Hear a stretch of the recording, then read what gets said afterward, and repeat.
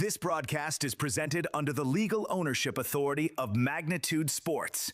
It may not be reproduced or retransmitted in any form, and the accounts and descriptions of this broadcast may not be disseminated without the express written consent of Magnitude Sports.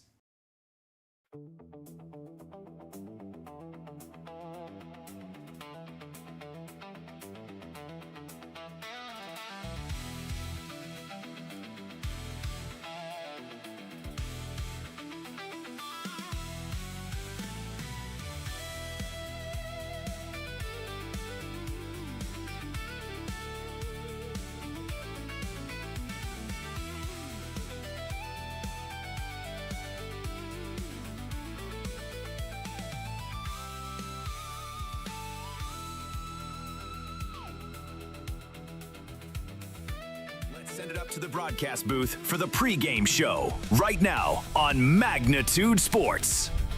All right, welcome, and sorry for the slight delay in going on air here. The umpires met at home plate with the two coaches, and then it just started downpouring out of nowhere. So they decided to delay the game just a little bit. And right now they're introducing the starting lineups for DGF Post 397. It looks like they're in a green Army-style outfit. Camouflage style. I really like that. I'm used to seeing them in like a black or a gray color scheme, but today they are in a Army camouflage color scheme, and I like that. The Stars are going to be in their white, or the Comets, excuse me, are going to be in their white jerseys. They'll go to the national anthem. We'll take a break. We'll come back, get you all caught up with everything, and be right back in a moment. Stay tuned.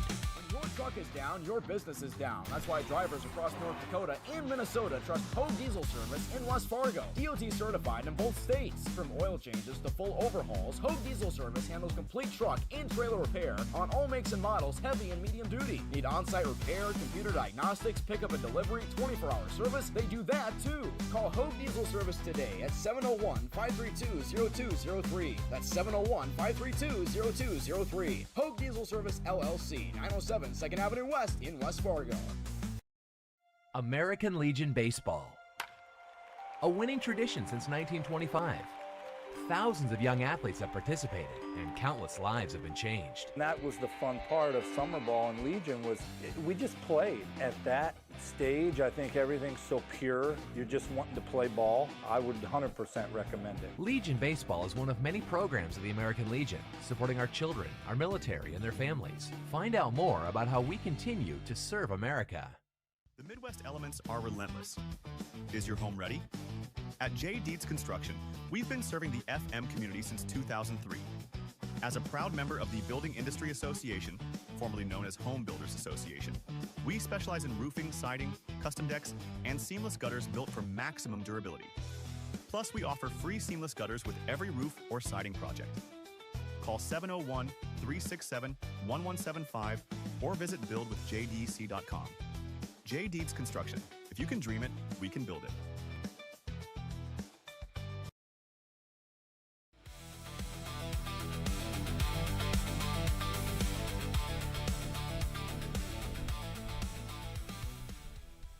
All right, welcome back to Starion Bank Field here as we get ready for this non-conference doubleheader here between the Fargo Post 400 Comets. They come in with an overall record of 9-16, taking on DGF Post 397, and their overall record is, I forgot to write it down. Let me look it up really quick.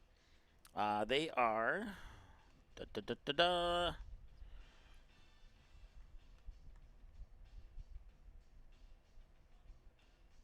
Okay, I got it pulled up now, I hope. They are 16-7 on the season. So, Comets 9-16 overall, and DGF 16-7. DGF coming off two losses to the Moorhead Blues and Alexandria, post 87. Prior to that, those two losses snapped a 5-game winning streak that dated back to June 24th when DGF took on the Kindred Vikings. So that's a little update on what DGF has done so far this season. Get back to the game here and get to my other sheet of paper, and I'll get you the starting lineups here.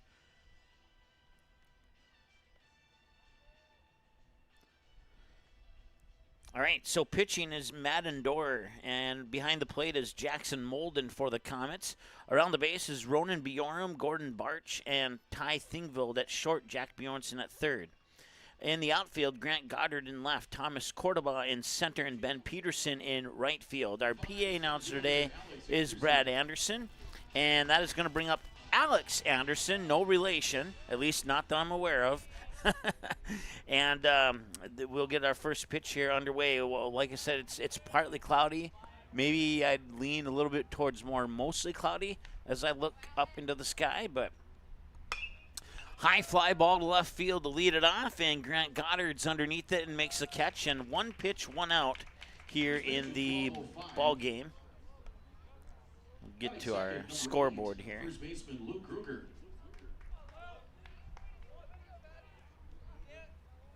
Luke Kruger now. Once again, DGF in what looks like a dark green Army camouflage style uniform or jersey. I like that. And the Comets in their white Fargo Post 400 jerseys. Swing and a miss for a strike here to Luke Kruger. Thanks for tuning in. We are currently at 73 degrees under a partly cloudy sky. We could see some sprinkles. As you may have noticed in the chat before we went on air, we were going to go on air about maybe 10 minutes ago, but the coaches met with the umpires at home plate to exchange lineups. They exchanged the lineups, and then the coaches went to their respective dugouts, and the umpires disappeared. So and then Brad Anderson, our PA announcer, called a rain delay. We're going to wait a little bit, so we decided to wait a little bit on our stream too. Number 10, pitcher, Bertie. So a strikeout swinging here, and I'll bring up Bergie. The rest of your DGF lineup is that the 4-5-6 batters, Xander Deutsch, Wes Hoover, and Camden Schreiber. The bottom of the order will be 7, 8, 9, Jack Seidler, Drew Martin, and Tate Bergenson. 1 ball and no strikes. And that is a ground ball to third. Nice snag there by Bjornson. He fires it across for the out, and that takes care of DGF here in the top of the first. A 5-3 ground out will do it. And it will be Gordon Barch, Jack Bjornson, Thomas Cordoba when we return after this here on Magnitude Sports. Stay tuned. The Midwest elements are relentless. Is your home ready? At J. Deeds Construction, we've been serving the FM community since 2003.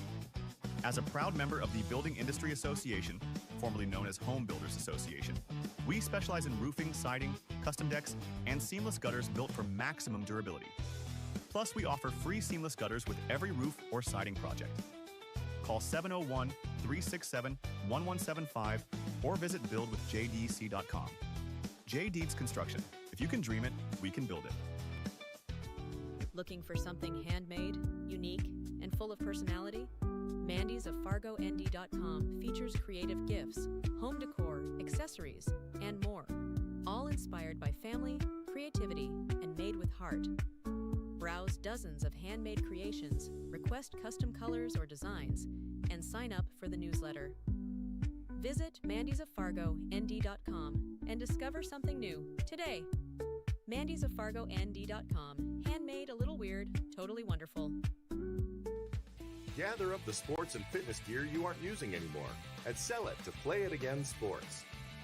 We will review your gear and choose what we purchase based on condition, brand, and store demand.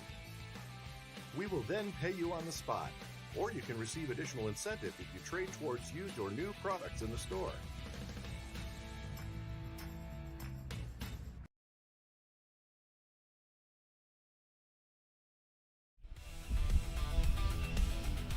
All right, welcome back. Gordon Barch will lead it off. Bergie will be the starting pitcher here for DGF. We'll go around the bases here for DGF in just a couple of moments. And that first pitch is in for strike one to the batter, Gordon Bartsch. Your lineup here for the Comets, Jack Bjornson, Thomas Cordoba will be the other two batters that we see here in the bottom of the first. The middle of the order at 4, 5, and 6, as that pitch comes in for strike two, is DH Cam Sweet, catcher Jackson Molden, and shortstop Ty Thingvold.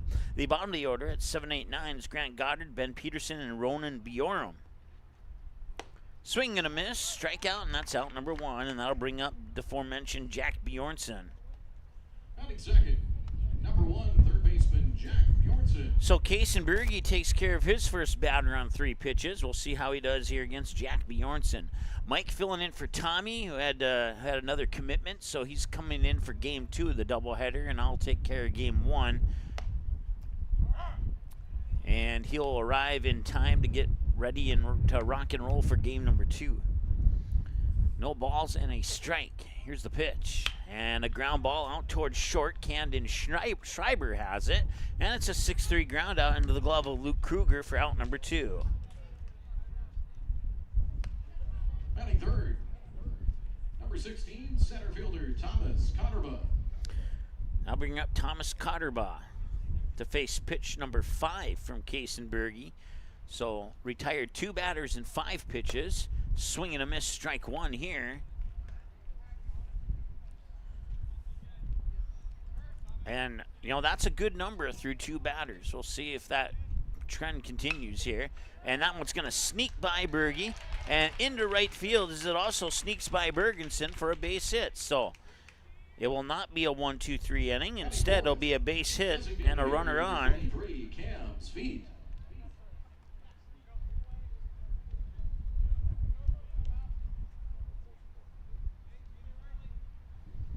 Cam Sweet will be the batter now here for the Comets.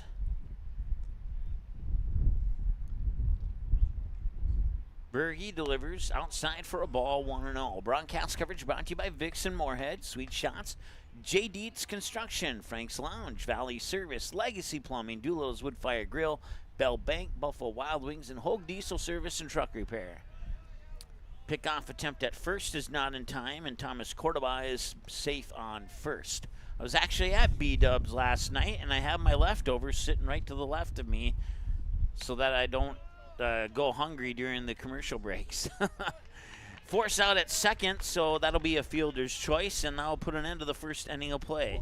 We'll take a break, and we'll be back with more. The second inning coming up right after this here on Magnitude Sports. Stay tuned. Ultimate destination for fun?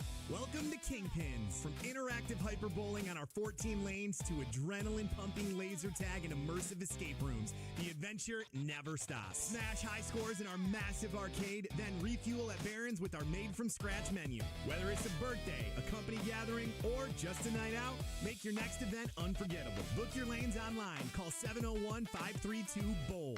Or stop in and visit us at 3485 Jacks Way South in Fargo. Here's 3 ways you can support Magnitude Sports. First, like, comment, and subscribe to this channel. It's 100% free. Second, individuals and families can choose one of 3 month-to-month YouTube memberships. Finally, businesses can choose one of 2 online YouTube sponsorships or contact us for more options. To learn more, click the Join button or give us a call at the number on your screen. Thanks for watching Magnitude Sports. Baseball is back. We have all the dominant performances. Rounding third is Oliver Luck. He will come in, and the throw won't be in time. And Easton Rarick with a 2-run single to right, and it's 10-4. And all the big moments. Back inside, ground ball to second. Flip to Rarick for 1 on to first. Rack him up for 2. Throw back to third, making a triple play. It will go 4, 6, 3, 5 on the triple play. Everybody in the infield got their turn. Welcome back to the second inning of play here at Starion Bank Field as Madden Dorr gets ready to pitch his 6th pitch of the game. He took care of 3 batters on 5 pitches back in the first inning. That's a pretty good number right there. Want to say hi to our good friend Jim, tuning in from Denver, North Carolina, staying safe from the hot, scorching temperatures that are down there in Denver, South Carolina. Looking at the weather forecast, it looks like there is a severe heat risk advisory or something to that wording. It's kind of like a severe thunderstorm watch here, or a warning. It'd be like a severe heat warning down there, something like that. So no balls and a strike. The count now here to the batter, Xander Deutsch. It'll be the 4-5-6 batters, and Xander Deutsch will get himself a base hit into left field. Grant Goddard tried to get it out the bounce, and it ended up behind him. I believe they're going to score that as maybe a hit and an error. The hit's on the board. We'll see if they get the error or not. Number 6, the catcher, Wes Hoover. Well, it looks like they're only going to score it as a hit, so I trust our scoreboard operator. He's the one who taught me how to score baseball, so I will go with that. That was almost 10 years ago.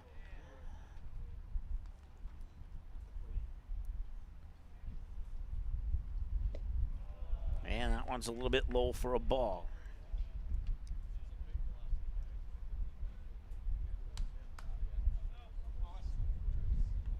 So a double for Xander Deutsch. He stands on second base at the moment. Oh, they did put an error on the board. It took a while, so I was leaning towards that. High fly ball, right center field. And there is a catch. And then tagging on second, and the throw will not be in time. So that will advance Xander Deutsch to third. Batting sixth, number 2, shortstop, Camden Schreiber.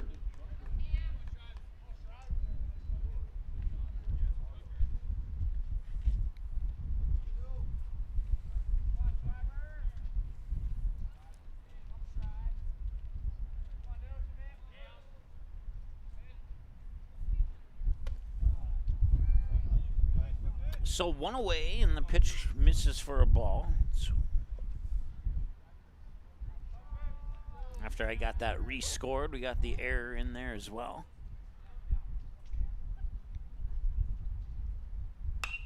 High fly ball to left field. That could be trouble. Going back, Grant Goddard, and he will watch it land right at the origin of the fence with the ground there. And he was that close to a home run. Instead, he'll have to settle for an RBI double, which isn't a bad sacrifice. Not a bad trade-off at all. Batting seventh, number 27, third baseman, Jack Seidler. So Camden Schreiber gets himself an RBI double. And Jack Seidler, batting seventh, steps into the batter's box here for DGF. And they will look at making sure Camden Schreiber stays at second. Probably the easiest way to say that. Once again, DGF coming in with a 16-7 record. And a strike is called there for an 0-1 count to Jack Seidler. Well, the Comets come in at 9-16. They have been outscored 152-117. Make that 153-117 as DGF has a run. And that's a high fly ball to right. Or no, not going to go as deep as I thought it would be. Gordon Bartsch, the second baseman, will be a pop out for out number 2. Batting eighth, number 7, the left fielder, Drew Martin.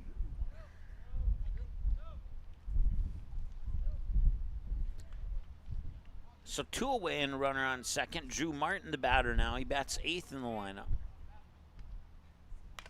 Fouled off. So DGF went down 1-2-3 on 5 pitches in the top of the first. And now they have batted 5 with the 6th batter on deck should this inning continue. That pitch is a little bit high for a ball. We're even at a ball and a strike now, 1-1.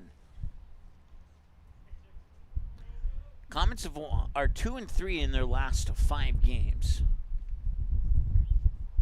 They had a struggling beginning to the season.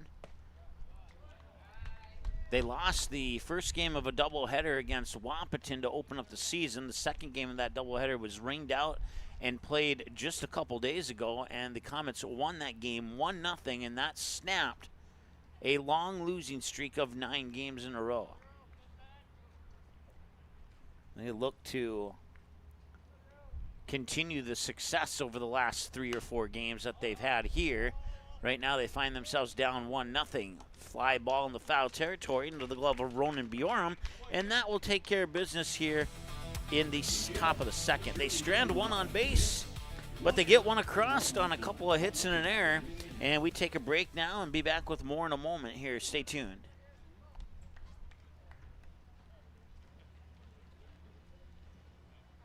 Hungry? Get to Vic's for Hamburger Happy Hour. Monday through Friday from 4 to 7 p.m. Get a delicious burger and fries for just $6.50. The kitchen is always cooking at Vic's. We serve up breakfast every day from 9 a.m. to noon, and we're open 365 days a year from 9 a.m. all the way until 2 a.m. Plus, catch regular happy hour every Thursday from 9 a.m. to 7 p.m. and join us for bingo 5 days a week. Come hungry to Vic's, located at 1608 Main Avenue Southeast in Moorhead.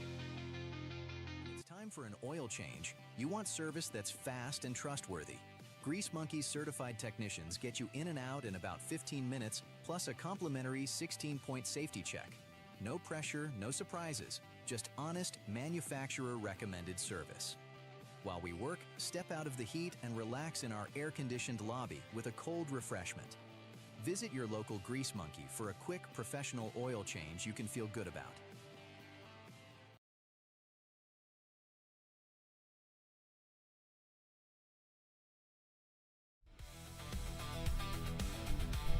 Welcome back. 1 run on 2 hits on 1 Comets errors for DGF so far here in this contest. And now the Comets come to bat. And this is Jackson Molden facing pitch number 8 from Kaysenbergy. And it comes in for strike 1. The 0-1 delivery. That one's on the inside edge and missed. We'll even at 1 ball, 1 strike. Dakota Fins and Feathers, Play It Again Sports, Century Builders, Kingpins, D&M Industries, Grease Monkey, and Mandy's of FargoND.com. As that is a hit over the third baseman into left field for Jackson Molden. And that is the second base hit of the game for the Comets. Batting 6, number 11, shortstop, Ty Thingvoll.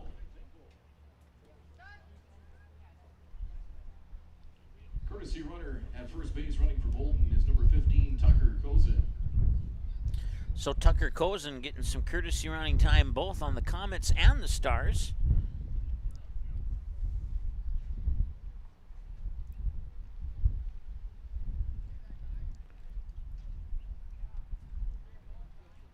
Kozin DH'd for the Stars in last night's game,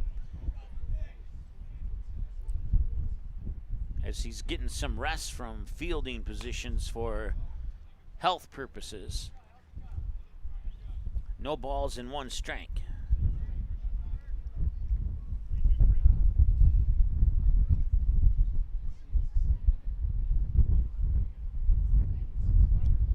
Getting a little windy now, but the good news is that the sun has peeked through the clouds, so that's always a bright spot in someone's day. At least it is in mine. That one's popped up and should be catchable there by Berge. And he makes it look routine and easy. And that's out number 1.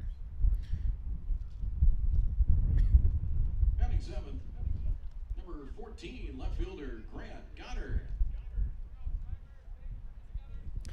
Grant Goddard batting 7th in the lineup here for the Comets. Steps into the plate now. Steps up to the plate, not into. That is just a little high for a strike. On any other batter that might, or a little high for a ball. On any other batter that might be a strike, but Goddard's not the tallest of all the players on the team, but he is a big slugger, and had that stayed fair, we would have had a 2-1 lead for the Comets. And it may have even broken a window in the apartment building beyond the trees back there in left field. He absolutely slugged that one. That was nice to see that ball fly off the bat in the way that it did. 1-1. Oh, I think he wanted to check his swing, and by the time he realized it, it was too late. 1 ball and 2 strikes.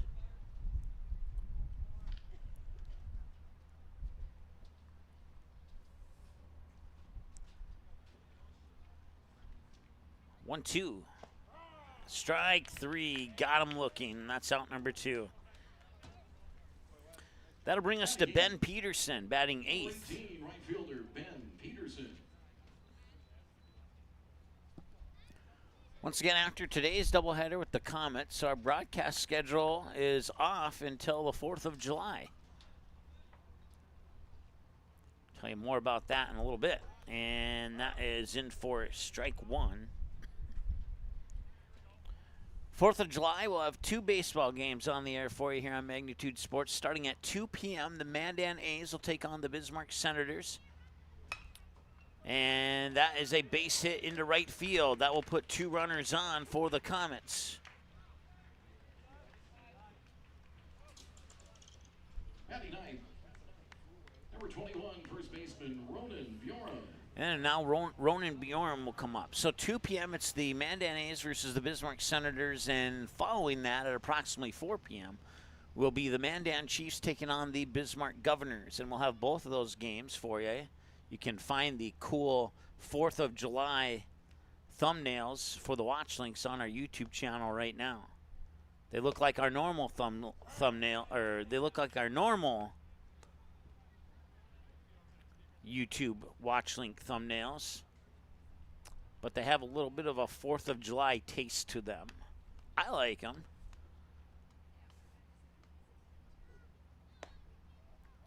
And in for a strike.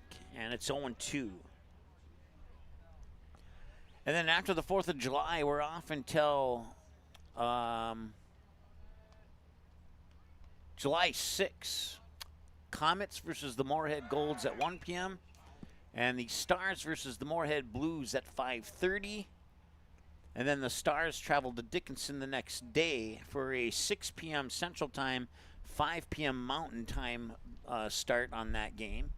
And then that'll be the almost halfway point for their continuing journey to the Bozeman Invite Tournament in Bozeman, Montana, where the Stars won it all last year. So they will be the defending champs of that tournament, and we'll see if they can repeat or not.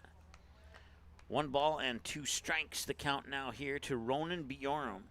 Batting 9th in the lineup, will return to the top of the order here should this inning continue. 2 runners on, Tucker Kozin on second, Ben Peterson on first. Ground ball past the third baseman and fair. Rounding third is Tucker Kozin. He will come in and score. They're going to pump the brakes on Ben Peterson at third, and it is an RBI double for Ronan Bjorn. Past the hot corner at third into left field, and it is a 1-1 ball game.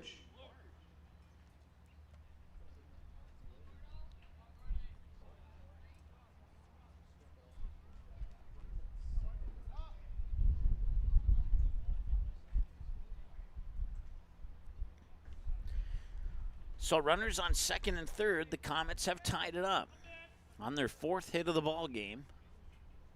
Still 2 out. And this is a fly ball to right field, and that should be catchable. And Xander Deutsch makes the catch. They'll strand 2 runners on base, but they get 1 across to tie the game.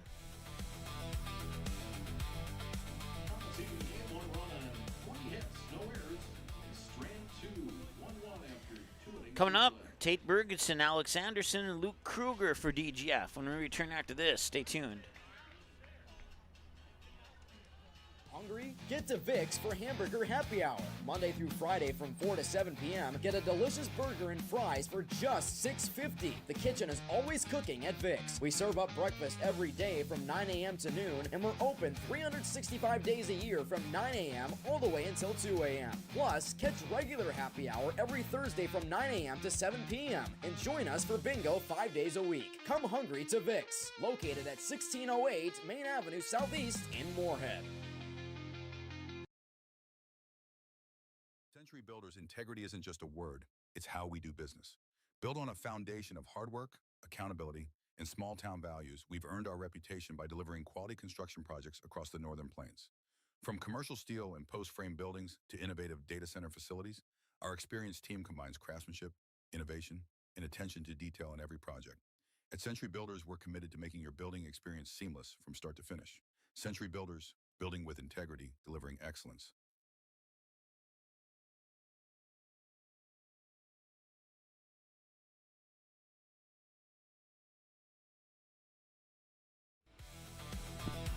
Welcome back to Starion Bank Field. Move into the top of the third.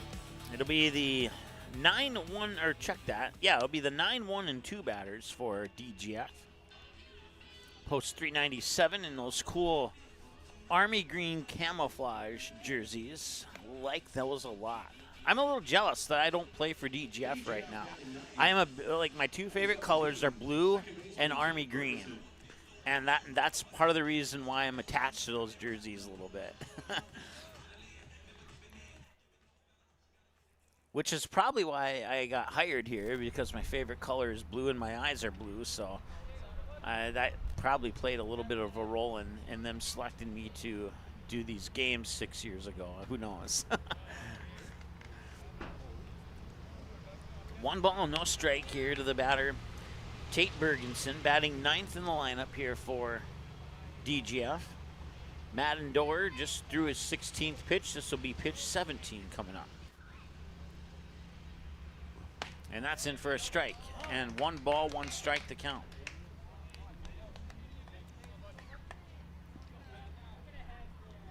Once again, a big thanks to our sponsors, Vixen Moorhead, Sweet Shots, JD's Construction, and Frank's Lounge, to name a few, for supporting 2026 Post 400 baseball. That one is foul. That one nearly hit the umpire working at first base right now. I did not get the names of the umpires, which is something I normally have, but today I didn't get it because I think the guy who usually gives me that information didn't know that I was going to be here. 1 ball and 2 strikes. Once again, my name is Mike. I'm filling in for Tommy for game 1. Tommy will be here for game 2 of the doubleheader. Tommy had a last-minute conflict that came up that was completely understandable, so I said, I'll definitely help you out.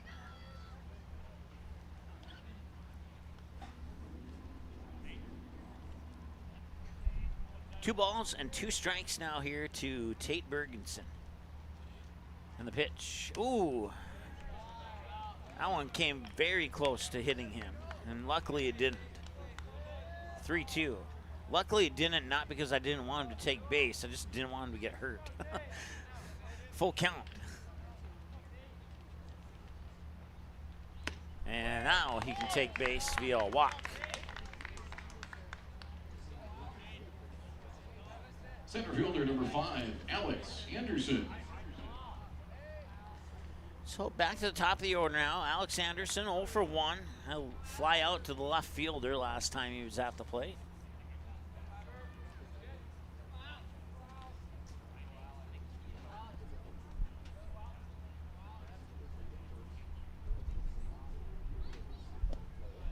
That pitch is going to be a little low for a ball. 1-0.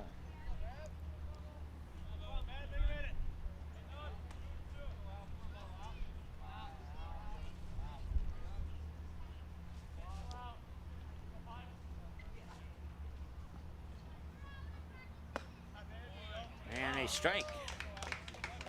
1 ball, 1 strike to count.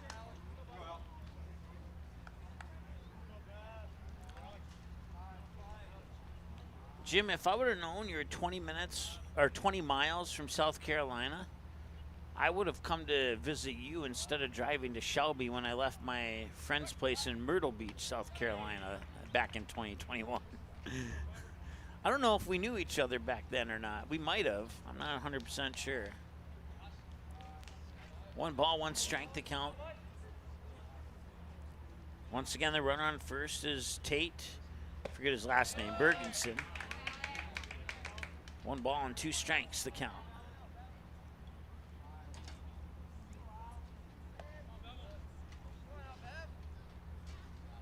One ball and 2 strikes.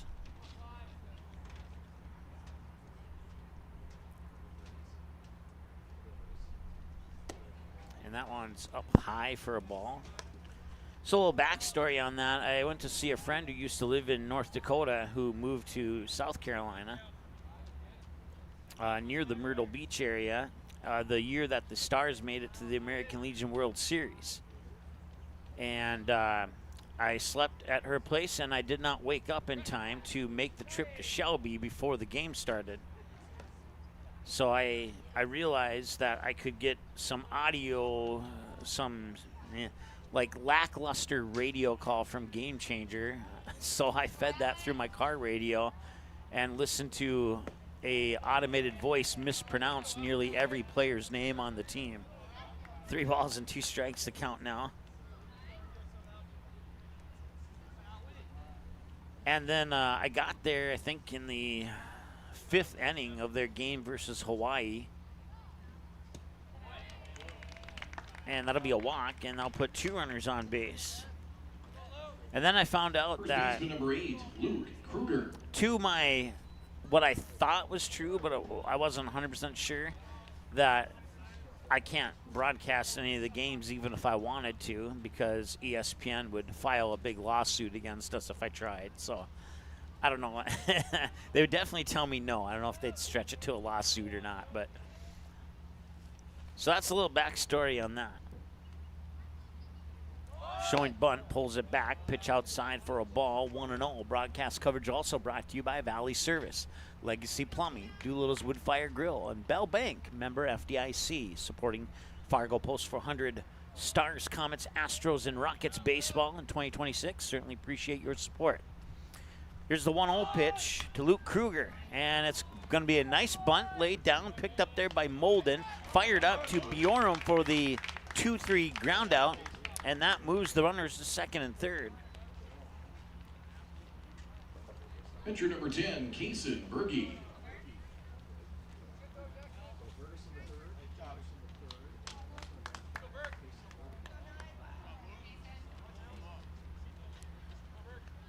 So Tate Bergenson to 3rd, Alex Anderson up to 2nd base now here for DGF, and the batter is Kaysen Berge, the pitcher. Pitcher versus pitcher duel here.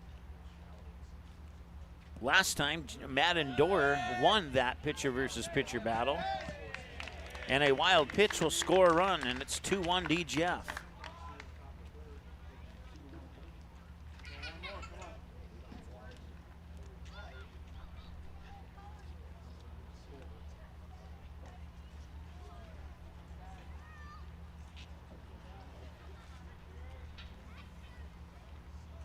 So that'll also advance Alex Anderson to 3rd, and now DGF has the 2-1 lead. That pitch is going to miss for a ball. The last pitch came in for a ball as well, so it's 2-0 now here to Kaysen Berge. Berge 0 for 1, grounded out to the 3rd baseman last time he was at the plate. That pitch is high, and we're at a 3-ball and no strike count here for Kaysen Berge. Broadcast coverage also brought to you by Hogue Diesel Service and Truck Repair and Mandy's of FargoND.com, supporting Post 400 baseball here in 2026. And that pitch is inside, and that'll walk them. Now put runners on the corners now here for DGF.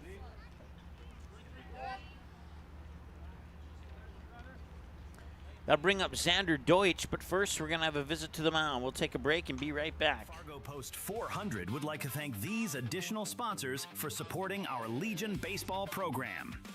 Bell Bank, member FDIC. Valley Service of Fargo. Legacy Plumbing.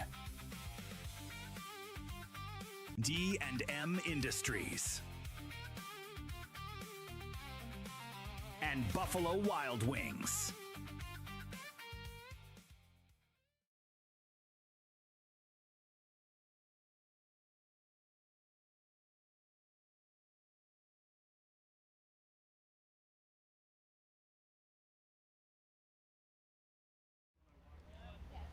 All right, welcome back. Top of the 3rd. Visit to the mound is over.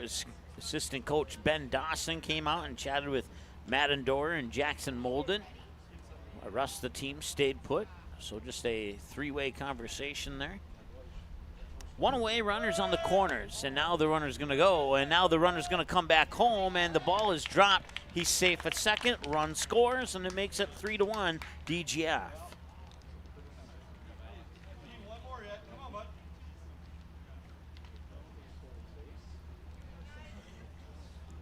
So a double steal.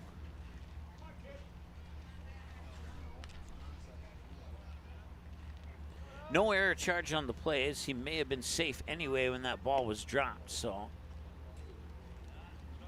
2 balls and no strikes now here to the batter, Xander Deutsch, who's 1 for 1. Singled on a fly ball to left field last time he was at the plate. Here's the 2-0 pitch. Smack to right center field, into the gap and running back in. It is not quite over the head of Thomas Cordoba. He's able to reach back with his glove. Kaysen Berge will tag up on second, move to third, and number 6, that'll be out number 2.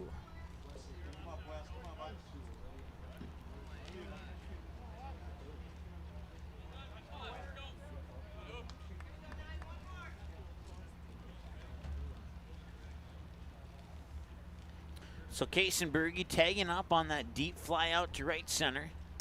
And this one, a ground ball, came off the handle of the bat, right back to Dorr. He'll pass it over there to first base, and that'll be out number 3.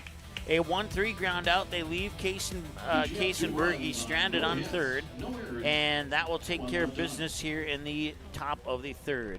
To the middle of 3 we go, and we're back with more in a moment. Stay tuned. Just off 52nd Avenue South in Prairie Grove is your neighborhood South Fargo spot, Frank's Lounge. Frank's Lounge offers a fun, comfortable atmosphere and daily food specials you can view right as you walk in. Kristen says, Love Frank's, our go-to place when we have company get-togethers, and always get the best service. We would definitely recommend. We love Frank's Lounge. Frank's Lounge is open daily, and kids, when accompanied by an adult, are welcome all day, Sunday through Tuesday, and until 3:30 p.m. the rest of the week. Don't forget to take home a Frank's Lounge t-shirt or hat. Frank's Lounge, 2640 52nd Avenue South in Fargo. Stop in tonight.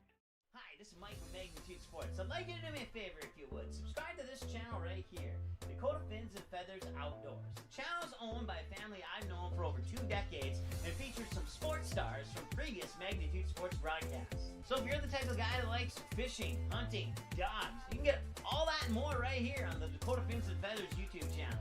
You can also find them on social media, on Instagram, TikTok, Facebook. It's educational, it's captivating, it's fun. It's Dakota Fins and Feathers Outdoors. Subscribe today.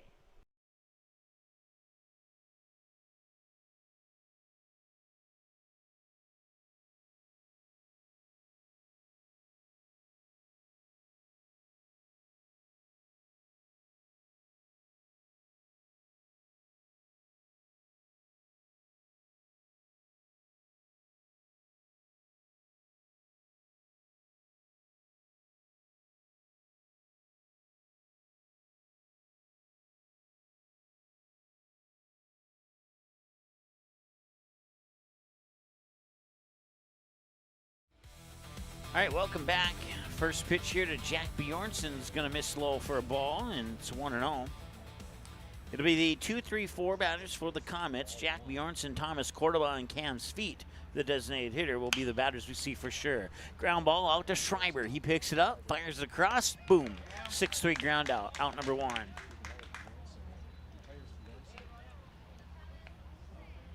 Center fielder number 16, Thomas Connerba. Thomas Connerba will be the batter now. Thomas is 1 for 1. Singled on a ground ball that snuck through into right field in that 3-4 gap between first and second base on his last time up. First pitch comes across as ball 1 here. Kaysen Berge now will toss pitch 27.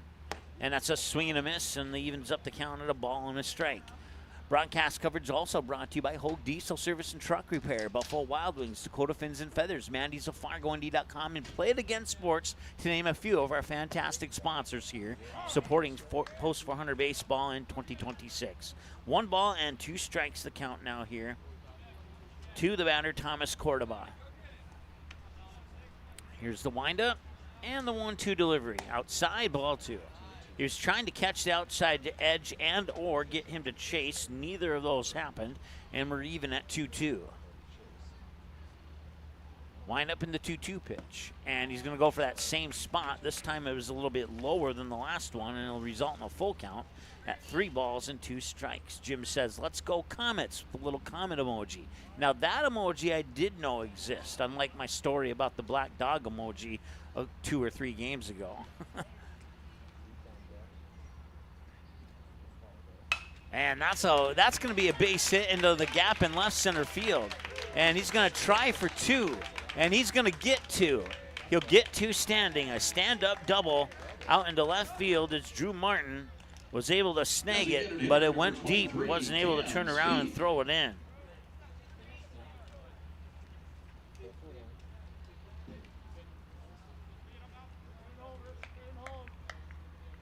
Base hit number 5 results in a stand-up double for the Comets. They find themselves trailing 3-1, so the more base runners, the better if they want to get back into this. That one's fouled away as Cam's feet has a nice little 4th of July red, white, and blue bat on his hands there. I like that bat. No balls and a strike.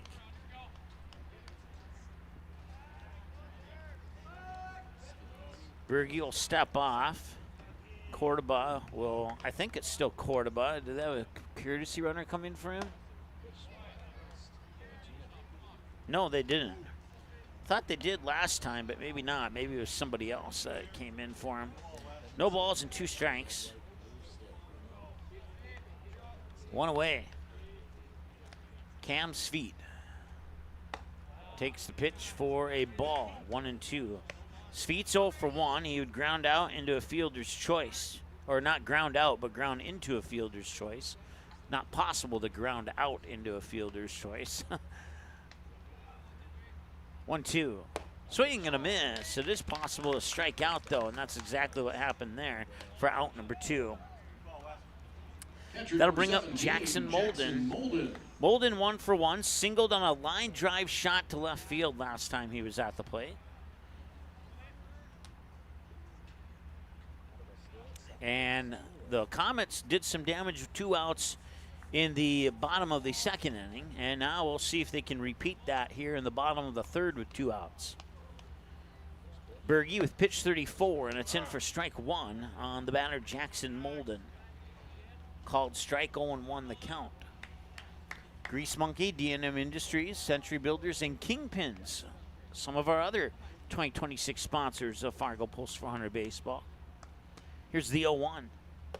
And that is in for strike 2. A nice catch of the corner there by Kaysen Berge, excuse me.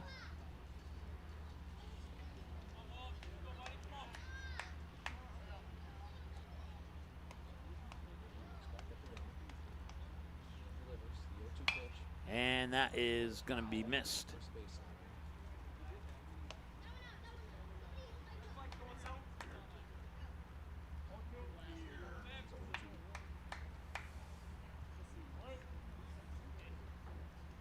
Thomas Cordoba, the runner on 2nd. That one's going to be popped up. Looks like it'll be playable by Tate Bergenson, and it is. And they will strand the runner on base, and that'll put an end to the 3rd inning of play. We'll be back with more in a moment here on Magnitude Sports. Stay tuned. DGF with a 3-1 lead after 3. Your reminder, Starion Bank Field. No sunflower seeds or shelled nuts, shelled peanuts allowed here at the ballpark. Doolittle's Wood-Fired Grill is an experience that ignites your senses, featuring wood-fired rotisserie cooking. Grilling meat over an open flame creates that savory wood-roasted flavor, while the rotisserie rotation results in juicy and succulent meats. Doolittle's even has an outdoor fire pit that creates a relaxing setting to wine and dine for any occasion. Visit doolittlesrestaurants.com for a full menu or to make a reservation. Doolittle's Wood-Fired Grill, 2112 25th Street South in Fargo, or call ahead at 701-478-2200.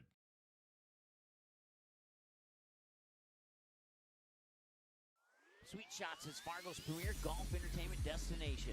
Sweet Shots will host your birthday, bachelorette party, corporate events, date nights, or a night out with friends and family. Need help with your golf game? Visit with one of Sweet Shots' PGA teaching pros. Hungry? They have a full food and beverage menu too.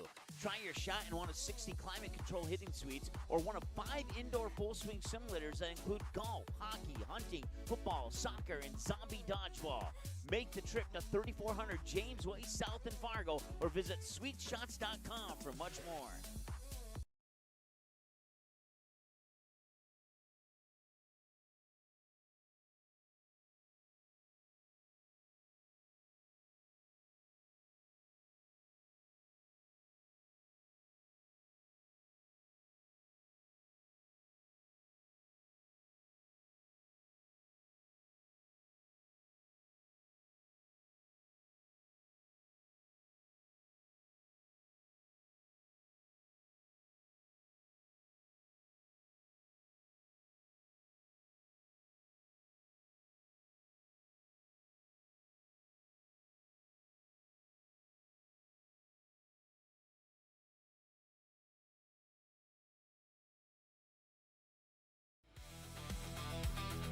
All right, welcome back. New pitcher on the mound for the Comets is number 9, Cameron Bevel. As I peek around the outfield and infield, I don't see any additional changes other than that. So Cameron Bevel will face the 6, 7, and 8 batters in the lineup here for DGF. It'll be the shortstop, Cameron Schreiber, who's at the plate right now, followed with Jack Seidler and Drew Martin. 1 ball and no strike here, and that is going to be a ground ball into the glove of Jack Bjornsson, 5-3 ground out. 2 pitches in and out, and the 1-for-1 Camden Schreiber is now 1-for-2. Third baseman number 27, Jack Seidler. That'll bring up Jack Seidler. He's 0-for-1, popped out to the second baseman last time he was at the plate. And Bevel delivers. Swung on, he got a small piece of it, strike 1.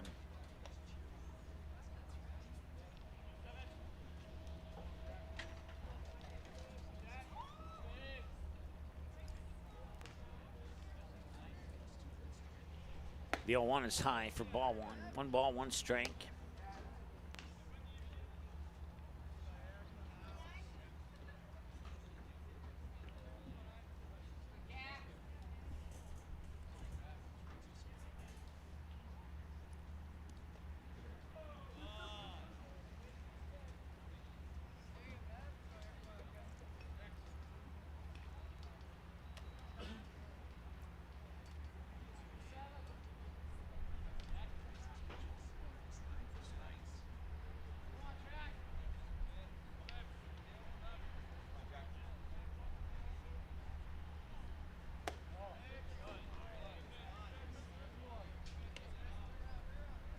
Three-1 the count now here to Jack Seidler.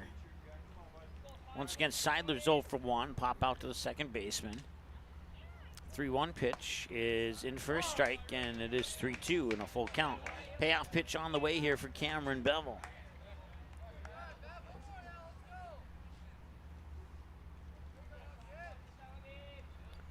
And the payoff, gonna walk him.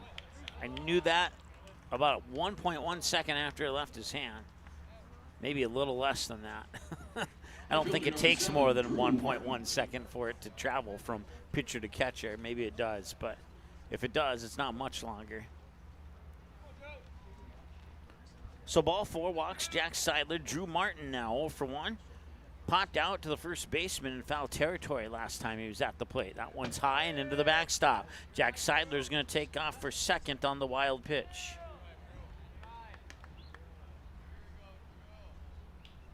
And it's ball 1.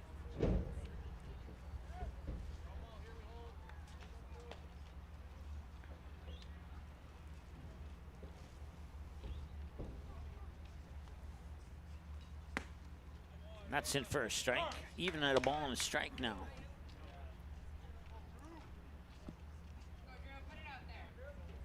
Once again, DGF 16-7. The Comets 9-16 coming into this contest. Here's the pitch. That one makes him dance backwards in the box, and it's 2-1.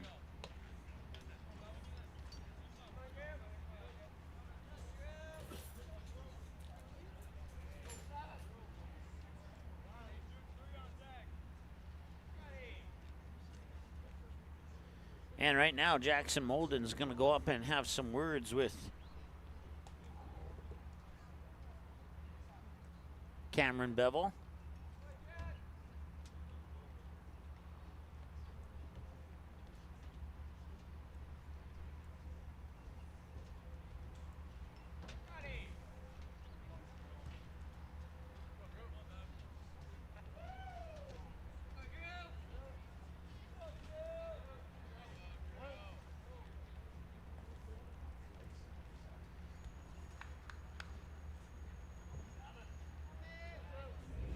Two-1 as we return to action now.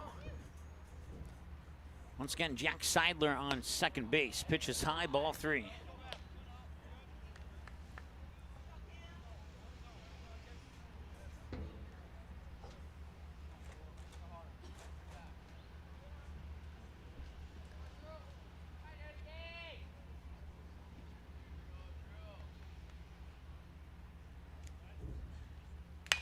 High fly ball to left field. And Grant Goddard is underneath it. He makes the catch. That's out number 2.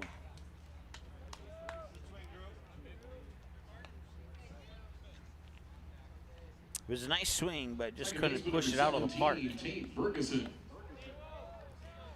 Now Tate Bergenson, he's 0 for 0. Last time he was at the plate, he was walked.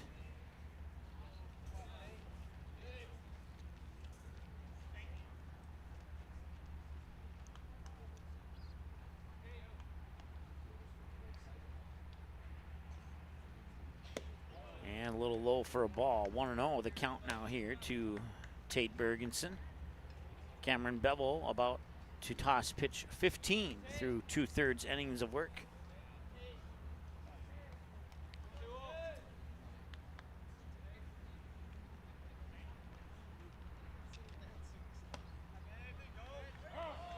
There's a strike.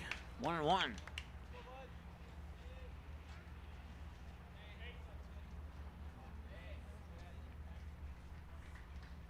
Should the inning continue, we'll go back to the top of the order with Alex Anderson after this.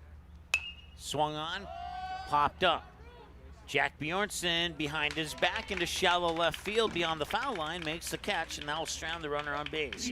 And that will be done for the 3.5 innings of work of play here at Starion Bank Field. We go to the middle of the fourth, DGF leading 3-1. We're back in a moment here on Magnitude Sports. Stay tuned. When your truck is down, your business is down. That's why drivers across North Dakota and Minnesota trust Hogue Diesel Service in West Fargo. DOT certified in both states. From oil changes to full overhauls, Hogue Diesel Service handles complete truck and trailer repair on all makes and models, heavy and medium duty. Need on-site repair, computer diagnostics, pickup and delivery, 24-hour service? They do that too. Call Hogue Diesel Service today at 701-532-0203. That's 701-532-0203. Hogue Diesel Service LLC, 907 2nd Avenue West in West Fargo.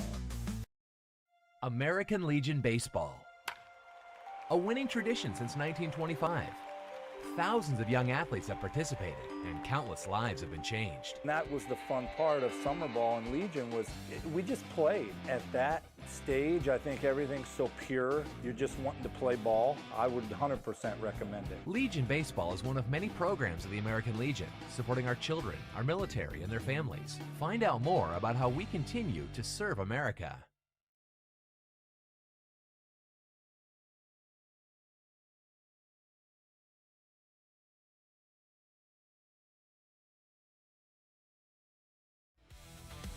All right, Ty Thingvold, the batter. He'll smoke this one into left field. Alex Anderson running after it, and he makes the catch in left center. 1 pitch, 1 out. Ty Thingvold was 0 for 1 with a pop out to the pitcher. This time he flies out to the center fielder, and now he's 0 for 2, brings up Grant Goddard.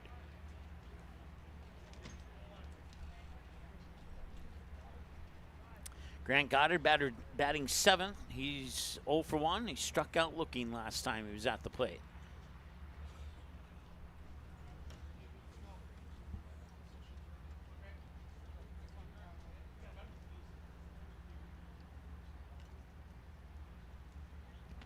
Kaysenbergy will deliver the first pitch, just a little bit low for a ball, just below the knees of Grant Goddard.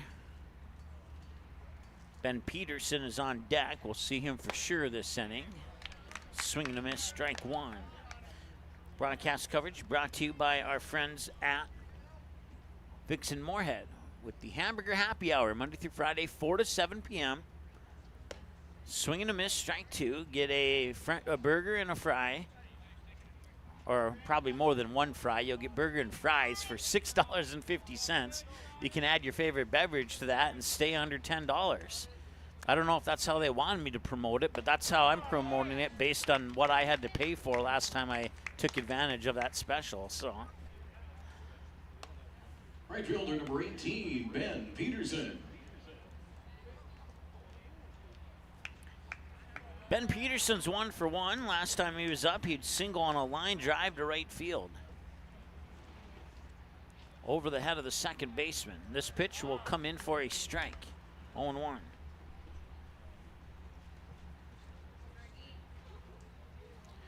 Jim's hoping the Comets can string a few hits together, and that's not going to be one of them. Cam and Schreiber will pick it up, and 6-3 ground out. Not to wait to string hits together until the bottom of the fifth, because I'll take care of the bottom of the fourth. Ricky sets the Comets down, 3 up, 3 down.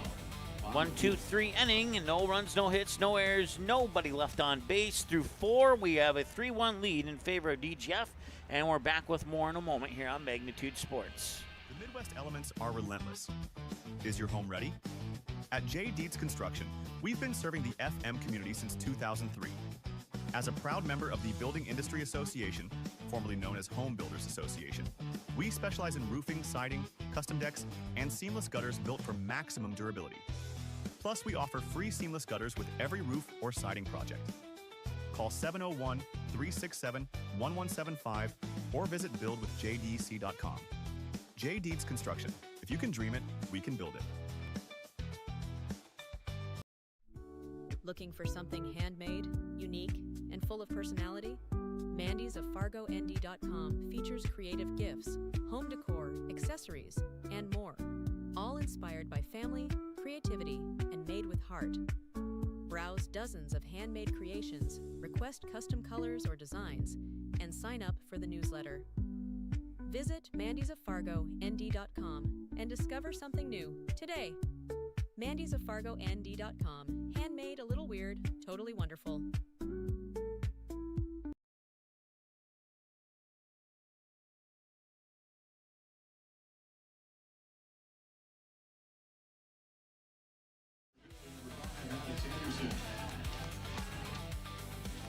All right, Alex Anderson will step up to the plate as I'm jamming out during the commercial break to some Green Day.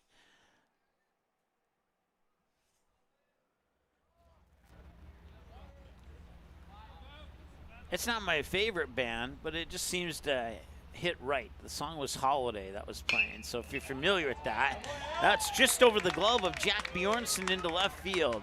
It's going to be good for at least a double. He'll slide in, put on the brakes there. Leadoff double into left field for Alex Anderson. First baseman, number 8, Luke Kruger. And Luke Kruger. So it's the 1-2-3 batters. So the one batter, Alex Anderson's on second base now. Luke Kruger is coming to the plate, and we'll see Kaysen next in this inning for sure, and we'll see if we get beyond that or not. Kruger's 0 for 1. He struck out swinging, then he had a sacrifice bunt to move his teammates from first and second to second and third last time he was up. Pitch is high for ball 1.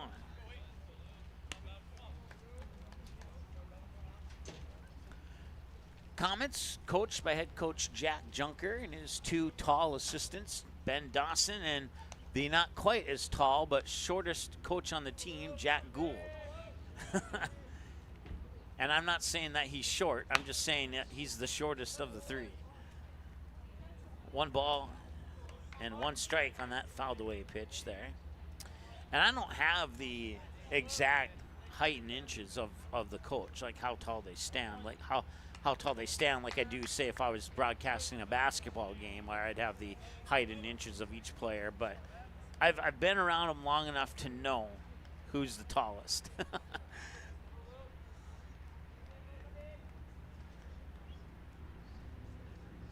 And that one is popped up high and came out of the glove of Jackson Molden. And that will allow Alex Anderson to race over to third, and that'll be ball 2 as the sun goes behind the clouds and it gets a little bit gloomy at the moment.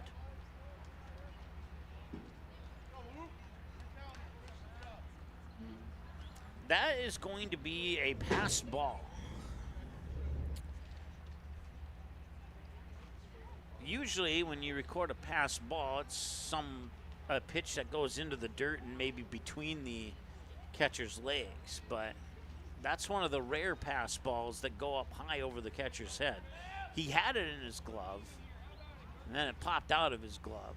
So I think by definition you could qualify that as a pass ball. Feel free to disagree if you would like. 2 balls and 2 strikes, the count.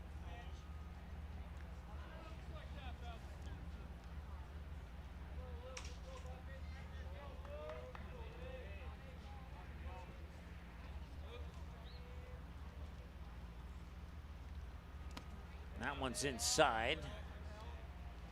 Luke Kruger will put up the stop sign to Alex Anderson. And it's 3 balls and 2 strikes now here to Luke Kruger.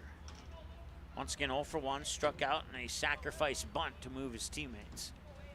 On his 2 trips to the plate so far, he will go outside and he will get a free pass to first base on the walk. That'll bring up Kaysen now with runners on the corners. Kaysen is 0 for 1. He grounded out to the third baseman his first time up. Last time he was walked.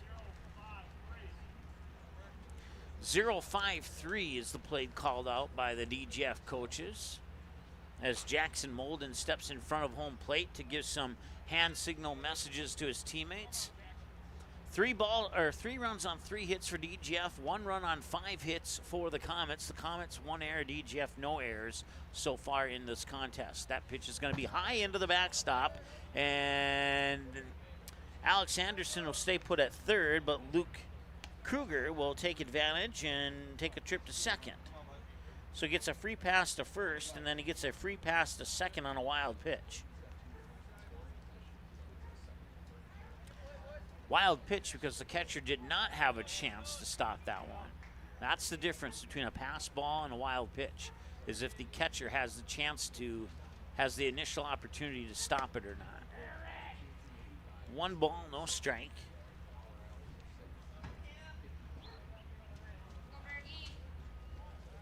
We make that 2 balls and no strikes now. Nobody out, 2 runners in scoring position. We'll see what the strategy is here for DGF. And it's going to be a swing and a bouncing ball back to Bevel. Bevel will pick it up. And now the throw home and not in time. And the runner goes to third. And the DGF Post 93-97 increased their lead to 4-1. I almost called them by the high school nickname there. So that's why it sounded a little odd. My apologies on that. Have to get used to that. Used to call a lot of DGF games over the last 3 or so years. Between football, basketball, softball. Did a few baseball games too.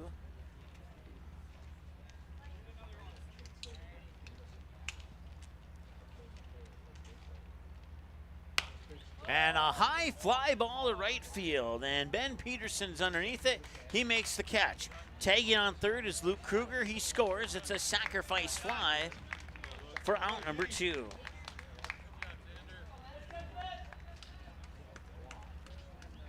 Catcher number 6, Wes Hoover.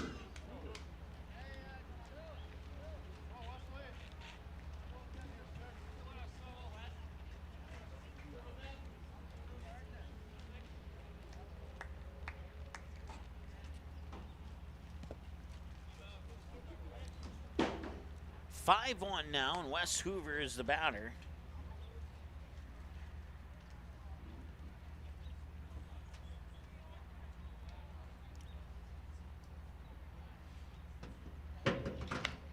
And that one is fouled off to the first base side. 1 ball and 1 strike. Just got a text message. Tommy is on his way.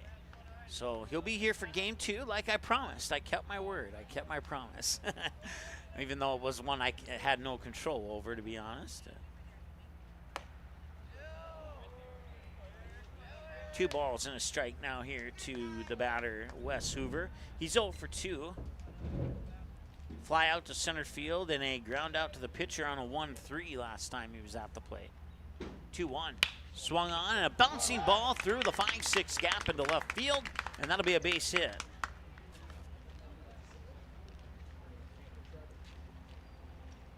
Shortstop number 2, Camden Schreiber.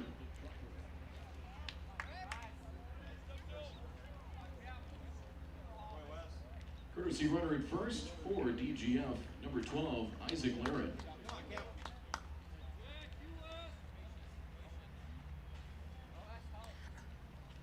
Isaac Laren is the courtesy runner at first base. 5-1 our score here with 2 away in the top of the 5th. The batter is Camden Schreiber. He's 1 for 2. Takes the first pitch here for a ball. 1 ball, no strike. Doubled on a fly ball to left his first time up. Grounded out to the third baseman. So he likes the left side of the field, at least in this game so far. 1 ball, no strike. Isaac Lear, the runner on first for DGF. And the pitch. Lear takes off, and he'll make it to second standing. Pitch will be ball 2 as it almost hit Schreiber.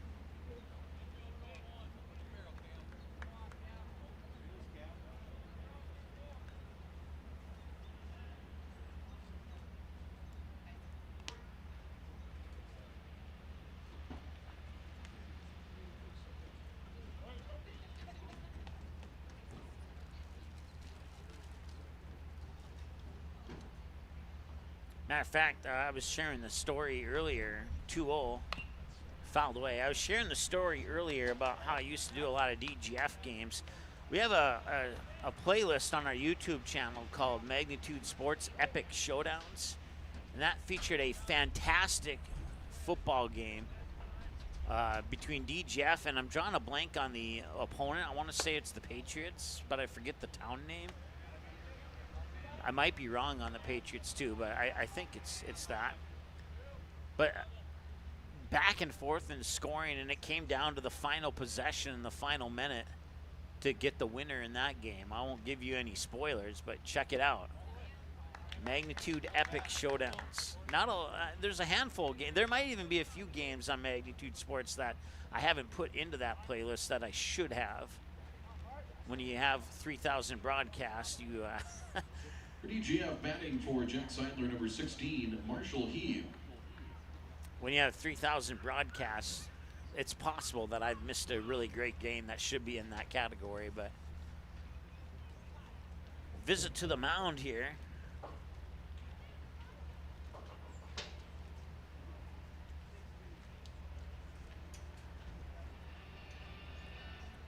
We'll turn that down since our PA announcer decided to play some music. And that's okay. I like music, but YouTube doesn't. That's one thing YouTube and I don't agree on.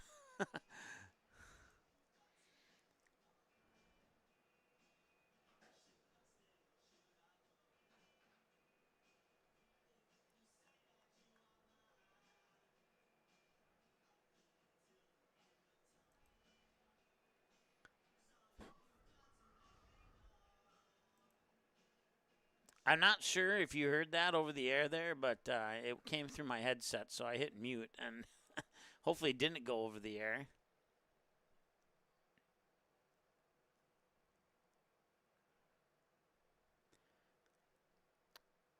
Dilworth Glendon Felton versus Pequot Lakes. It was a September 9th, 2022 football game. That's the one that I was referencing. If you haven't seen that game, you should put it on your to-do list the next time you have nothing to do. 41,000 people watched that game. That is how epic that really was. And we don't judge the epicness based on the number of viewers, but usually the epicness draws in the number of viewers. DGF versus Pequot Lakes from 2022 DGF football season. Check that one out if you get a chance.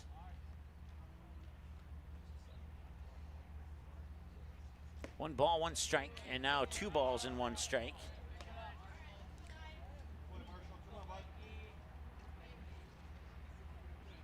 Marshall Heeb is batting in place of Camden Schreiber. It's his first plate appearance as he jumps into the number 6 spot in the batting lineup. He'll foul that one away and will stay tight at...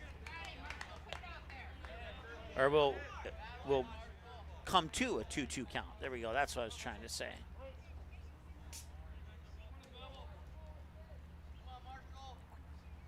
Two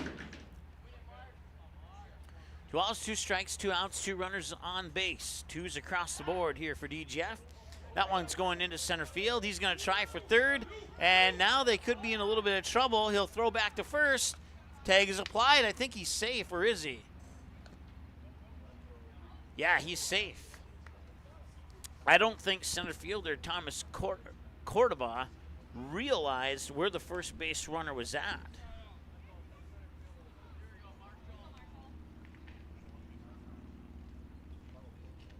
I'm sorry, I made a mistake here.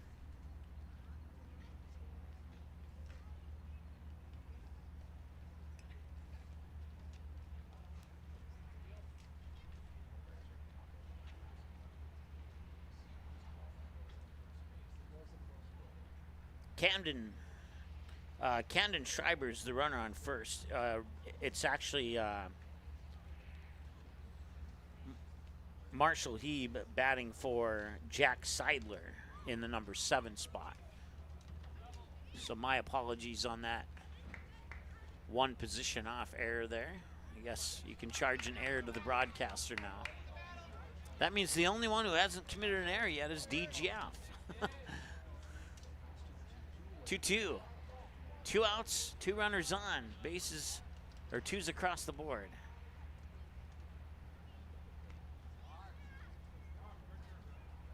And the pitch, in for a ball.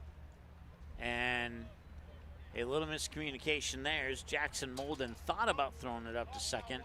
Then he didn't put enough power on it, but he put enough power on it to get it to go over Bevel's head where he thought he was throwing it to second. There you go. Did I explain that one well enough for you? They call it painting the picture. Full count, payoff pitch. I'll walk him, bases loaded.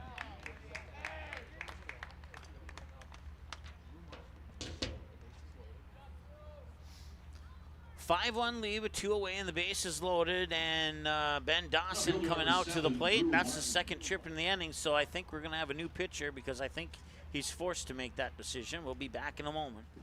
Gather up the sports and fitness gear you aren't using anymore and sell it to Play It Again Sports.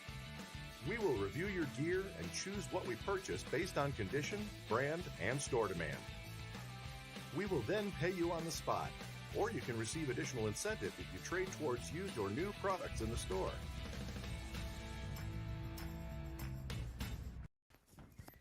It's payback time. Does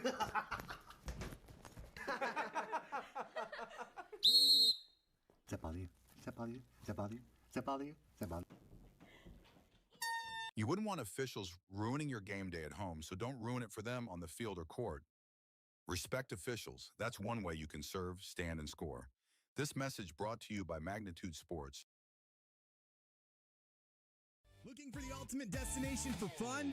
Welcome to Kingpins. From interactive hyperbowling on our 14 lanes to adrenaline-pumping laser tag and immersive escape rooms, the adventure never stops. Smash high scores in our massive arcade, then refuel at Barron's with our made-from-scratch menu. Whether it's a birthday, a company gathering, or just a night out, make your next event unforgettable. Book your lanes online. Call 701-532-BOWL.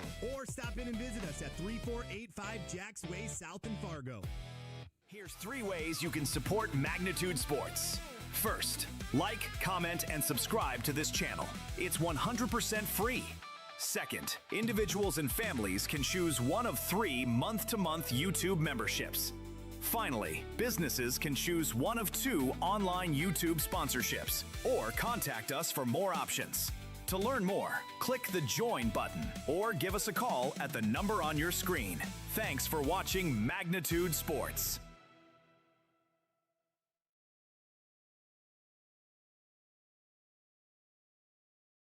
Post 400 baseball is back. We have all the dominant performances. Rounding third is Oliver Luck. He will come in, and the throw won't be in time, and Easton Rarick with a 2-run single to right, and it's 10-4. And all the big moments. Back inside, ground ball to second. Flip to Rarick for 1, on to first, rack him up for 2. Throw back to third, they get a triple play. It will go 4, 6, 3, 5 on the triple play. Everybody in the infield got their turn.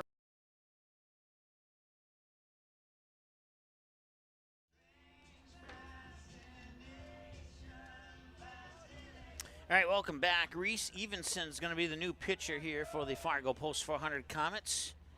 And Cameron Bevel will be responsible for all 3 runners on base should they come across and score. 5-1 DGF, 2 away.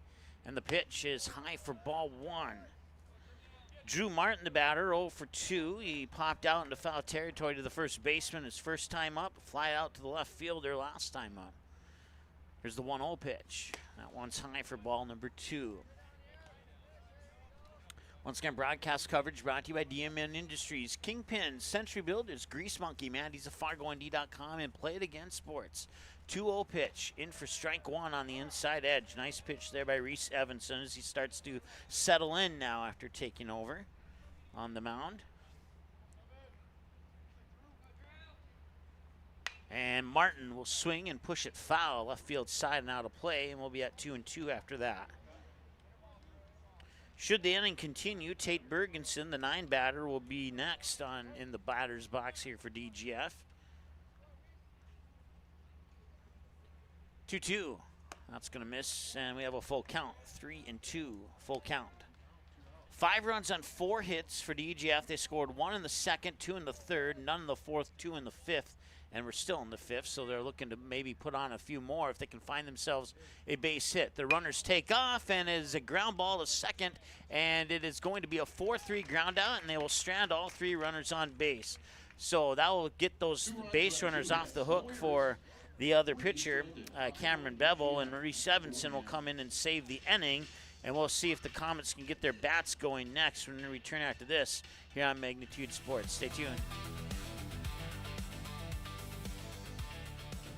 Hungry? Get to Vic's for Hamburger Happy Hour. Monday through Friday from 4 to 7 p.m. Get a delicious burger and fries for just $6.50. The kitchen is always cooking at Vic's. We serve up breakfast every day from 9 a.m. to noon, and we're open 365 days a year from 9 a.m. all the way until 2 a.m. Plus, catch regular happy hour every Thursday from 9 a.m. to 7 p.m. and join us for bingo 5 days a week. Come hungry to Vic's, located at 1608 Main Avenue Southeast in Moorhead. It's time for an oil change. You want service that's fast and trustworthy. Grease Monkey's certified technicians get you in and out in about 15 minutes, plus a complimentary 16-point safety check. No pressure, no surprises, just honest, manufacturer-recommended service. While we work, step out of the heat and relax in our air-conditioned lobby with a cold refreshment. Visit your local Grease Monkey for a quick, professional oil change you can feel good about.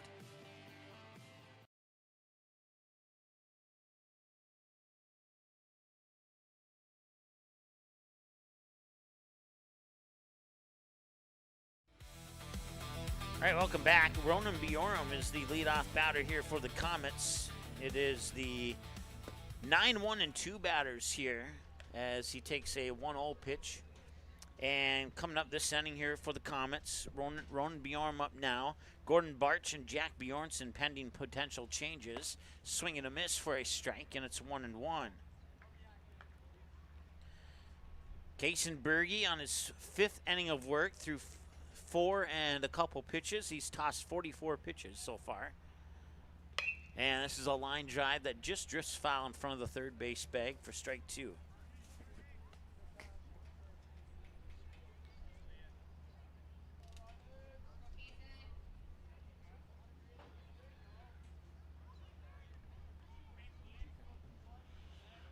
One-two pitch. Swung on and a nice grab there. It's off the ground. It's not an official line out. Now the throw's off target. He'll reach on an error. So Ronan Bjorum now 2 for 2 on maybe a little bit of luck on his side on that one.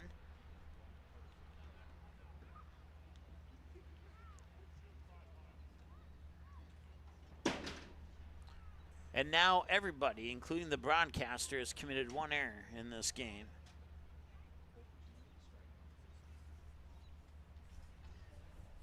Once again, a run for each team in the second, and then 2 in the third and 2 in the fifth for DGF to bring us to our current score of 5-1. Run's going to take off, and he's going to make it, and there's not even going to be a throw attempted. Wes Hoover realized that there's no point in that because he's pretty much already there. Stolen base. Pitch came across as a ball. It's 1-0.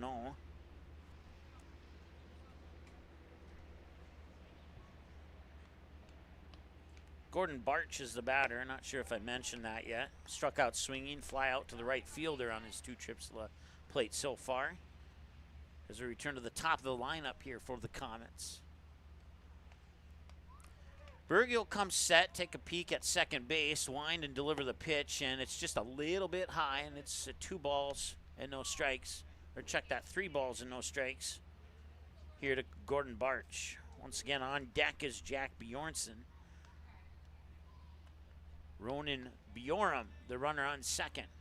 And lucky he turned when he did. He was that close to having a balk called.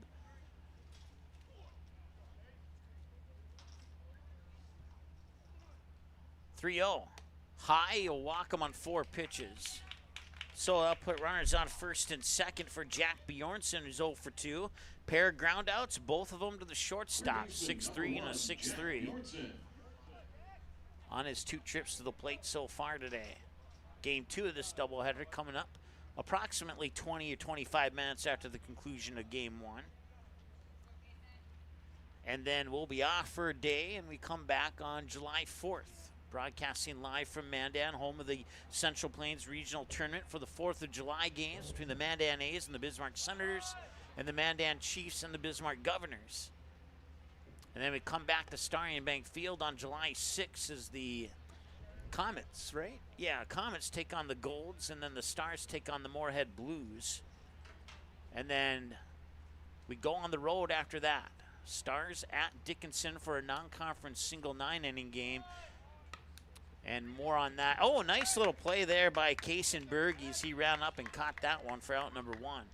And then we go on the road after that non-con game in Dickinson. The Stars will try and repeat as Bozeman Invite champions. They went undefeated in that tournament last year in Bozeman, and they'll try and see if they can get a second championship, knocking off the host team Bozeman in that championship game last year.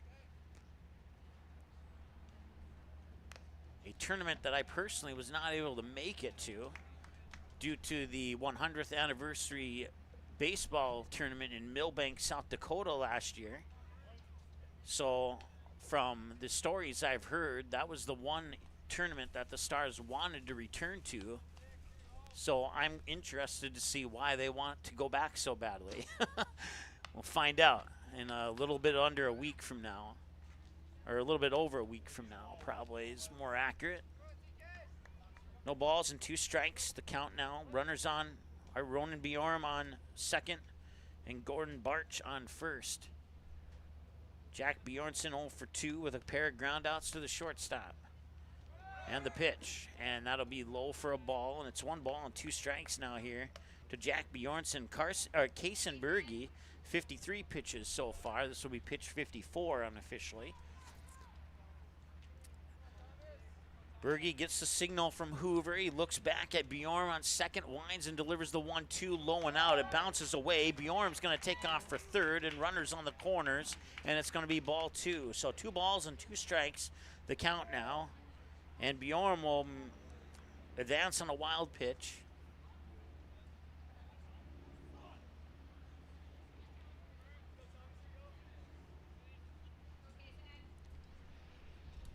This is the first time that the Comets have had a runner on third with less than 2 outs on the board. Popped up, foul territory, first base side, and it is going to be just out of the reach of a stretching right arm of Luke Kruger, the first baseman for DGF. And it'll land for an unofficial strike. We'll stay tight at 2-2.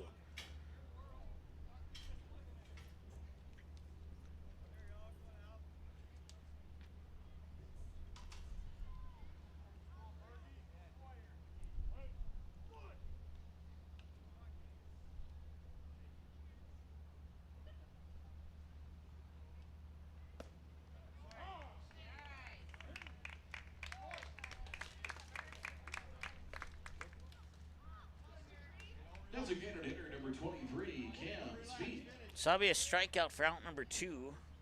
And now Cam's Feet will come to the plate. Sweet's 0 for 2. Grounded out, or didn't ground out, but grounded into a fielder's choice. And then he struck out swinging last time he was up. Pickoff attempt at first. And he's back safely. I want to double check the base runner. Make sure I didn't maybe misidentify a player. I did no, I didn't. It is Gordon Barch. Okay, I'm good. No second error for the broadcaster yet. And the pitch. High and in. Ball 1. Broadcast coverage brought to you by Vixen Moorhead, Sweet Shots, JD's Construction, Frank's Lounge, Valley Service, and Legacy Plumbing, to name a few of our fantastic sponsors showing support for Fargo Post 400 baseball here in 2026. And Kruger will run after it again. He will not catch up to it, and he'll drop for a strike, 1-1. Once again, Cam's Feet with that cool red, white, and blue bat. Looks like an old school bat that you would use on a 4th of July game, and it is a couple days in front of 4th of July, so good timing there. I've only seen one bat this season that I like better than Cam Sweet's bat. Pitch is going to miss outside for ball 2. 2-1 the count now here to Cam Sweet. Should the inning continue, Jackson Molden would be on deck. Runners on the corners. They're going to call a strike on the outside edge, 2-2.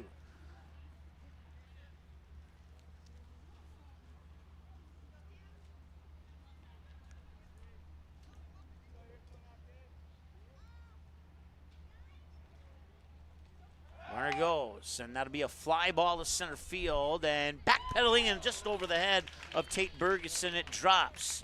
Ronan Bjorn will score, and runners will remain on the corners, and it's 5-2 now.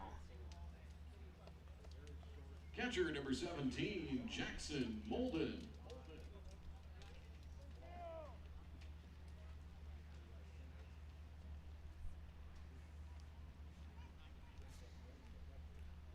So Gordon Barch gets over to third on the play. Cam Sweet gets the RBI single on the little blooper right over the second baseman's head, and now brings up Jackson Molden. 1 for 2, single to left field, pop out to the second baseman so far in this game. Pitch is outside for a ball. It's 1-0. Broadcast coverage also brought to you by Bell Bank, member FDIC, Buffalo Wild Wings, along with Dakota Fins and Feathers, and Hogue Diesel Service, Truck and Repair. Thank you so much for your support. And this one ripped foul out of the batter's box, and it'll go into the books as a strike, and looks like Molden's a little shaken up here. He looks like he should be okay. Coach Jack Gould thinking of coming, and now he will come to check up on his player. Kaysen Berge so far, 62 pitches through 4 2/3 innings of work. And it looks like he just needs to rub his left shin there, and he should be okay. So that's good news. Should the inning continue, Ty Thingvold is the scheduled batter. We'll see if the Comets can get 1 or 2 more in here before that third out occurs. 1 ball, 1 strike, the current count. And Molden almost ready to go back. He'll take 1 more stomp with that left foot to shake out the remaining lingering effects, and now he's ready to go. And the pitch swung on and right into the glove of Marshall Heeb at third base. That will strand 2 and end the 5th inning of play. So that'll take us through 5. The Comets get 1 on a hit, and they leave 2 stranded. We'll be back in a moment here on Magnitude Sports. Stay tuned. Sweet Shots is Fargo's premier golf entertainment destination.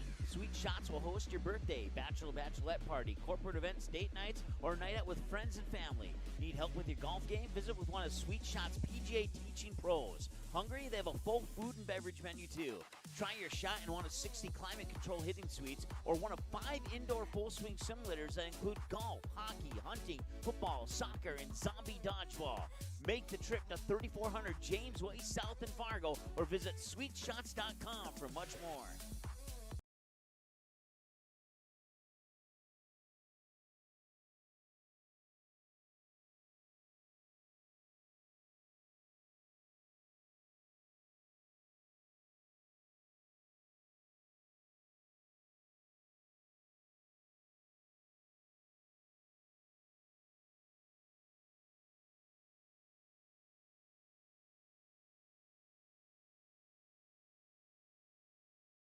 Fargo Post 400 would like to thank these additional sponsors for supporting our Legion baseball program.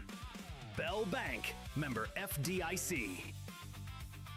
Valley Service of Fargo. Legacy Plumbing. D&M Industries. And Buffalo Wild Wings.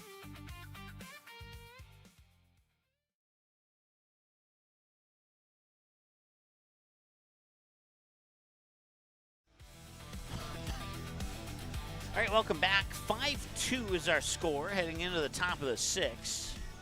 And we're looking at batters 9, 1, and 2 for DGF, starting with Tate Bergensen.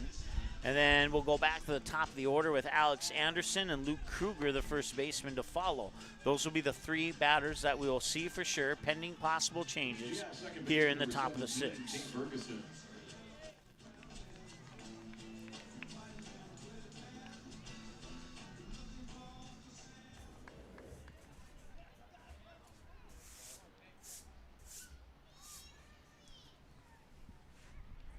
First pitch is in for a strike, 0-1 to the batter, Tate Bergensen. 2 runs on 6 hits for the Comets, 5 runs on 4 hits for DGF. Both teams have committed an error. And the 0-1 delivery. Swung on and went a little bit early, and that'll be pushed foul, or a little bit late, I should say, and that'll be pushed foul down the third base side. One way you know if the batter went early or late, if it's foul to the first base side, he went early. If it's foul to the third base side, he went late. If it's in the field of play, he went just at the right time. 1 ball and 2 strikes to count now.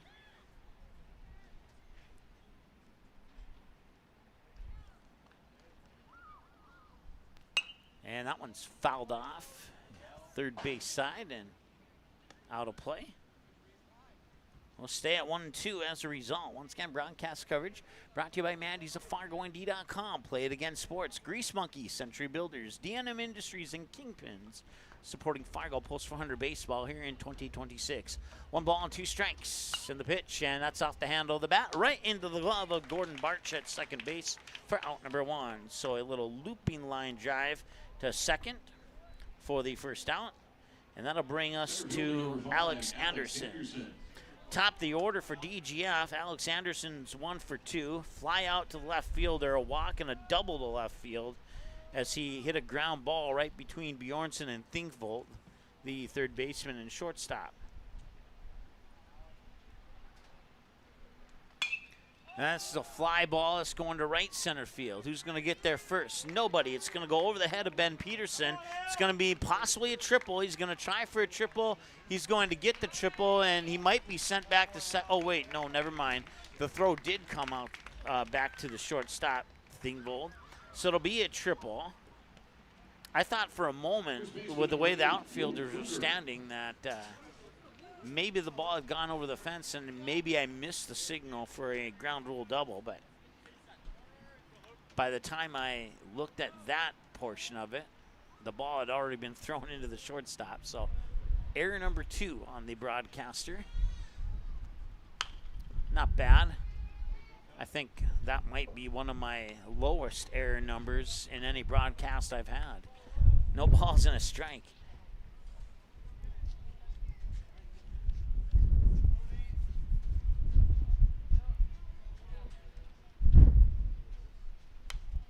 That one's going to be fouled off, and no balls and 2 strikes. So does it go early or late that the ball goes right directly into the backstop? Is probably the question you're thinking. I would say that it just came off the wrong part of the bat. 0-2. He'll miss the outside edge. It'll be 1 ball and 2 strikes.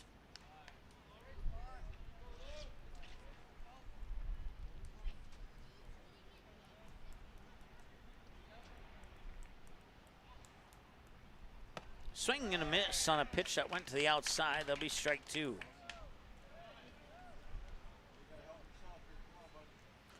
And Luke Kruger will be the batter now. Pitcher number 10, Kaysen Berge. Or check that, it'd be Kaysen Berge.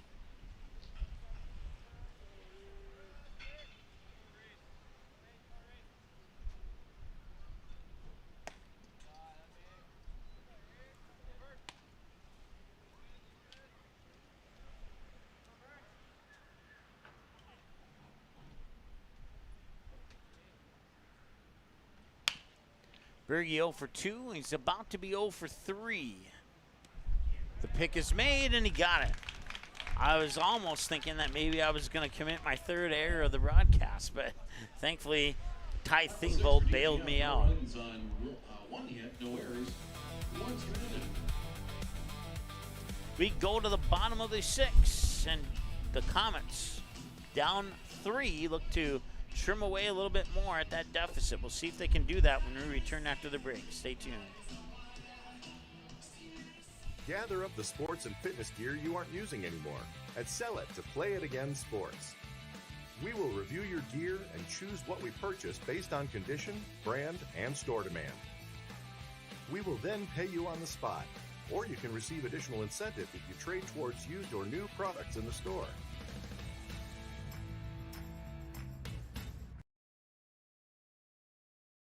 Looking for the ultimate destination for fun? Welcome to Kingpins. From interactive hyperbowling on our 14 lanes to adrenaline-pumping laser tag and immersive escape rooms, the adventure never stops. Smash high scores in our massive arcade, then refuel at Barron's with our made-from-scratch menu. Whether it's a birthday, a company gathering, or just a night out, make your next event unforgettable. Book your lanes online. Call 701-532-BOWL. Or stop in and visit us at 3485 Jacks Way South in Fargo.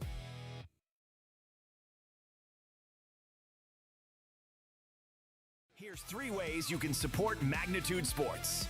First, like, comment, and subscribe to this channel. It's 100% free. Second, individuals and families can choose one of 3 month-to-month YouTube memberships. Finally, businesses can choose one of 2 online YouTube sponsorships or contact us for more options. To learn more, click the Join button or give us a call at the number on your screen. Thanks for watching Magnitude. All right, the first pitch comes in as strike 1 to Ty Thingvold, 0 for 2. Popped out to the pitcher, ground out, meant to say fly out to the center fielder. That'd be an impressive ground out if that were to occur. 0-2, and that is fouled away on a check swing to the right side of the broadcast booth. No balls and 2 strikes now. First game of a doubleheader. Mike with you. Tommy will be in for game 2. And nobody will be in between games. No balls and 2 strikes, but we'll keep it on the same watch link for those who are not familiar with how we handle doubleheaders. Both games are on the same watch link.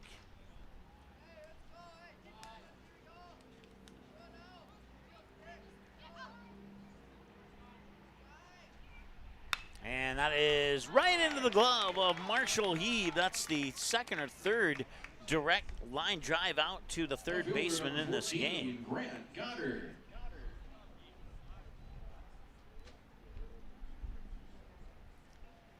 And now Grant Goddard will step up to the plate.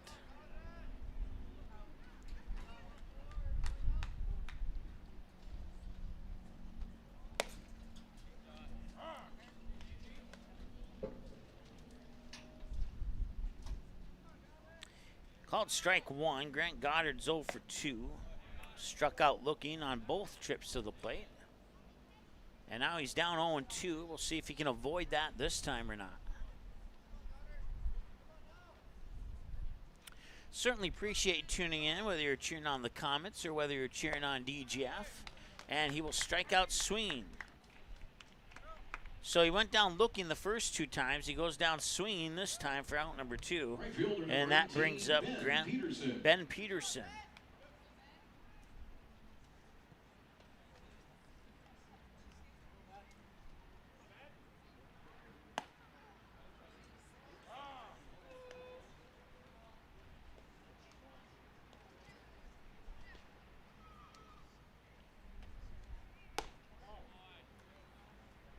One ball, 1 strike.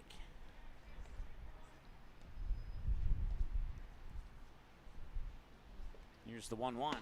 That's in for a little low. I thought for a moment that might have been called a strike, but it's 2-1.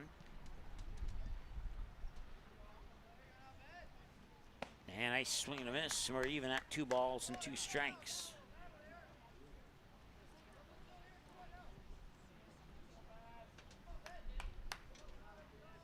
Two. That one's low and out. Full count. 3 balls and 2 strikes.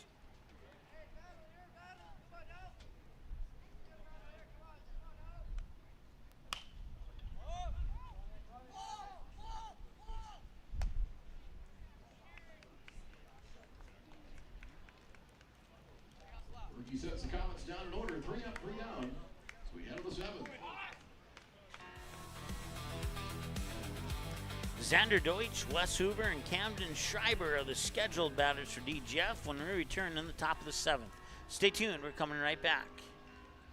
Hungry? Get to Vic's for Hamburger Happy Hour. Monday through Friday from 4 to 7 p.m. Get a delicious burger and fries for just $6.50. The kitchen is always cooking at Vic's. We serve up breakfast every day from 9 a.m. to noon, and we're open 365 days a year from 9 a.m. all the way until 2 a.m. Plus, catch regular happy hour every Thursday from 9 a.m. to 7 p.m. And join us for bingo 5 days a week. Come hungry to Vic's, located at 1608 Main Avenue Southeast in Moorhead.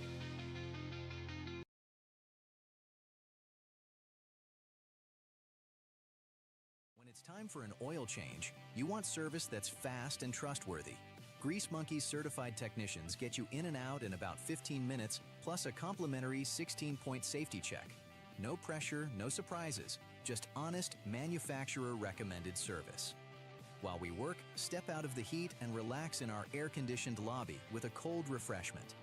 Visit your local Grease Monkey for a quick, professional oil change you can feel good about.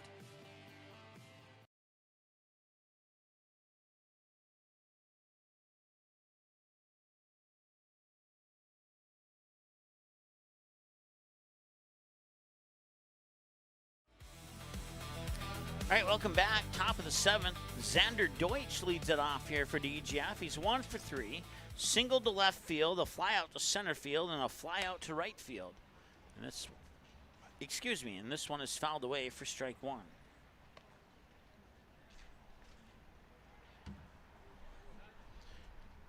Want to say hi to Jim for chiming in on the chat once again. Certainly appreciate that. And a swing and a miss on a pitch outside will produce strike number 2. Final inning of play, unless the Comets can find a way to score 3, assuming they can hold the defense, hold DGF to 0 here in the top half of the inning. 1 ball and 2 strikes. Once again, we'll stay on the same watch link for game number 2 of the broadcast. So you don't have to do anything. We'll do all the hard work on our end. 2 balls and 2 strikes. And if I didn't say it, I'll say it one more time just in case. Tommy will be in for the call on game number 2. 2-2 the count. And that one is fouled away. We'll stay at 2-2. So a lot of 2s in that last couple of sentences. 2s are references to 2. And the longer I talk, the more 2 comments I can make. 2-2. No pun intended. Fly ball center field. Backing up a little bit there is Thomas Cordova for out number 1.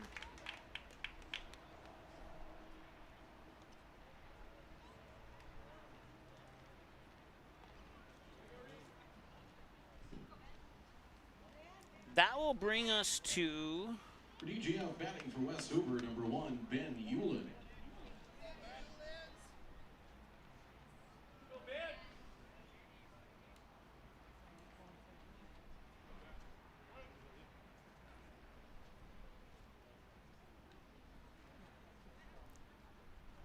I wonder if he meant to say batting for Reese Evans. Oh, wait. No, I'm sorry. I'm looking at the pitcher. I changed scoring system, and the pitcher and the batter are flip-flopped, and it throws me off every now and then. So this is number 1, Ben Hewland.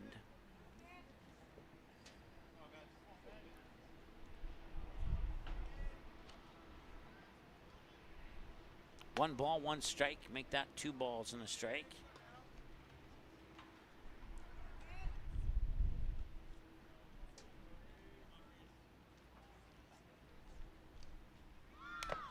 And that one's fouled off the chest protector, possibly off the umpire too.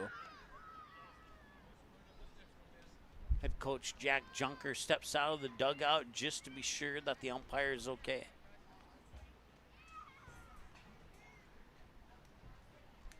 Jackson Molden will go up and talk to Reese Evenson.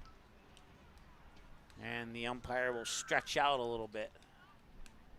2 balls and 2 strikes.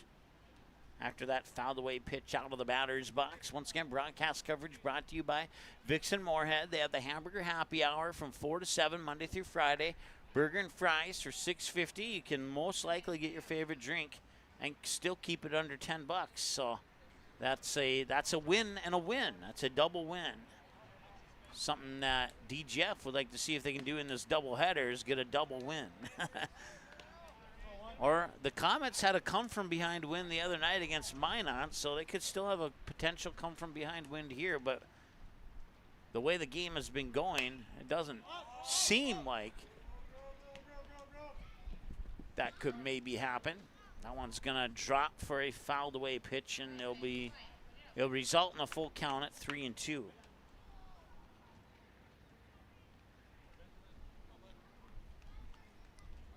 Comets were down 5-2 against Minot, and they came back and won that game.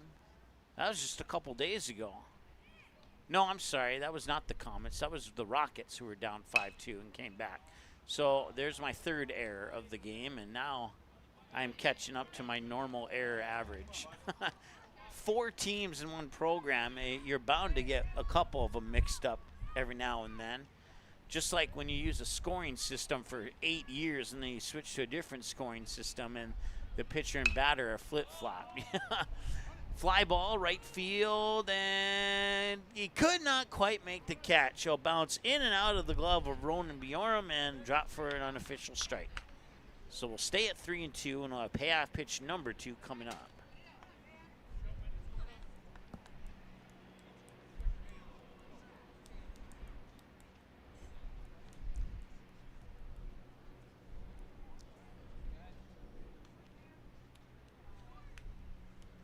Payoff pitch number 2 on the way. Swung on and a fly ball to right field. And backpedaling, making the catch is second baseman Gordon Barch. So that will take care of business in the top of the 7th. And the Comets need 3 or more to continue or finish this game when that is not the third out. Okay, I apologize. I just committed my 4th error of the game, apparently.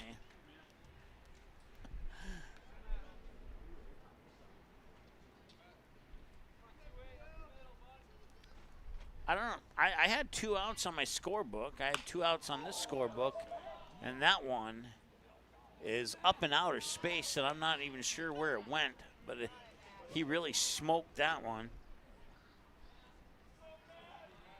So we'll go with what they're doing here. It's Matt Eilertson, the batter. I knew how to pronounce that name. There was another person that did sports that had the same last name in Kindred a few years back. He played baseball too, and he was a pretty good baseball hitter, a baseball player. I think I can recall him hitting a couple home runs on a broadcast, and so that name has stuck with me ever since. Strike 2, I think. And ball 1.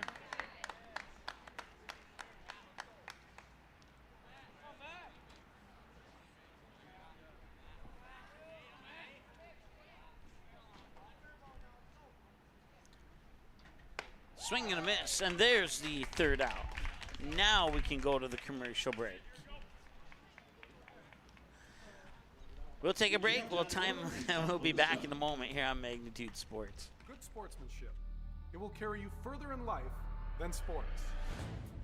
Growing up in North Dakota, I learned to respect my opponents, the coaches, and the officials.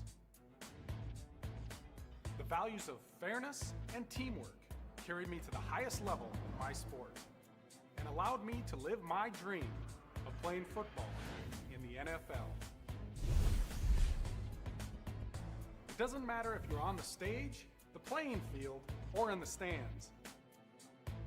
We are all better when we show respect for others and practice good sportsmanship. Carry yourself with dignity. Being gracious makes the losses easier and the victories that much sweeter. So when the lights on the playing field, the stage, or the gym floor dim, you'll always have pride in yourself.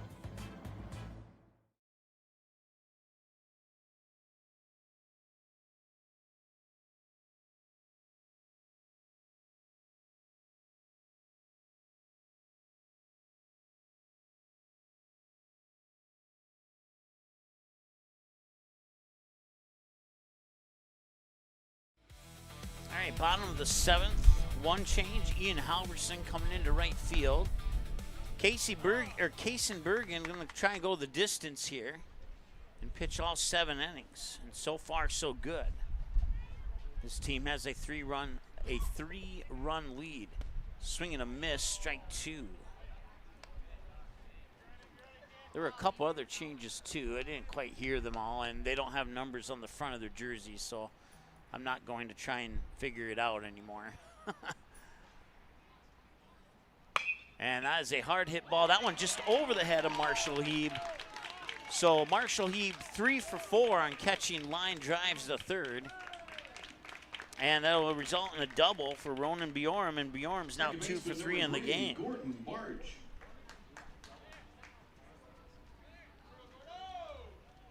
So base hit puts the 7th hit on the board here for the Comets.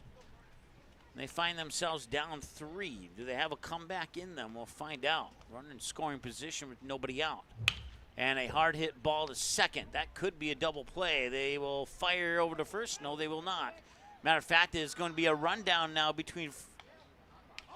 Did they miss him or? They got him out. Yeah, out. Yep. So he wasn't tagged out, but he went out of the base path. And that is an automatic out. So runner reaches on a fielder's choice. Third baseman number 1, Jack Bjornson.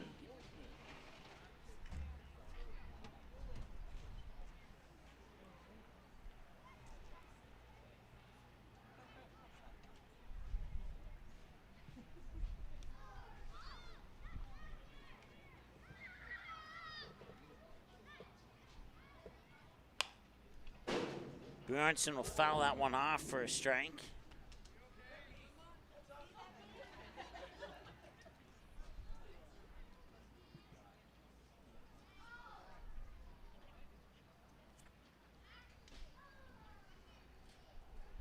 Nothing in 1 to Bjornson. He's 0 for 3. And he is going to be 1 for 4 now as he drops that one into center field. And there will be runners on first and second in the 8th hit of the game. Center fielder number 16, Thomas Conderba. So with 1 away and 2 runners on, Thomas Conderba comes to the plate next. He's 2 for 3. Singled through the 3-4 gap into right field. Then he doubled on a line drive to left field. Then he struck out and swinging. And this one is a high fly ball to left field. And that is over the head of the left fielder all the way to the fence. Picked up by center fielder. And rounding third is Gordon Barch. He scores. And runners on second and third. 5-3 is our score, and the Comets are a little bit closer, and that is going to bring the coach out to the mound to have a visit. We'll take a very quick timeout. Fargo Post 400 would like to thank these additional sponsors for supporting our Legion baseball program. Bell Bank, member FDIC. Valley Service of Fargo. Legacy Plumbing. D&M Industries. And Buffalo Wild Wings.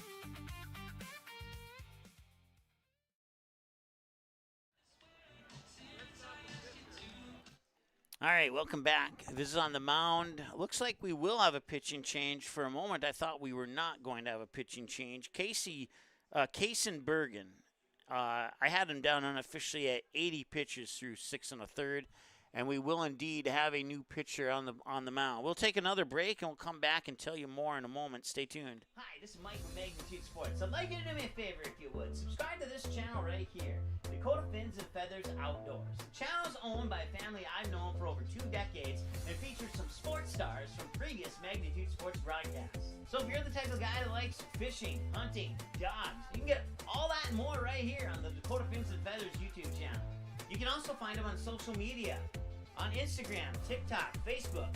It's educational, it's captivating, it's fun. It's Dakota Fins and Feathers Outdoors. Subscribe today.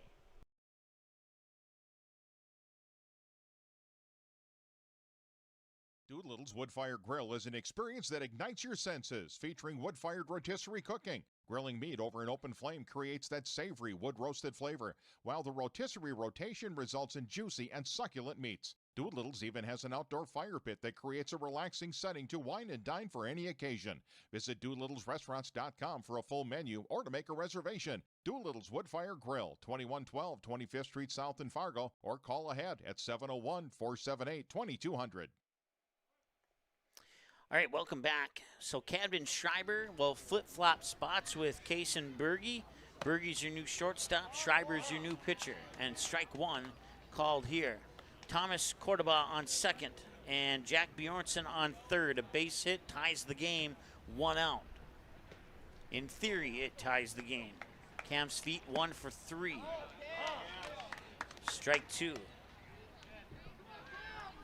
Sweet grounded into a fielder's choice, struck out swinging, singled on a fly ball to shallow center. Swing and a miss, and he strikes out here, and that's out number 1. Out number 2, excuse me. Catcher number 17, Jackson Molden.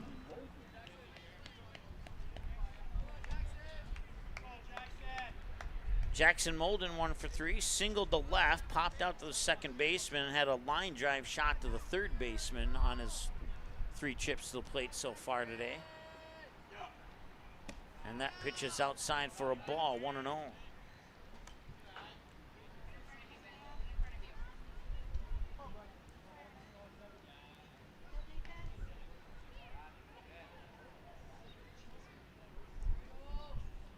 And a ground ball that will, there's nobody, oh, and he's going to have no choice but to come home now. And if he doesn't get tagged out, that's game over. If he would have stayed at third, they may have had a chance, but a little slip up there, and the final score will end up being 5-4 as they do get Jack Bjornsson in on the play, and that run will count. But Thomas Cordoba will get caught at third base, and that will be your final score. DGF 5, Comets 4. This one also almost ended up in the Epic Showdowns folder like that DGF and Pequot Lakes game did. I don't think 140,000 people are going to watch this one, but we'll see. We're going to take a timeout. Tommy will be in for game 2, and we'll be back in about 20 or so minutes here on Magnitude Sports. Thanks so much for watching. Don't go anywhere. Game number 2 coming up shortly.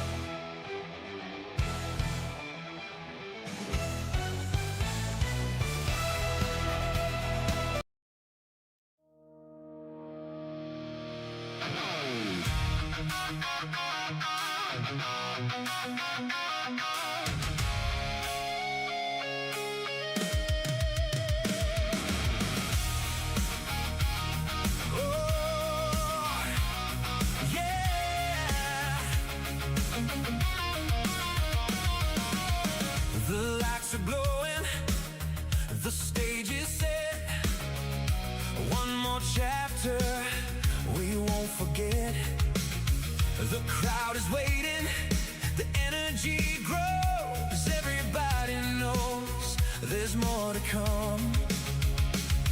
The screens stay shining through the night, holding the line till the time is right. We're taking a break, but we're not gone long. The next big moment is already on. The countdown's moving, hear it calling out. The anticipation's building now. We'll be right back, don't go away. More excitement's heading your way. Stay tuned, stay ready, stay along for the ride. The next event is waiting on the other side. We're between games, but we're coming back strong. The break won't last too long. Hold on tight, we're almost there. Broadcast resumes shortly, so stay right here. The cameras are ready, the signal is clear. The next event is drawing near. The atmosphere is starting to rise. You can feel it coming alive. The clock keeps ticking, minute by minute. Every second brings us closer to it. The teams are ready, the stage is prepared. The next great moment is almost here. The waiting only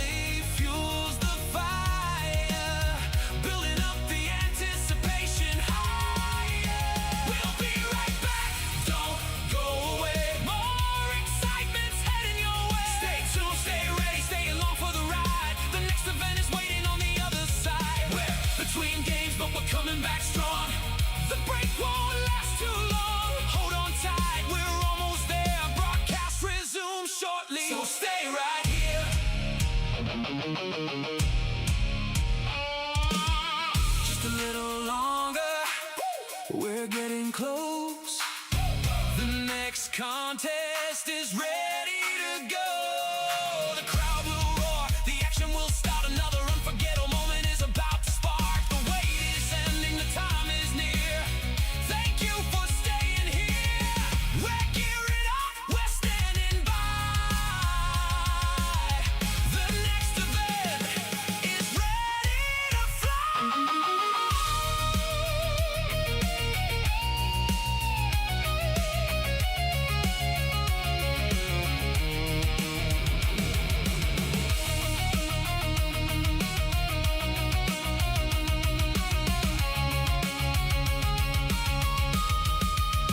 We'll be right back, don't go away. More excitement's heading your way. Stay tuned, stay ready, stay along for the ride. The next event is waiting on the other side. We're between games, but we're coming back strong.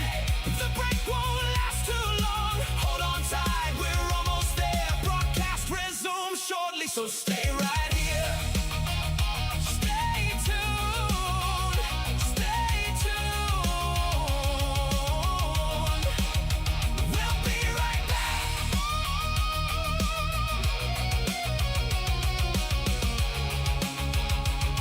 Broadcast resumes shortly.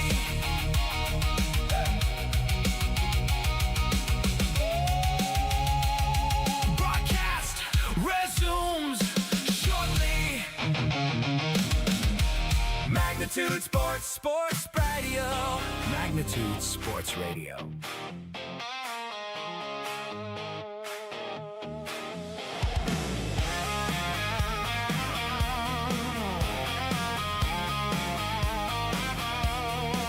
Well, the lights are still shining and the crowds hang around. The first one's in the books, but the story ain't done. There's still excitement to be found. Take a little break, stretch your legs a while. Grab another drink and stay, 'cause there's more coming up right around the bend, and we ain't too far away. The clock keeps moving, the minutes roll by. We'll be back before the blink of an eye. We'll be back before you know it. Don't wander too far down the road. Stay tuned and stick around, 'cause there's more excitement headed your way now. We're between games, just taking our time, getting ready for another good time. So hold on tight and don't disappear. Broadcast resumes shortly right here. You can hear the buzz floating through the air. Everybody's talking about what's next. The cameras are rolling, the crew's getting set, getting ready for another test. The day's not done and the show's not over. We've still got plenty left to see. So settle on back and enjoy the ride, 'cause the next event's almost ready. The anticipation's building up again. We're getting closer every minute we're in. We'll be back before you know it. Don't wander too far down the road. Stay tuned and stick around, 'cause there's more excitement headed your way now. We're between games, just taking our time, getting ready for another good time. So hold on tight and don't disappear. Broadcast resumes shortly right here.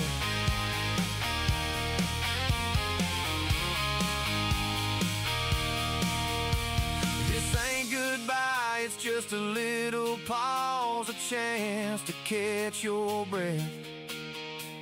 The next chapter's waiting just beyond the lights, and we're not finished yet.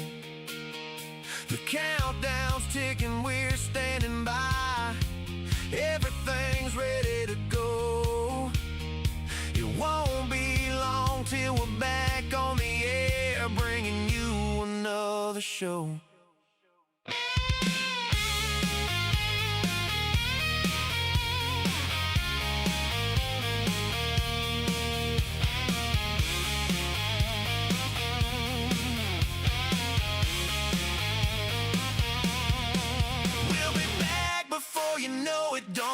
wander too far down the road. Stay tuned and stick around, 'cause there's more excitement headed your way now. We're between games, just taking our time, getting ready for another good time. So hold on tight and don't disappear. Broadcast resumes shortly right here. Stay tuned, we'll be back. Broadcast resumes shortly. Broadcast resumes shortly. Magnitude Sports Radio. Magnitude Sports Radio.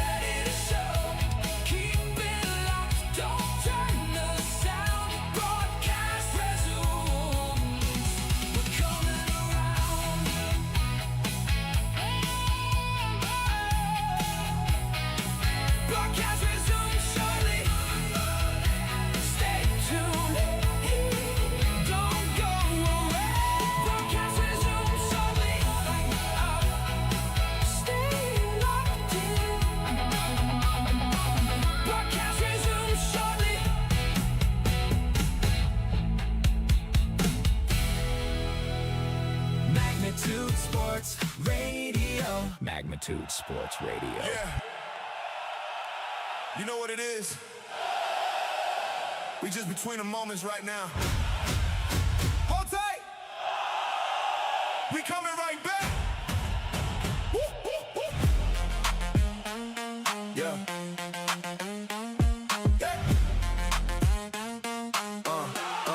Yeah. Lights dim low, but the energy high. One more break, but we ain't saying goodbye. Camera still rolling, we just reset. Next wave of action ain't happened yet. You can feel it in the building, feel it in the sound. Everybody waiting, nobody sitting down. 20 on the clock, but it don't feel long. Cause the next one up gon' be that strong. Stay locked in, don't touch that dial. We back in a minute, just stay a while. You know the vibe, we run this show. In the next round coming, let them know. We say stay true. Don't move away, we gon' be right back. More gameplay, broadcast pause, but we still in motion. Next wave coming like an explosion. We say stay tuned, don't fade to black. Hold that thought, we coming right back. Between the games, but the hype don't stop. Next moment hits when the clock ticks tock. Yeah, yeah, crew in position, everything set. Next event loading, ain't ready yet. You can hear that buzz in the crowd right now. Like, what's next up? Everybody like, how? Hold up, wait, don't switch the scene. We bridging the gap like a live machine. From one big moment to the next big play, we bring it right back, don't drift away. Baseline thump like a heartbeat kick. Every second closer, every moment slick. This the broadcast energy, raw and live. Stay right there, we back in 5. We say stay tuned. Don't move away, we'll be right back. More gameplay, broadcast pause, but we still in motion. Next wave coming like an explosion. We say stay tuned. Don't fade to black. Hold that thought, we coming right back. Between the games, but the hype don't stop. Next moment hits when the clock ticks tock.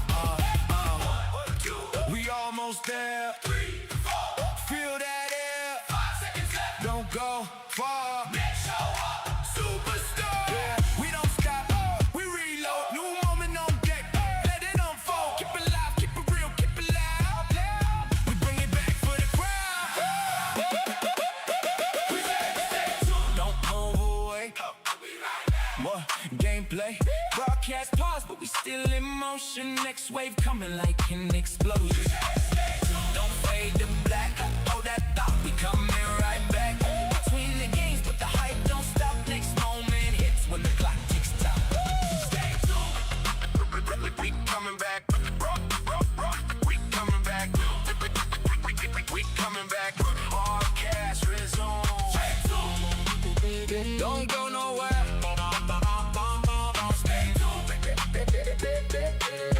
Yeah, we back in a minute. Magnitude Sports Radio. Magnitude Sports Radio.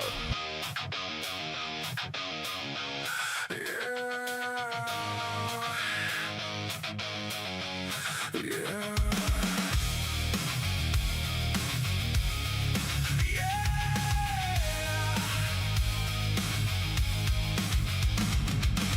The lights are fading, but the night's not done. We're in between, but we're still one. The silence hits, but it won't last long. Something's building, something strong. You can feel it in the air tonight, like a spark just out of sight. Don't change it now, don't walk away. We'll be back again in just a day, or just a moment. Hold on, don't let it slip. We're right on the edge of it. Don't go far, don't fade out now. We're coming back, we'll show you how. Stay right here, don't turn away. The next one's coming any second of the day. Don't go far, we're still alive. This isn't over, we're still in drive. Hold the line, don't lose that sound. Broadcast resumes, we're coming around.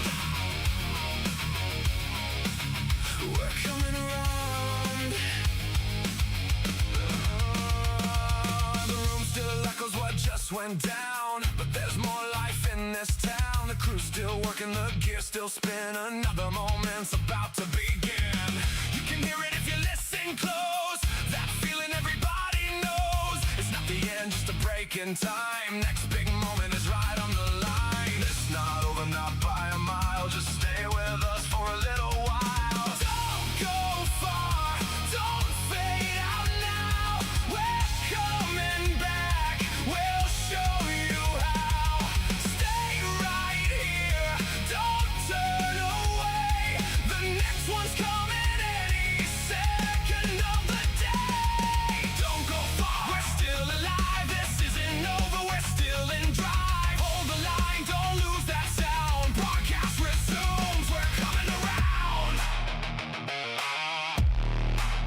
We're coming around.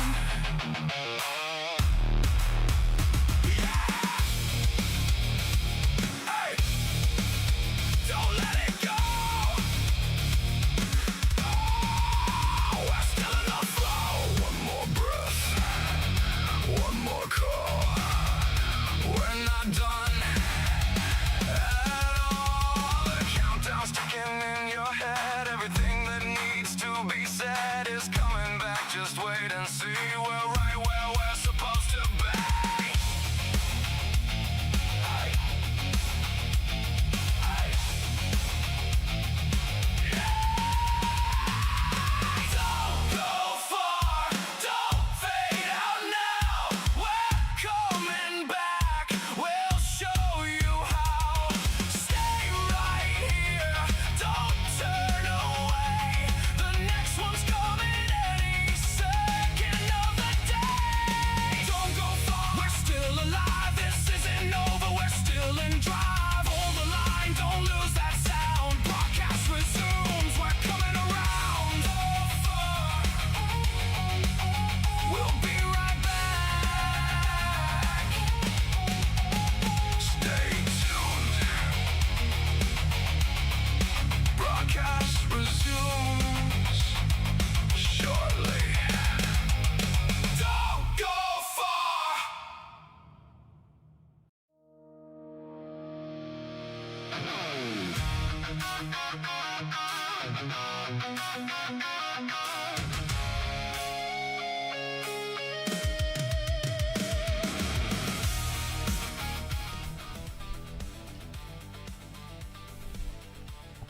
We are just about set for Game 2 of this doubleheader between DGF Post 397 and the Fargo Post 400 Comets. DGF took Game 1 by a final score of 5-4.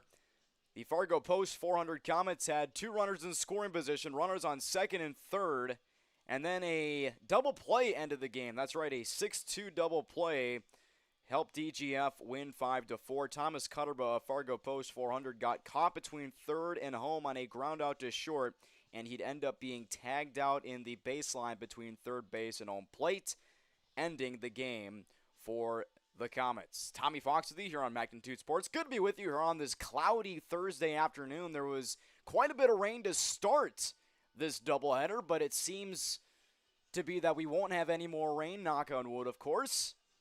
And we should have an excellent Game 2 of this doubleheader between these two clubs. DGF now at 17-7 on the year, on the season after a 5-4 win earlier, and the Fargo Post 400 Comets at 9-17. Their 2-game winning streak was snapped, and they look to get back in the win column here in Game 2.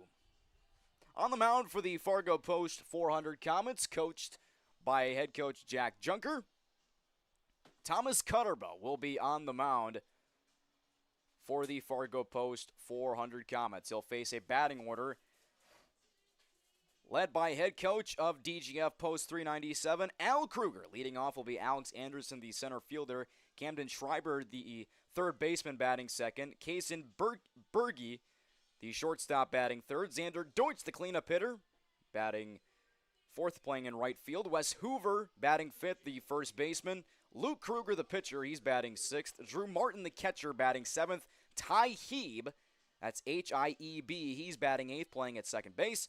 And Brad Soreris, the left fielder, batting ninth.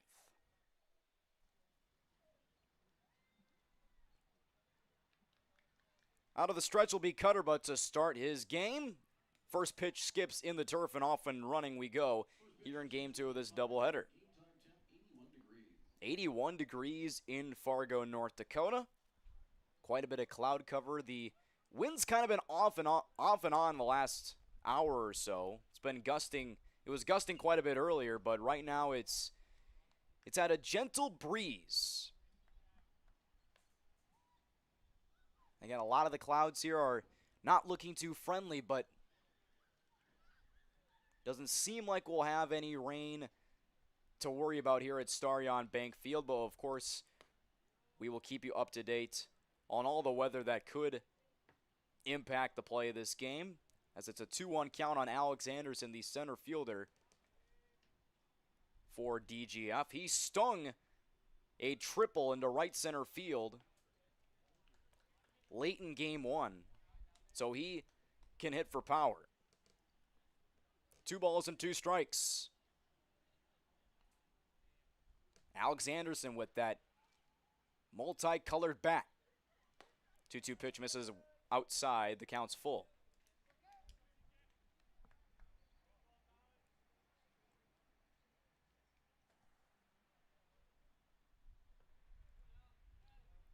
Three and 2 to count. Payoff pitch is upstairs. He walked him.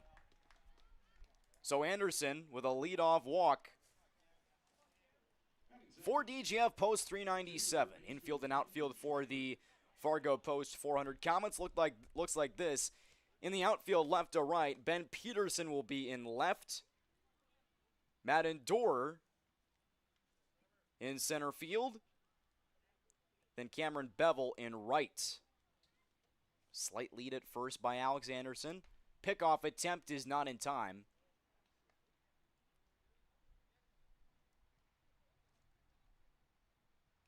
Owen Smith covering the bag at first base. Here's Camden Schreiber, third baseman in game 2. Runner takes off, throw down a second. It's a good-looking throw, but it's not in time. Counts 0-1, a stolen base for Anderson. We saw it on that triple in game 1. He can fly around the bases. You blink and he's already at second base.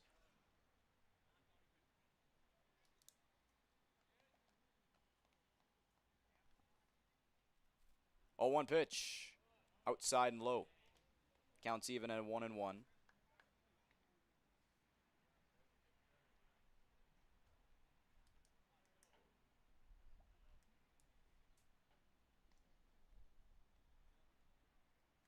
1 ball and 1 strike on Schreiber.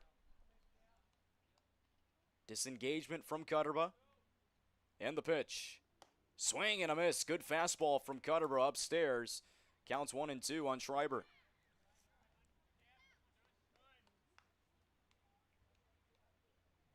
Schreiber will step out of the box. Good to have our terrific sponsors with us for this 2026 season. Vixen Moorhead, Hogue Diesel Service and Truck Repair, Bell Bank, member FDIC, along with Legacy Plumbing. So many terrific sponsors along for this 2026 season for Fargo Post 400 baseball. 1-2 pitch. On the hands, on the infield, and an easy catch at third for out number 1. Catch made at third base by Ty Thingvold. Batting third, number 10, shortstop, Kaysen Berge. Here's Kaysen Berge, the shortstop for DGF. We'll look at the infield shortly for the Comets. First pitch is inside. At third base, Ty Thingvold, he made the catch for the first out. At short, Reese Evenson. At second base, Marcus Hirschkorn. And at first, Owen Smith. Behind the plate catching, Jackson Molden. Of course, pitching, Thomas Cutterba. He's behind the count 1-0. Throw to second, not in time. Second pickoff attempt by Cutterba here in this inning. We'll see how aggressive DGF is from this moment on with their base runners. Berge awaits the 1-0 pitch. He watches one land into the zone for strike 1, counts even.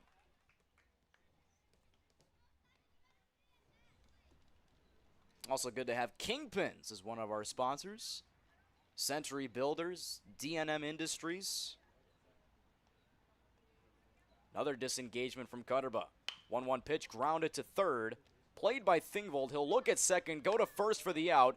And no chance at getting Anderson as he slides in head first to third.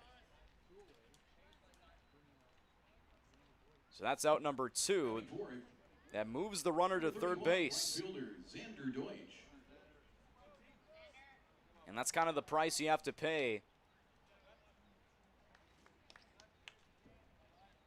with that ground out. You know, you obviously run the risk of having Anderson advance, and Owen Smith doing a good job at first base, not forcing a throw.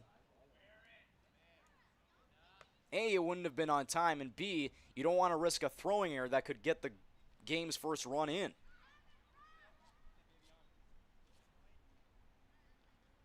A 5-3 putout of Kaysen Berge as Xander Deutsch, the cleanup man, is at the plate, and he got hit by a pitch.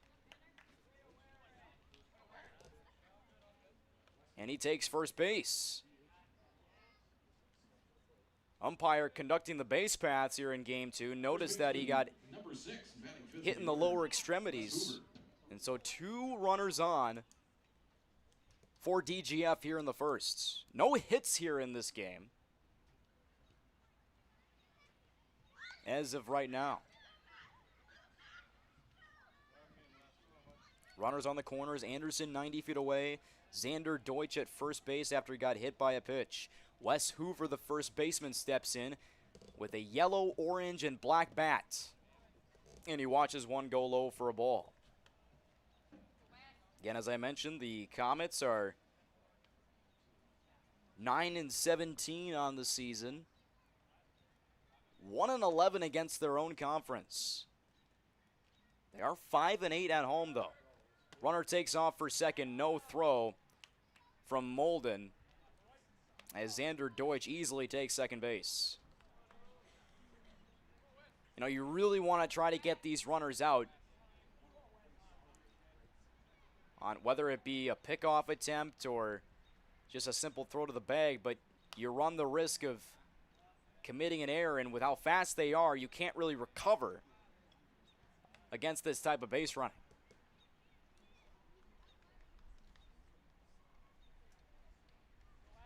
Most important thing for Thomas Cutterba is to get out of this inning. Runners on second and third. 2 outs, a 2-1 count on Wes Hoover.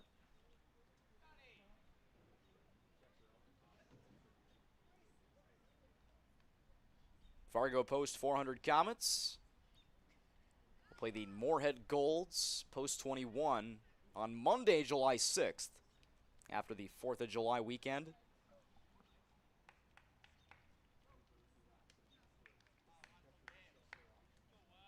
Or check that they'll be playing Castleton Post 15. That's actually on July 7th. That'll be Fargo Post 400 Comet, the Fargo Post 400 Comets' next scheduled doubleheader. So not on Monday, but Tuesday, July 7th. 2-1 pitch from Cutterba. Fouled out of play. It's 2-2.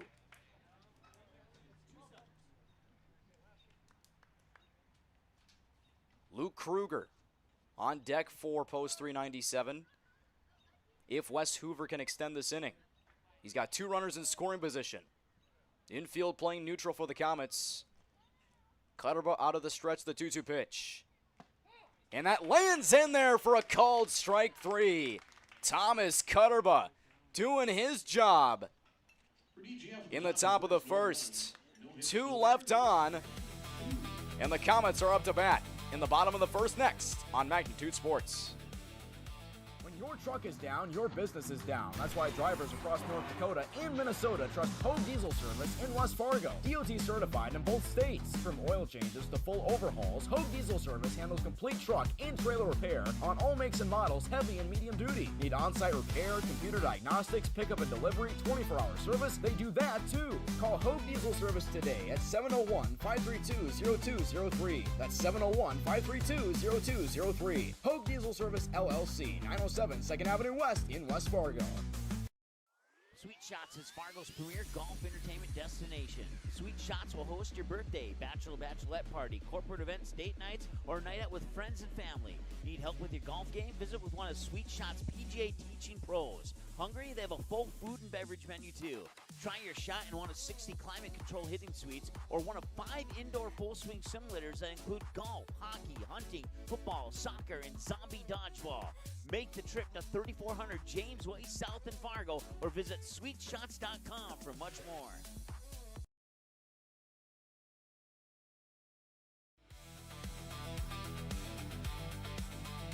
A scoreless frame for Thomas Cutterba, pitcher for the Fargo Post 400 Comets, leaving 2 runners in scoring position We are scoreless after a half inning of work here in Game 2 of this doubleheader. Tommy Fox with you here on Magnitude Sports. Want to thank Buffalo Wild Wings, Frank's Lounge, along with Grease Monkey for being a few of our tremendous sponsors this season for Fargo Post 400 baseball. Luke Kruger on the mound, the southpaw pitcher for the DGF Post 397 squad. All decked out in their camo tops with gray bottoms. Or Fargo Post 400, the Comets in their all-white tops and bottoms with blue trim and numerals, along with a little bit of red along the front with their Fargo Post 400 logos across the chest. Reese Evenson, the shortstop, will lead us off here in the bottom of the first. First pitch from Kruger is a ball. Count starts out at 1-0. Reese Evenson to lead off for the Comets, followed by Tucker Kozin, the DH. Jackson Molden, the catcher, batting third. Owen Smith, the first baseman, he's batting cleanup. Ty Thingvold, the third baseman, batting fifth. Marcus Hirschkorn batting sixth. Here's a fly ball in the air to left, and it's caught for out number one by Brad Serreris. So 1 up and 1 down to start the inning for Luke Kruger. Ben Peterson playing in left field. He's batting seventh. Cameron Bevel in right field. He's batting eighth. And Matt Endorer in center. He is batting ninth. 1-0 count on the DH, Tucker Kozin, after the shortstop Reese Evenson flew out to left field to begin this bottom half of the first.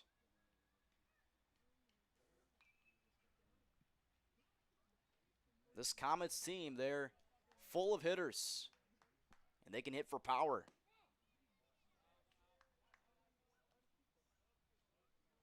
Count is 2-1.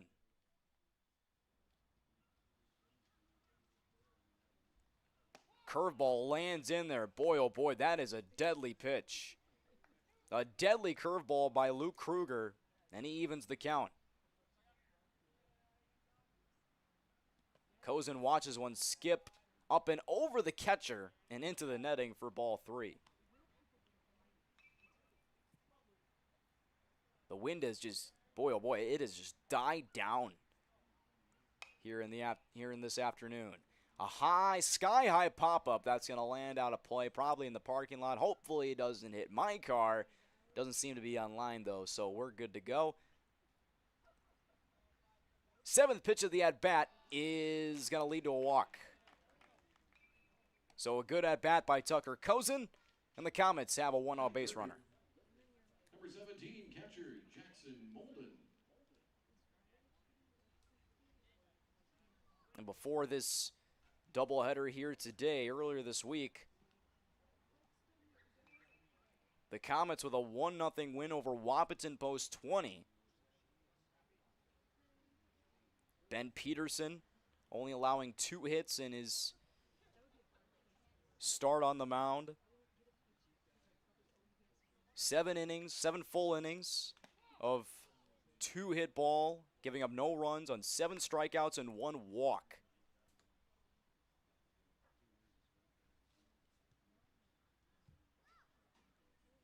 That's not the only pitcher that has done good as of late. Ronan Burum, of course, throwing that no-hitter not too long ago. Count is 1-1 on Jackson Molden, the catcher. Tucker Kozin is at first base.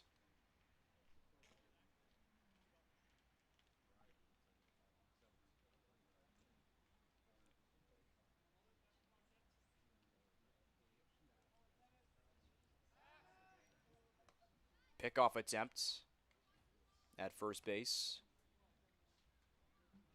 It's another thing about the Comets, too, that just like DGF, they'll be aggressive on the base paths. Right on cue, runner takes off. A high fly ball in the air to center field. Kozin has to retreat as the catch is made in shallow center field for out number 2. That could have resulted in a double play as the shortstop, Kason Berge, tracked that ball down in shallow center. So Kozin back at first.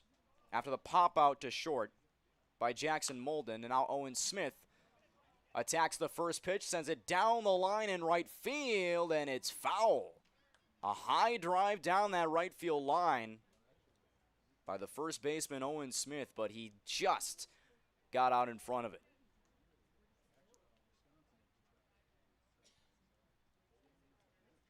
Owen Smith is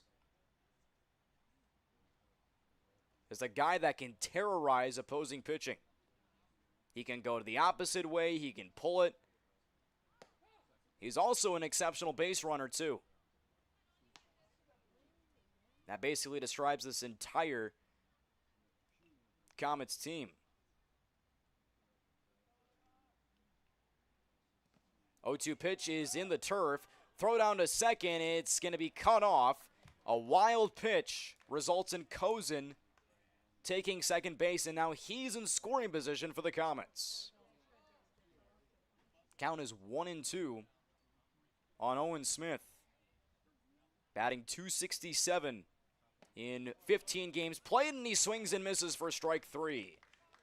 Luke Kruger put it right past him. One runner left on by the Comets. We are scoreless after one full inning of baseball from Starion Bank Field in Game 2 of this doubleheader. Back after this. The Midwest elements are relentless. Is your home ready? At J. Deeds Construction, we've been serving the FM community since 2003.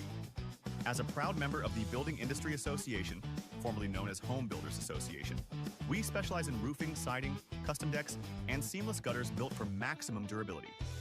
Plus, we offer free seamless gutters with every roof or siding project.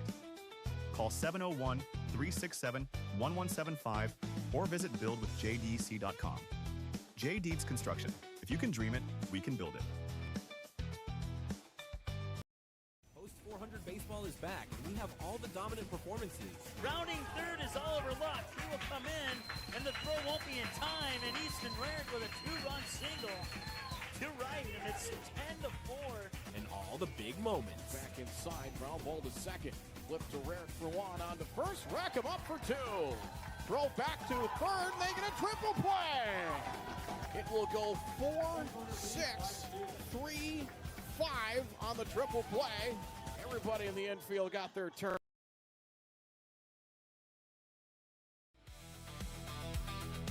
Well, both starting pitchers for each team put up a scoreless frame in the first inning as we head to the top of the second. Fargo Post 400 Comets and DGF Post 397. You're on Magnitude Sports. Tommy Fox with you here at Starion Bank Field on a cloudy Thursday afternoon. Some not so nice looking clouds. But again, as I mentioned earlier, doesn't look like there's going to be any rain in the forecast as of yet, as of this moment. But we will keep you up to date on that if it does look like there's going to be some weather that might impact the progress of this second game. Just want to remind you folks that the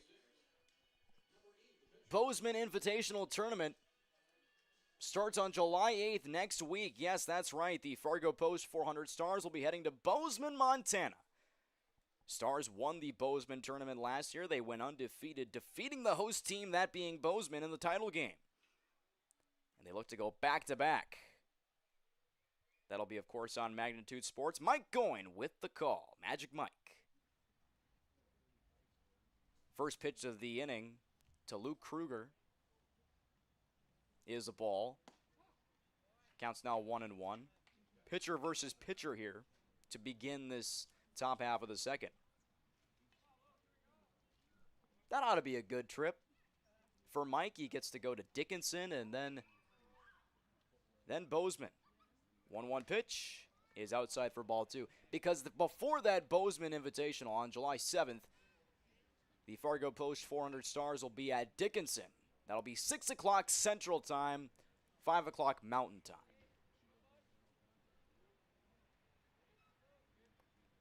Exciting trip out west coming up for our very own Mike Goyne.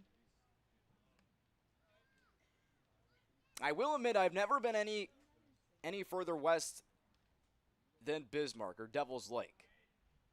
Someone might have to tell me if, because I believe Bismarck is further west than Devil's Lake geographically.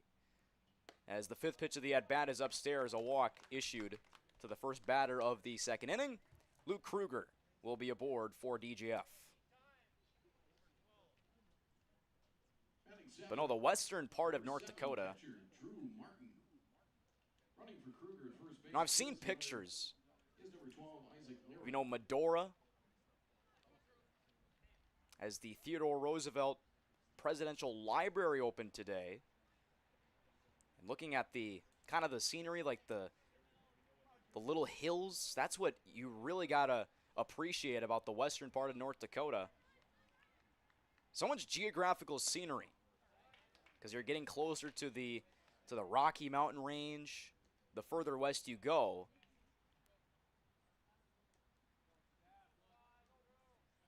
The drive, though, on I-94, I will admit, it's not the most exciting in the world. But at the end of the day, if you're, say, driving to Bismarck, you get to see those hills. It's all worth it.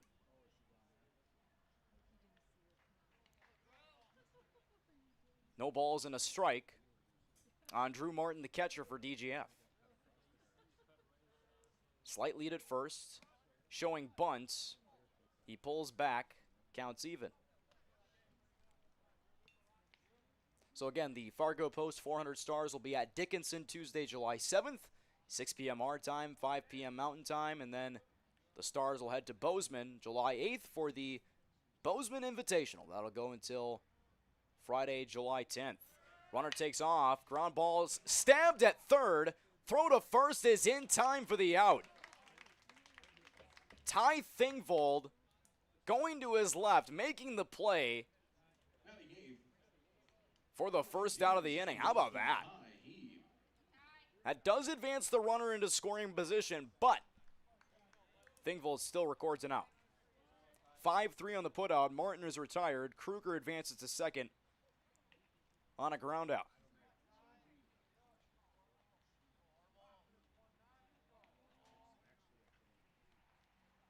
Here is Ty Heeb. Heeb, the second baseman for DGF. He takes the ball.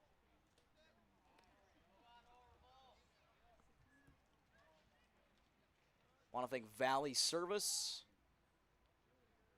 for being one of our tremendous sponsors this season.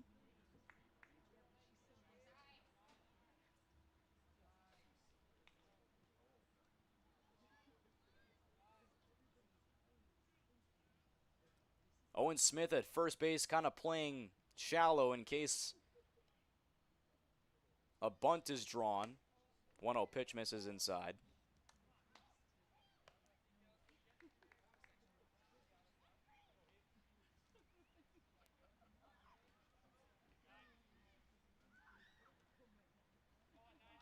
Solid attendance from both DGF fans and Fargo Post 400 fans here on this Thursday afternoon in Fargo. 2-0 pitch from Cutterba is low, ball 3. Luke Kruger was thinking about heading to third as he thought that was going to be,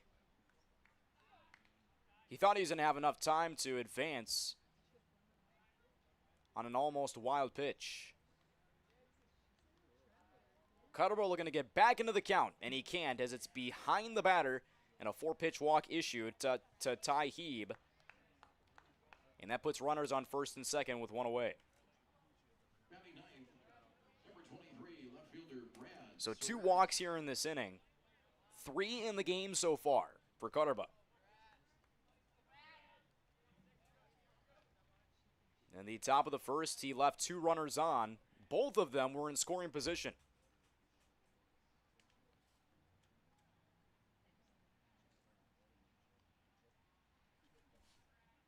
Here's Brad Serreris. Throw back to second. Checking on Kruger, and he gets back in time.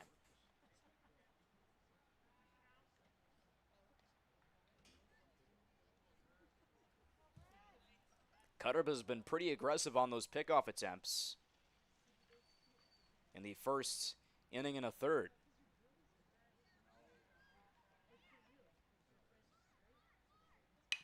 Ground ball played by Thingvold. Oh, he collides with the runner Kruger. And Thingvold is down. Thingvold went to play it. And he just crossed paths with Luke Kruger, who was heading to third base. I think Thingvold was looking to go for second to perhaps draw a double play.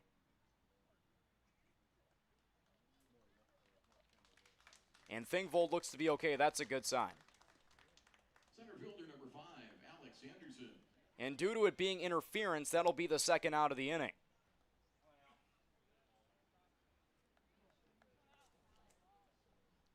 So an interference on Luke Kruger. As a matter of fact, I think Thingvold had the ball. And yeah, I don't think it's even interference. Kruger just got tagged, yeah. It probably could have been interference either way.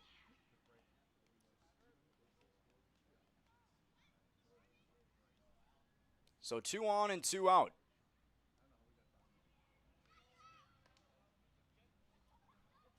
So Serreris will reach on a fielder's choice. Ty Heeb at second. Kruger is erased after being tagged by Thingvold on a nasty collision.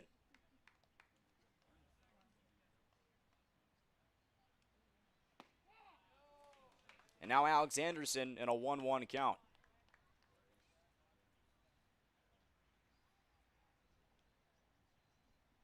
Good to see Thingvold back up on his feet. That was a scary collision because he just couldn't get out of the way of Anderson, who ended up getting tagged for the second out. Or make that Kruger, excuse me, as Anderson is in a 1-2 count. Heeb at second, Serreris at first after the fielder's choice. 1 ball and 2 strikes on Alex Anderson, the center fielder. Cutterba looking to leave 2 runners on for the second straight inning. The 1-2 pitch. Runner takes off. And it's a ball and a stolen base. No throw from the catcher Molden. And Heeb is 90 feet away with 2 out.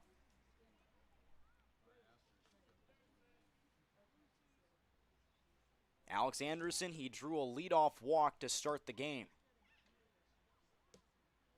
He ended up having a stolen base as well in that top of the first. He was 90 feet away. DGF has another runner 90 feet away here in the second inning. Runner at first takes off. This one's pulled through to left field, a base hit. 1-0 DGF on an RBI single by Alex Anderson. A scorching ground ball past Thingvold at third. Heeb comes in to score. Serreris to second on an RBI single by Alex Anderson. And DGF Post 397 breaks through here in the second inning.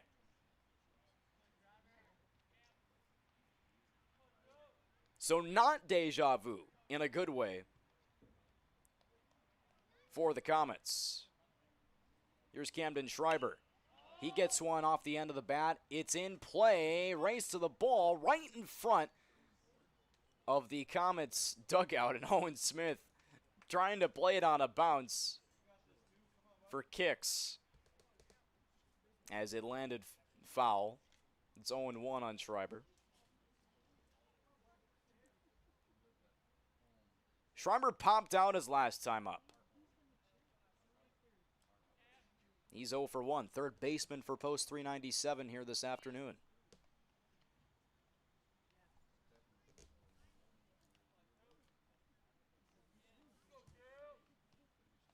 From the stretch, Cutterba the pitch. Inside, ball 1.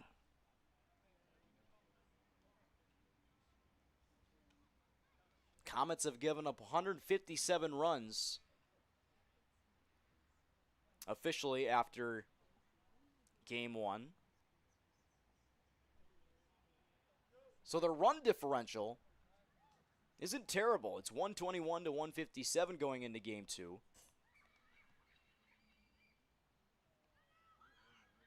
One pitch is outside in the opposite batter's box for ball 2.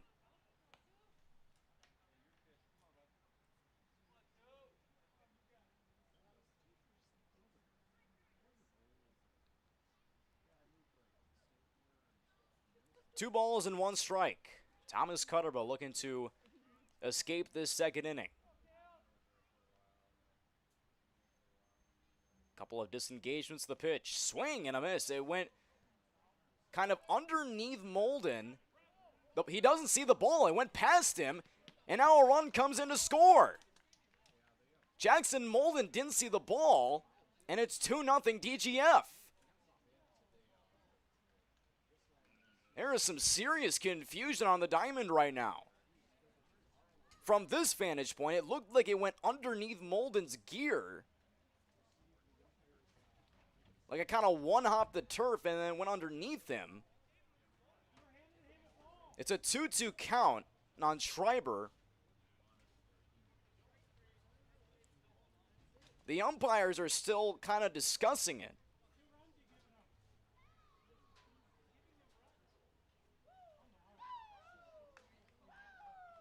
And it looks to be just a wild pitch, yeah. It's 2-0 DGF. On an odd turn of events. But one strike away from escaping the inning. Upstairs and in, 3-2. So Serrera scores on a wild pitch. And now Anderson at third.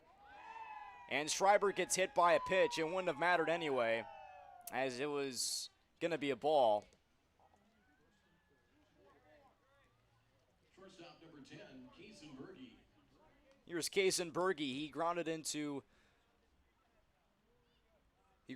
third base as his last time up. Anderson at third, 90 feet away. Camden Schreiber at first after he got hit by a 3-2 pitch. Now things are starting to unravel a little bit for the Comets. Foul tip couldn't be held on to by Molden at strike one.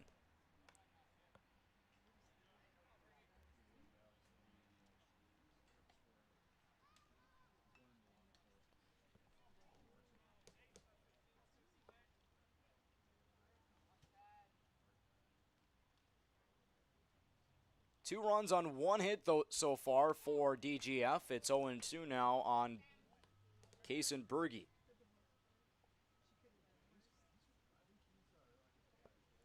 Using that tan bat. Almost looking like a wooden bat. You've seen a few of those here in this season. Runner takes off for a second. Some more confusion. Cutterba may have had time to throw to second to get Camden Schreiber, who completely caught the Comets napping. And two runners in scoring position for DGF. It is 0-2, though, on Berge. Can he deliver damage? He can, as he muscles one down the line, but it will be fair. No, it is foul, and the at-bat continues. With that swing, it sounded like he did damage to that ball. He may have got a little out in front of it.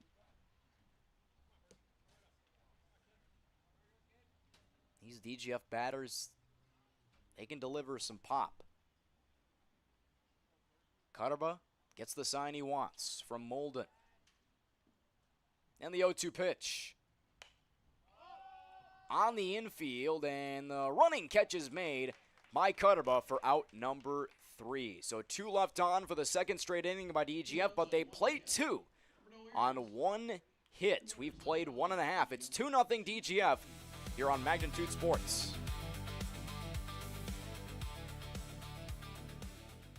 Looking for the ultimate destination for fun? Welcome to Kingpins. From interactive hyperbowling on our 14 lanes to adrenaline-pumping laser tag and immersive escape rooms, the adventure never stops. Smash high scores in our massive arcade, then refuel at Barron's with our made-from-scratch menu. Whether it's a birthday, a company gathering, or just a night out, make your next event unforgettable. Book your lanes online. Call 701-532-BOWL. Or stop in and visit us at 3485 Jacks Way South in Fargo. Doolittle's Wood-Fired Grill is an experience that ignites your senses, featuring wood-fired rotisserie cooking. Grilling meat over an open flame creates that savory wood-roasted flavor, while the rotisserie rotation results in juicy and succulent meats. Doolittle's even has an outdoor fire pit that creates a relaxing setting to wine and dine for any occasion. Visit DoolittlesRestaurants.com for a full menu or to make a reservation. Doolittle's Wood-Fire Grill, 2112 25th Street South in Fargo, or call ahead at 701-478-2200.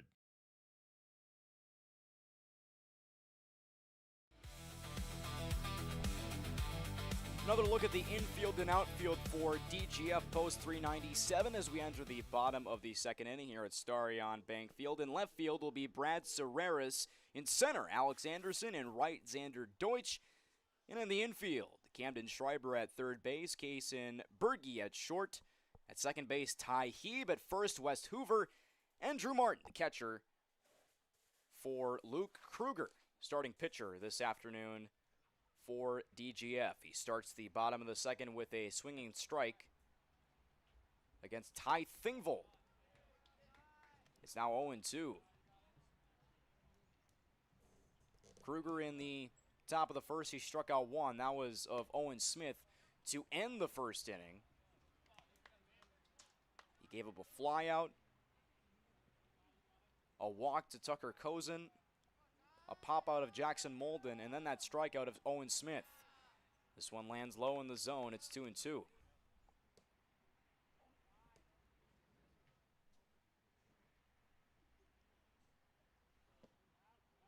Two-two pitch is also a ball. 3-2 is the count.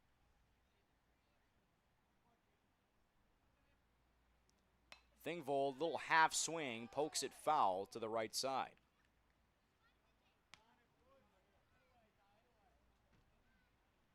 Ty Thingvold,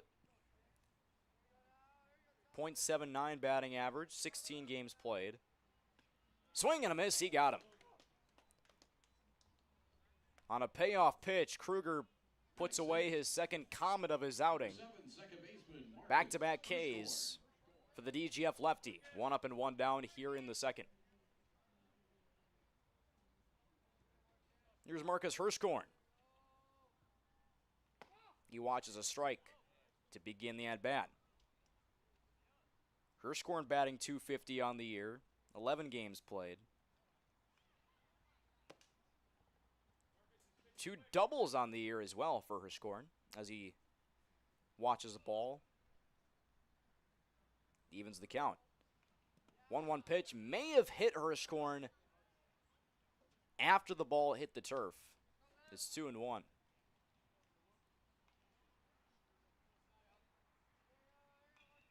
It is also relatively humid and sticky out as Hirschkorn lines one to deep left field down the line, and it is caught! Oh my goodness, what a catch in left field by Brad Serreris. Taking a hit away from Marcus Hirschkorn, and there's 2 up and 2 down here in the second. Holy cats, what a catch. Brad Serreris had quite a bit of ground to cover in left field. Basically going to that left field line, and he took an extra base hit away from Hirschkorn, who gave that ball a ride. I mean, he didn't really miss that. That was headed towards the corner. That was certainly extra bases at least. Here's Ben Peterson, the left fielder. He takes a strike. It's 2-1.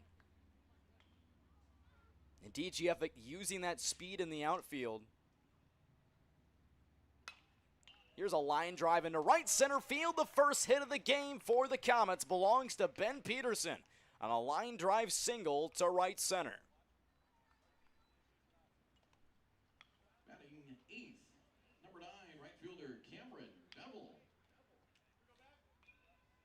Ben Peterson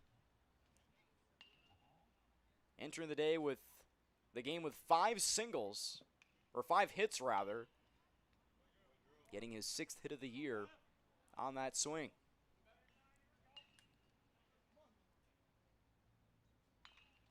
Here's Cameron Bevel, right fielder for the Comets. He takes ball 2.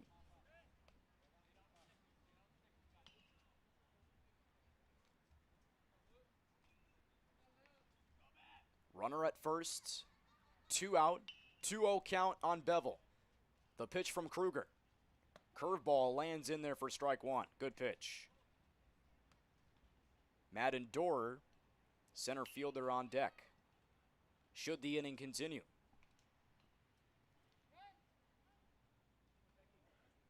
Bevel calls time.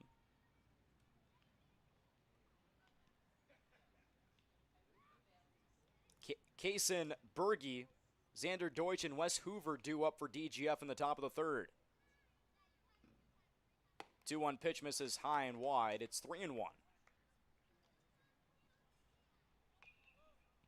315 to right field, 385 to dead center, 315 to left field. 5th pitch of the at-bat is swung on and missed by Bevel. The count grows full. Kruger has sat down 2 Comets hitters through 1 2/3. Runner goes, payoff pitch is hit high in the air, just outside the infield, and the catch is made at second base by Ty Heeb for out number 3. So 1 left on by the Comets. We've played 2 from Starion Bank Field. It's 2-0 DGF, top of the 3rd, around the corner. Looking for something handmade, unique, and full of personality? Mandy's of FargoND.com features creative gifts, home decor, accessories, and more. All inspired by family, creativity, and made with heart. Browse dozens of handmade creations, request custom colors or designs, and sign up for the newsletter. Visit MandysOfFargoND.com and discover something new today. Mandy's of FargoND.com. Handmade, a little weird, totally wonderful.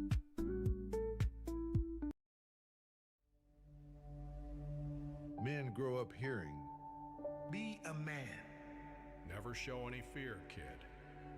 You gotta be tough. push through the pain. Don't be weak. Man, it's time to change the narrative. Our mental health is just as important as our physical health. Let it out. It's okay to feel. Speak up, because the life you save could be your own.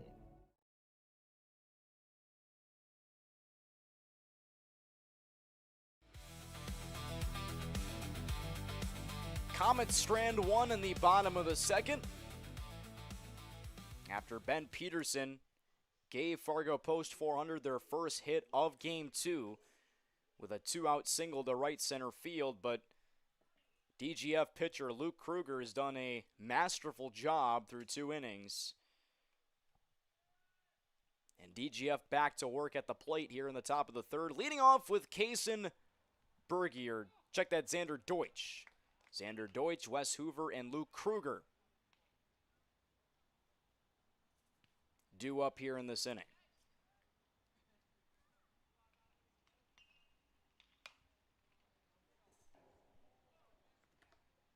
Count is 0-2. Xander Deutsch got hit by a pitch last time at the dish. That came in the top of the first. 0-2 pitch. Missed outside and low.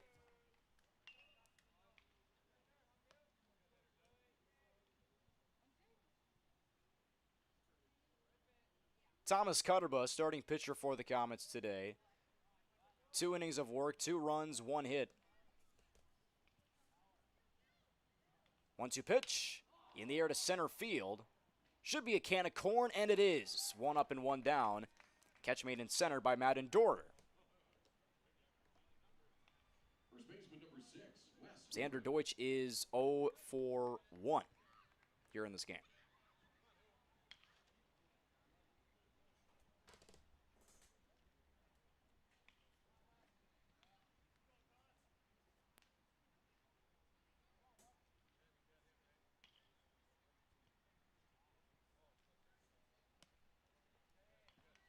Here's Wes Hoover. He struck out looking.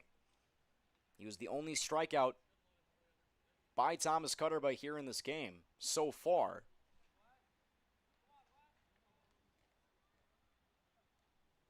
One up and one down to begin this inning for the Comets. And this one hits Hoover. A one-out base runner for DGF. As Cutterba tried painting one on the inside corner, but it ends up in the shoulder meat of West Hoover. And he takes first base. And now Luke Kruger's up to bat. He drew a walk. He advanced on a ground out.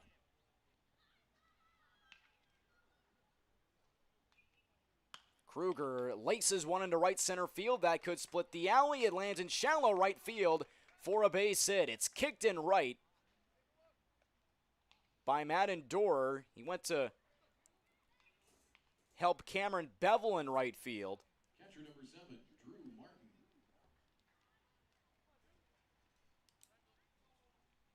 So Luke Kruger, a one-out single. That puts Hoover in scoring position. Courtesy runner for Kruger at first base. Number 12, Isaac Laren. Isaac Laren, the pinch runner for pitcher Luke Kruger.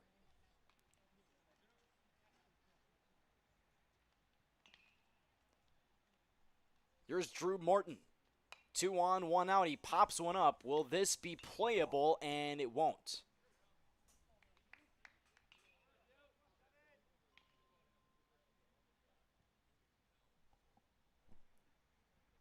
Always a big thanks to Sweet Shots for sponsoring our broadcast this season. For Fargo Post 400 Baseball, Frank's Lounge, along with Doolittle's Wood Fire Grill.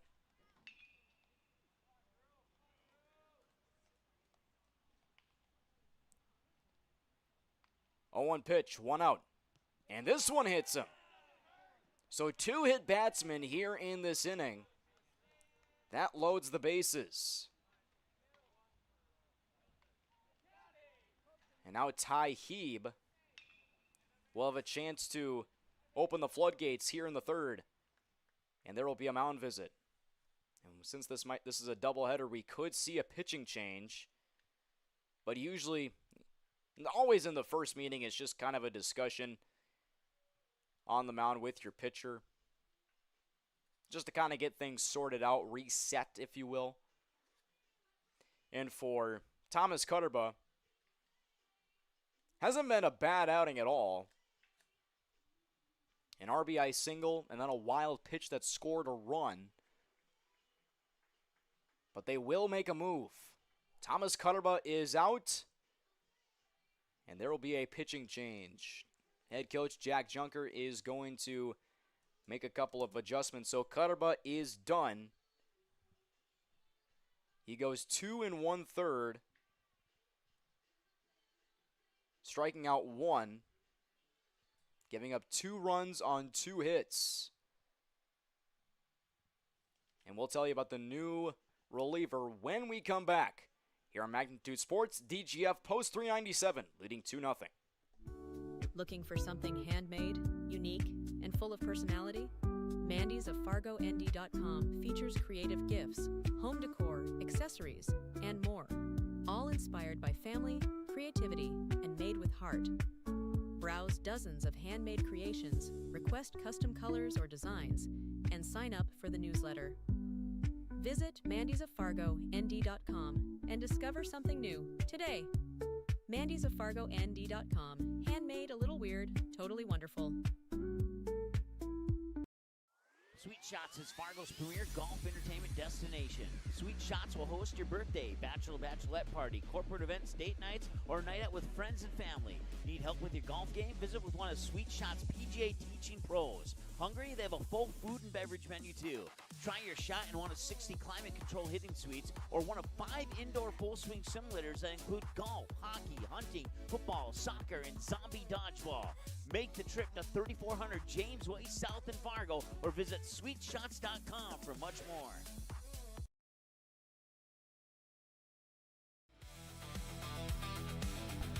Pitching change for the Fargo Post 400 Comets. As Thomas Cutterba's afternoon has come to a close, Cutterba goes 2 1/3 innings, striking out 1 batter. He gave up 3 walks on 2 hits. He gave up 2 runs. All of them were earned in this contest. Cutterba also threw 57 pitches in this game. He also hit 4 batters. Cam's feet. Relief pitcher on the hill now for the Fargo Post 400 Comets. Cam's Veet, 9 1/3 innings pitched so far this season. He hasn't started the game pitching, but he's been relatively solid out of the bullpen. 3.75 earned run average. 8 strikeouts. Or make that 1 strikeout, 1 strikeout through his innings so far this season. Cutterba entering the day with 8 strikeouts. So Cam's Veet is that guy that'll, he'll get those swings and misses. He's kind of that guy that'll induce those ground ball outs. And this is a perfect situation for a ground ball out with runners at second and third and first with the bases full. So that gives you a free reign of the bases, if you will, if there's a ground ball. Ideally, you want to try to take away the run by going home first. But if you have that opportunity, you could go for that 4-6 or 6-4-3 double play. Infield is playing in. This one kicks away, but not far enough to bring home a run. Ty Heeb still at the plate.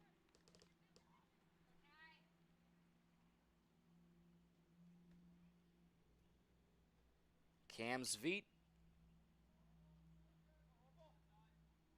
trying to keep the door closed. DGF trying to break it down. From the set, the pitch. This one kicks away from Molden, but just like the last pitch, didn't go far enough to bring home Wes Hoover. It's got to be kind of frustrating for Hoover. There was 2 pitches that kicked away from the catcher, and he still couldn't go home. One of the many challenges of base running. Timing is everything when you get that jump off that bag, especially at third base and on wild pitches. 2-1 pitches, grounded right back to his feet. He goes to second, and it's not in time. A run scores. It's 3-0 DGF. That'll be a fielder's choice as they went to second. And the bases remain loaded.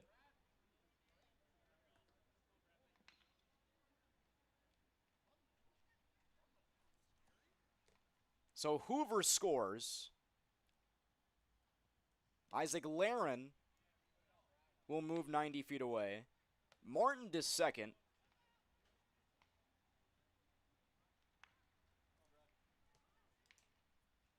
And Heeb at first after the fielder's choice that drove in the game's 3rd run.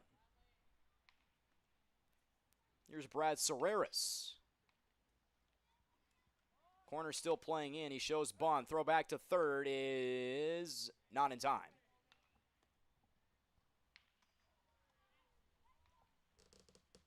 This is a situation kind of like in football where you have the team, or like if you're on defense and the opposing offense is in the red zone, there's a term called bend but don't break. You give up a field goal instead of a touchdown, and Fargo Post 400 could use that. You gave up 1, but that's what's important. It's just 1 run.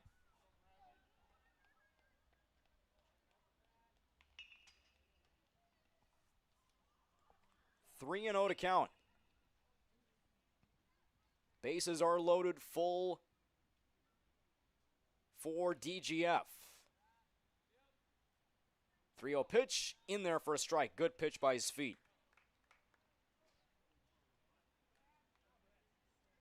On that last fielder's choice, Sfeet was trying to go to second to get it at least the force out. But I think the throw may have been a little offline for second baseman Marcus Hirschkorn. 3-1 pitch is a ball. Fifth pitch of the at-bat leads to a bases-loaded walk, and it's 4-0 DGF. Center fielder number 5, Alex Anderson. So that brings home Laren to the plate. Martin goes to third, Heave to second, and Serreras to first on the walk by his feet.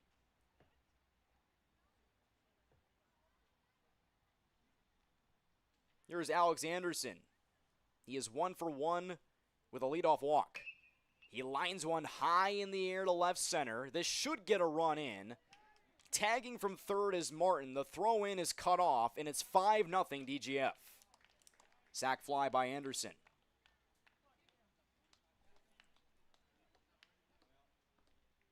Third baseman number 2, Camden Schreiber. Now Camden Schreiber has a chance to perhaps drive some more runs in. So a double tag.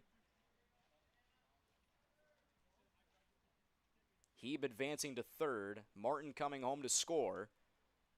Serreras remains at first, as Camden Schreiber takes the ball up and in.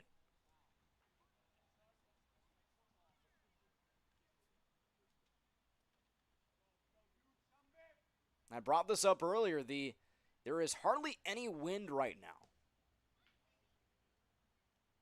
And it is hot and muggy, so the ball might travel a little bit. Runner takes off for second. No throw from Molden. It kind of kicked away. And that'll be a stolen base for Brad Serreras, who's in scoring position. 2 balls and no strikes. The pitch to Schreiber. Grounds one to the left side. Played by Thingvold. He'll go the easy way to first. Grabbed by Smith. 2 left on by DGF, but they plate 3 here in the top of the third. 5-0 DGF Post 397. The Comets looking to respond. We're through 2.5 from Starion. American Legion Baseball. A winning tradition since 1925. Thousands of young athletes have participated, and countless lives have been changed. And that was the fun part of summer ball and Legion was we just played. At that stage, I think everything's so pure. You're just wanting to play ball. I would 100% recommend it. Legion Baseball is one of many programs of the American Legion, supporting our children, our military, and their families. Find out more about how we continue to serve America. Just off 52nd Avenue South in Prairie Grove is your neighborhood South Fargo spot, Frank's Lounge. Frank's Lounge offers a fun, comfortable atmosphere and daily food specials you can view right as you walk in. Kristen says, Love Frank's, our go-to place when we have company get-togethers, and always get the best service. We would definitely recommend. We love Frank's Lounge. Frank's Lounge is open daily, and kids, when accompanied by an adult, are welcome all day, Sunday through Tuesday, and until 3:30 p.m. the rest of the week. Don't forget to take home a Frank's Lounge t-shirt or hat. Frank's Lounge, 2640 52nd Avenue South in Fargo. Stop in tonight.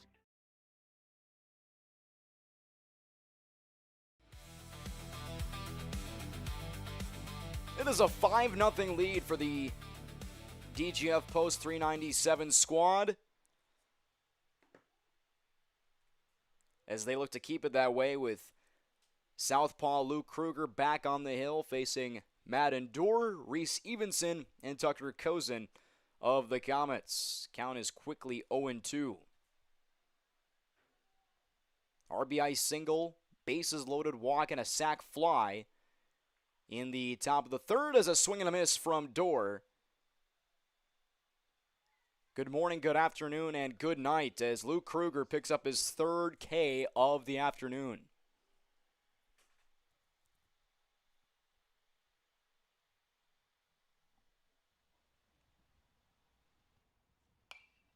First pitch swinging by Evenson. It's in foul ground, and it's caught along the netting for out number 2. Drew Martin crashing into the netting to the left of the post 400 dugout, and he makes the grab. Evenson's retired 2 up and 2 down here in the third. That's another kind of web gem play by DGF this afternoon. In the second inning, we remember Brad Serreris, that diving catch in left field, taking a hit away. That was also the second out of that inning.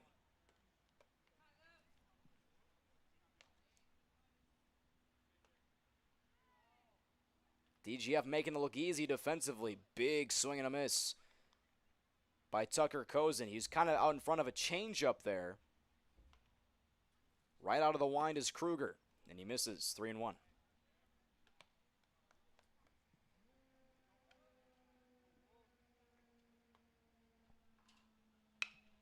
3-1 pitch is grounded to short. This should be the inning. Long throw from short by Kaysen Berge. 1, 2, 3 go the Comets in order to end the third. 5-0 DGF. They're up to bat in the top of the fourth from Starion Bank Field here on Magnitude Sports. When your truck is down, your business is down. That's why drivers across North Dakota and Minnesota trust Hogue Diesel Service in West Fargo. DOT certified in both states. From oil changes to full overhauls, Hogue Diesel Service handles complete truck and trailer repair on all makes and models, heavy and medium duty. Need on-site repair, computer diagnostics, pickup and delivery, 24-hour service? They do that too. Call Hogue Diesel Service today at 701-532-0203. That's 701-532-0203. Hogue Diesel Service LLC, 907 2nd Avenue West in West Fargo. When it's time for an oil change, you want service that's fast and trustworthy. Grease Monkey's certified technicians get you in and out in about 15 minutes, plus a complimentary 16-point safety check. No pressure, no surprises, just honest, manufacturer-recommended service. While we work, step out of the heat and relax in our air-conditioned lobby with a cold refreshment. Visit your local Grease Monkey for a quick, professional oil change you can feel good about.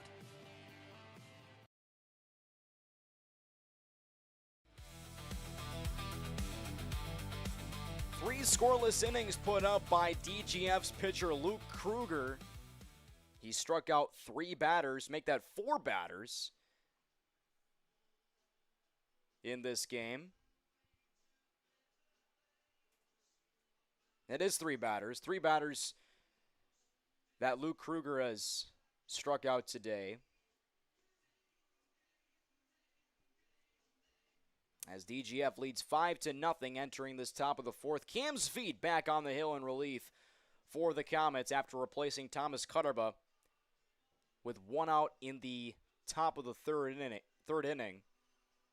That was where DGF did most of their damage. An RBI single followed by a bases loaded walk, and then a sac fly by Alex Anderson to end the scoring. But it has been all DGF through 3 innings of work. In the bottom of the third, Madden Dorr struck out swinging. Reese Evenson popped out to the catcher, Drew Martin. And then Tucker Kozin grounded out to short to end the inning. So offense, it's been a little hard to come by for these Comets. Pitching hasn't really necessarily been bad. Only 2 hits given up. Here's a high fly ball, shallow left field, and the catch is made for out number 1.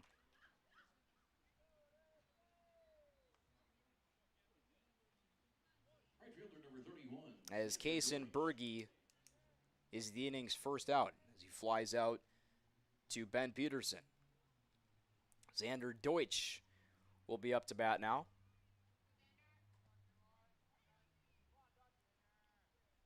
Cam Sveet out of the stretch and the pitch. Deutsch showed bunt for a split second, and then he pulled back.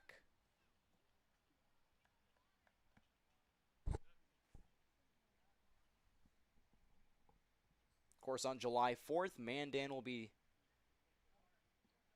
taking on the Bismarck A's at 2 p.m. Mike Goyne has the call for that doubleheader.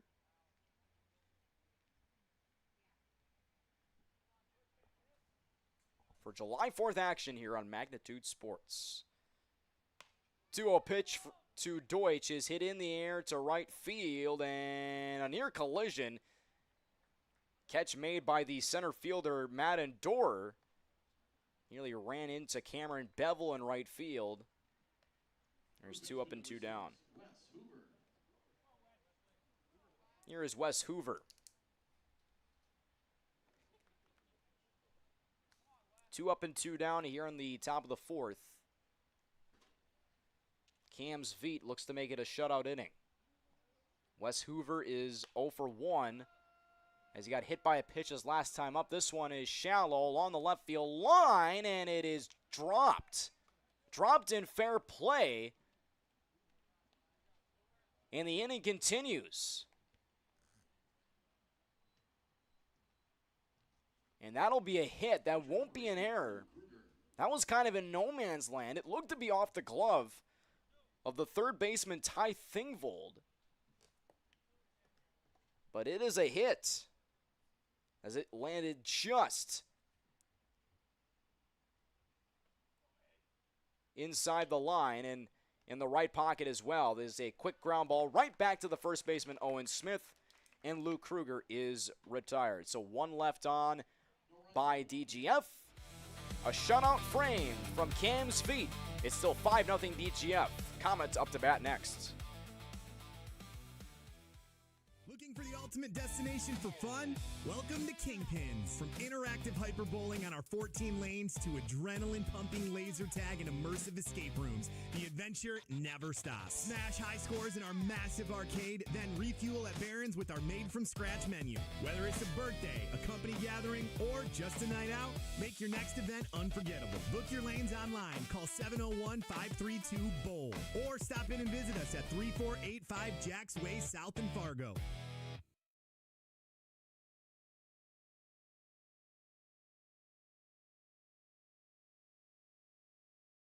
Hungry? Get to Vic's for Hamburger Happy Hour. Monday through Friday from 4 to 7 p.m. Get a delicious burger and fries for just $6.50. The kitchen is always cooking at Vic's. We serve up breakfast every day from 9 a.m. to noon, and we're open 365 days a year from 9 a.m. all the way until 2 a.m. Plus, catch regular happy hour every Thursday from 9 a.m. to 7 p.m. and join us for bingo 5 days a week. Come hungry to Vic's, located at 1608 Main Avenue Southeast in Moorhead.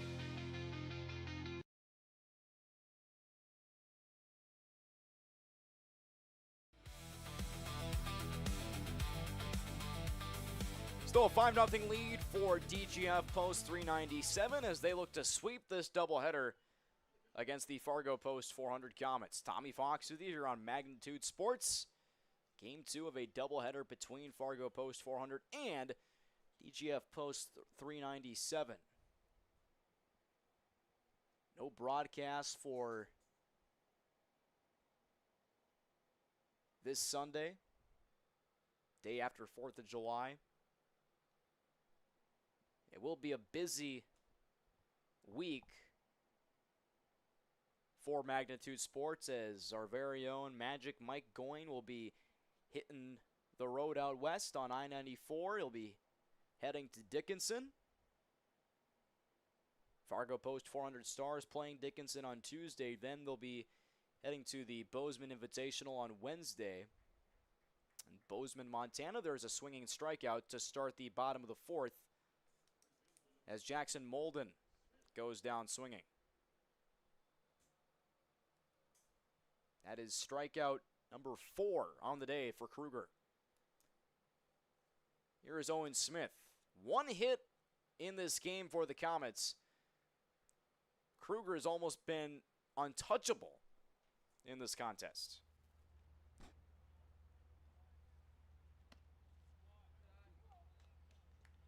Counts now 2-0.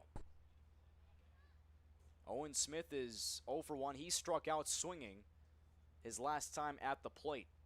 He muscles one in the air to deep right field. This one has some sound, and it is gone for a home run. Owen Smith will touch them all, and the Comets are on the board.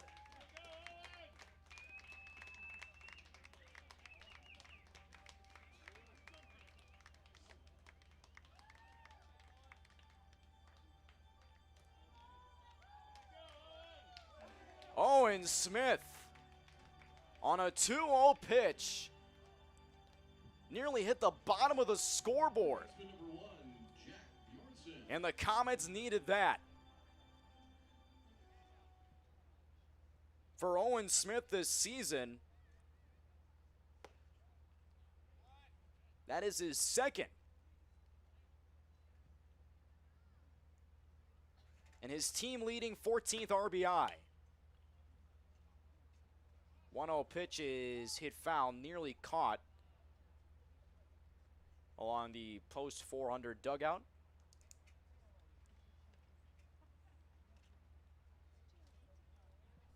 Ty Thingvold at the plate. Here's a line drive into left center field. That's going to get down for a base hit. Back-to-back hits by the Comets.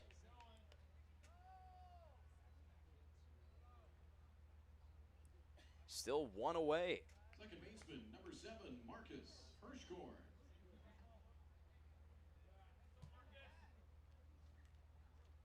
Here's Marcus Hirschgorn. He flew out to left. He had an extra base hit taken away on a brilliant diving catch by Brad Serreris.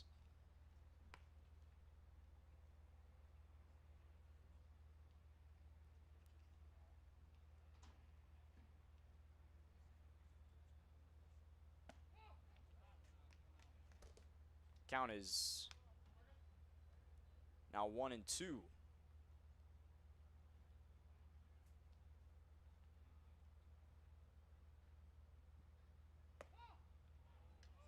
With that pitch.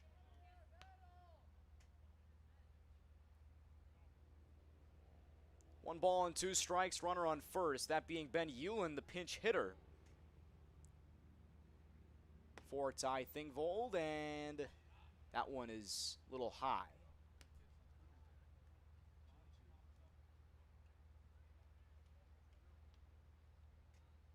See if the Comets can start to chip more at this previously a 5-run deficit. It's been cut to 4 on the solo home run by Owen Smith.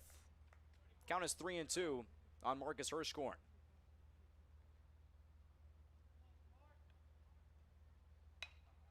Grounded to short, a slow roller. They won't get the runner at second.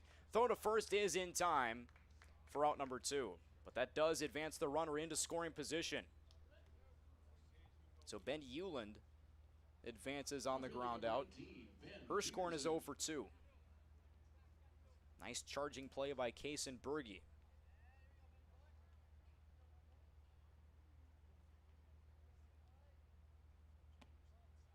First pitch of the at-bat to Ben Peterson is down and low. He had one of the 3 hits in this game. Comets have 1 run on 3 hits. There's a ground ball past everybody into left field for another hit. Peterson's 2 for 2, and Hewlin's going to come in and score. It's a 5-2 game on an RBI single by Ben Peterson. How about that swing by Big Ben?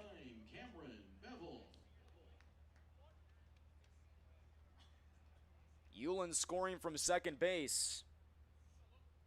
2 unanswered runs by the Comets, and now they're starting to find their footing.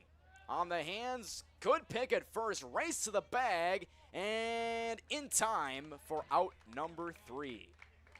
Nice job by Wes Hoover, beating Cameron Bevel to the bag, so he is retired. 1 left on base, but 2 runs scored by the Comets. They're on the board. It started with a solo home run by Owen Smith, and then an RBI single by Ben Peterson. Top of the 5th is next on Magnitude Sports. Century Builders, integrity isn't just a word, it's how we do business.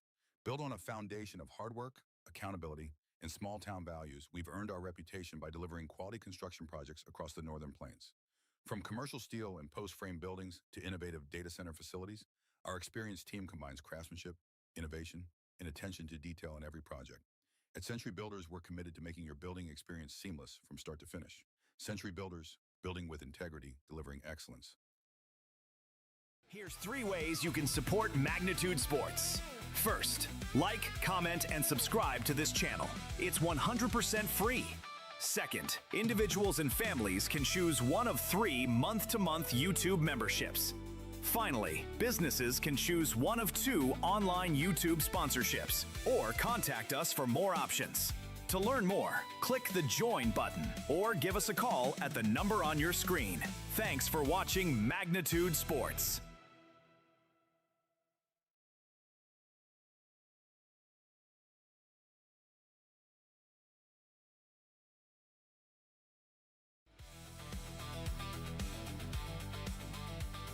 Well, the Comets have finally broken through here in this game after being shut out through the first 3 innings of work from left-hander Luke Kruger. 2 runs scored in the bottom of the 4th. A solo home run by Owen Smith, his 2nd of the season. And then an RBI single by Ben Peterson, who's 2 for 2 in this game. And the Comets only find themselves down by 3. So like we said, they're starting to chip away a little bit, and there's still a lot of time to do so. Tommy Fox with you here on Magnitude Sports from Starion Bank Field. DGF Post 397 and Fargo Post 400. The Comets fell just short in Game 1.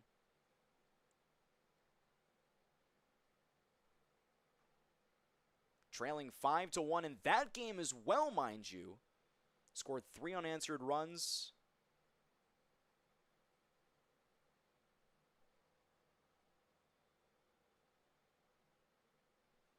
Came down to a ground out to short. Resulted in a base running error by Thomas Cutterba.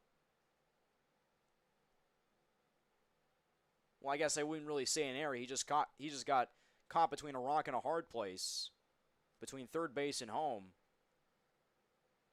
And the game ended on a 6-2 double play.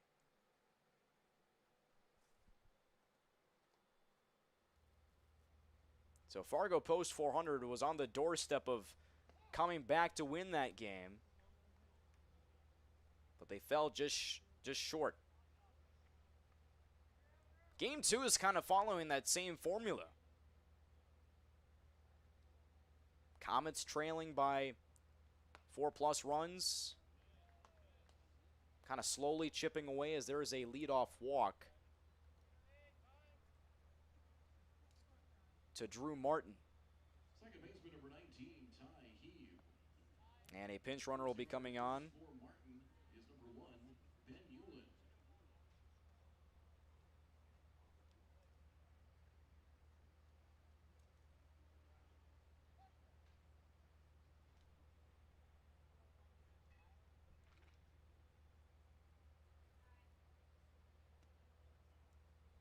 At the plate now is Ty Heeb. Ben Euland is the pinch runner in this inning. In the bottom of the 4th, I had Ben Euland as the pinch runner for Fargo Post 400. It was Jack Bjornsson. There's a hit batsman. Puts 2 runners on. Left fielder number 23, Brad Serreras.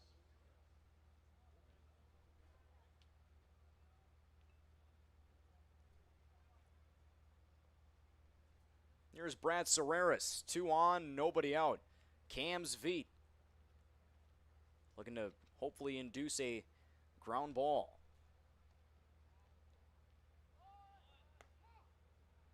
Batter shows bunt. It's 0-1.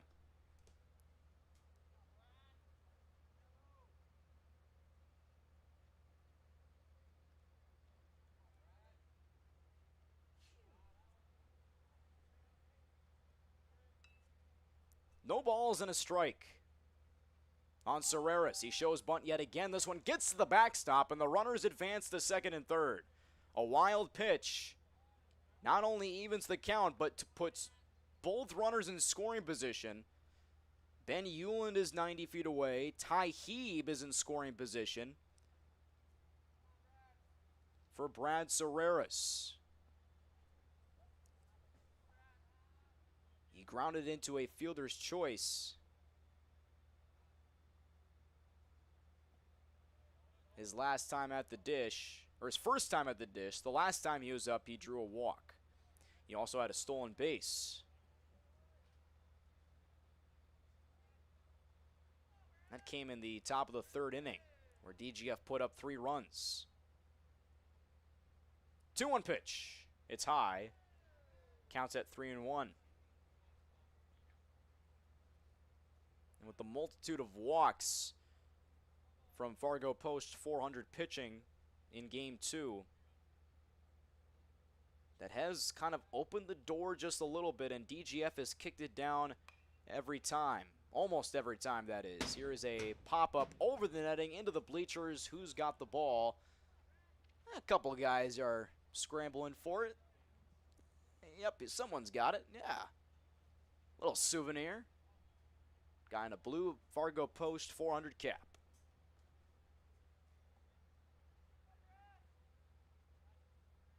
Not too many people in the bleachers below us. They're kind of scattered around Starion Bank Field. Payoff pitch leads to a walk that loads the bases. I would not be surprised if there's another mound visit.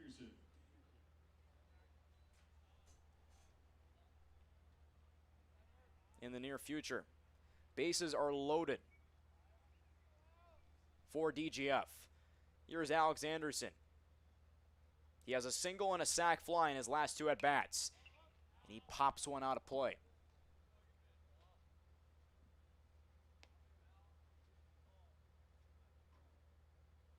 Camden Schreiber's on deck. Kaysen Berge is in the hole. Anderson, as I mentioned, had a base hit and a sac fly in this game. He started the game with a walk. 0-1 pitch from Sveet. This one nearly hits him in the helmet. Tried going for that curveball on the inside corner, but it's 1-1. Cam Sveet will be out of the stretch. Bases loaded. Corner's playing in. The pitch is launched down the left field line, but foul. 1-2 as Anderson just tore the cover off that baseball. My goodness. If he wasn't as early as he was on that swing, that probably did have the distance to get out for a grand slam. 1-2 pitch. He does it again. Line drive down the left field line. Another foul ball. That one certainly had the distance. Nearly went into one of those apartment complexes just past the trees in left field. Could you imagine, if you're kind of out in your backyard, maybe cooking on the grill on this warm day, and then you turn around and then there's a ball right at your feet. It's like, where did that come from? 1-2 pitch from Sveet. High. It's now 2-2. And I did mention this earlier with the humid conditions that there are, and kind of the warmth in the air, that's going to allow the ball to travel more. Another 2-strike pitch incoming from Cam Sveet. This one's low. It's 3-2. Good patient at bat so far from Anderson. 4th at bat of the game for Anderson. Each hitter in the batting order for DGF has batted 3 times. Here's a ground ball through the left side, a base hit. This is going to bring home 2 runs, and Alex Anderson delivers a 2-run single, and it's 7-2 DGF. What an at-bat from Alex Anderson. Brought the count full, and he pulls one to the left side to plate on 2 runs here in the 5th inning for Post 397.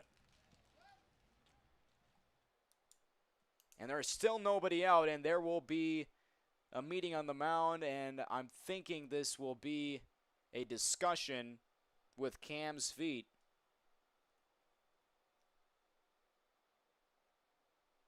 Now, I said this earlier. There's probably going to be a mound visit in the near future. And this is just a discussion. So we will hit the resume button with Camden Schreiber at the dish after the 2-run single by Alex Anderson. So Brad Serreris at second, Anderson at first, Schreiber at the plate, and Zveet the pitch. Misses low.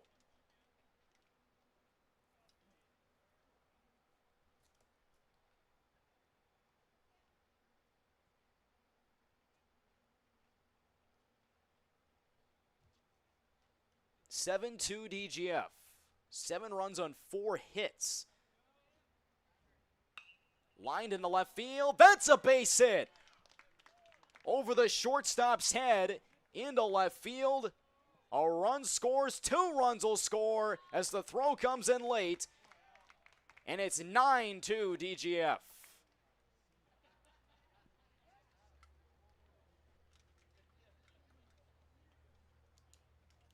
That'll be an RBI single as the throw goes home.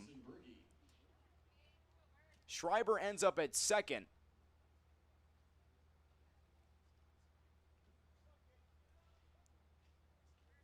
Serreris scores from second. And Anderson able to score from first base. Here's a fly ball into left center field. This ball is going to be caught on the run. And finally, the first out of the inning for the Comets. Catch made in center by Madden Dorer. Right fielder number 31, Xander Deutsch. Here's Xander Deutsch as Kaysen Berge flies out for the second time.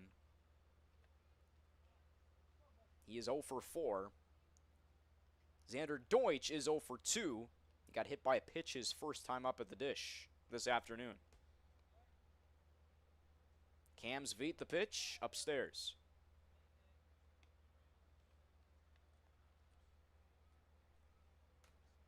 Some sunshine peeking through the clouds.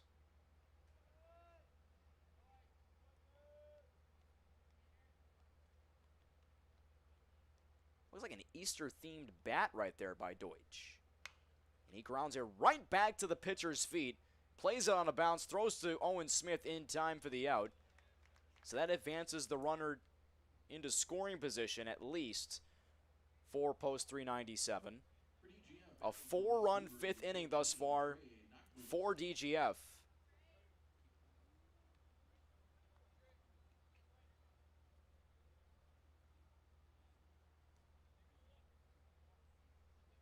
And now a pinch hitter for Wes Hoover.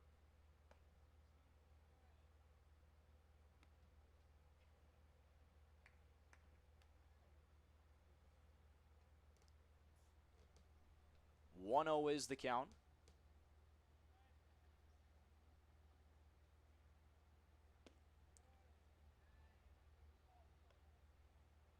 Count is now 2-0.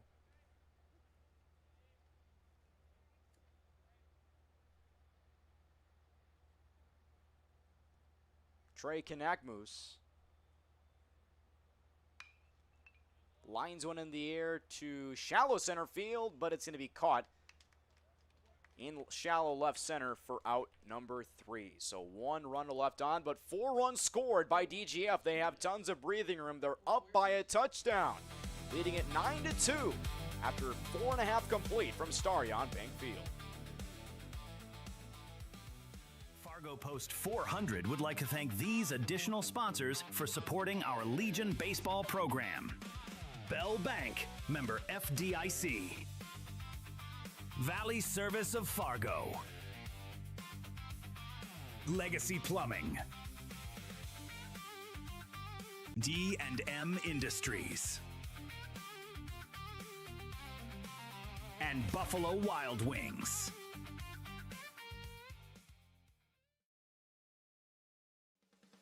Gather up the sports and fitness gear you aren't using anymore and sell it to Play It Again Sports. We will review your gear and choose what we purchase based on condition, brand, and store demand. We will then pay you on the spot, or you can receive additional incentive if you trade towards used or new products in the store.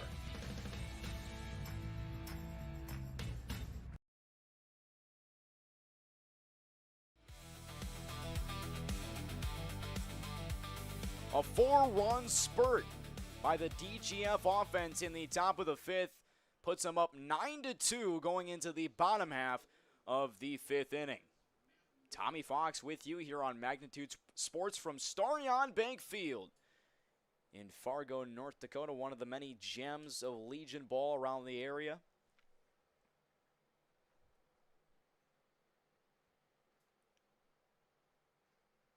Beautiful day wind-wise. 1-0 pitch on the hands, a little can of corn at second for out number 1 as Madden Dorr is the inning's first out. Here's Reese Evenson coming up now. He's 0 for 2. Dorr is 0 for 2 as well after that pop-out. A little soft line drive to second base, where it was caught by Ty Heeb. Evenson watches one go outside.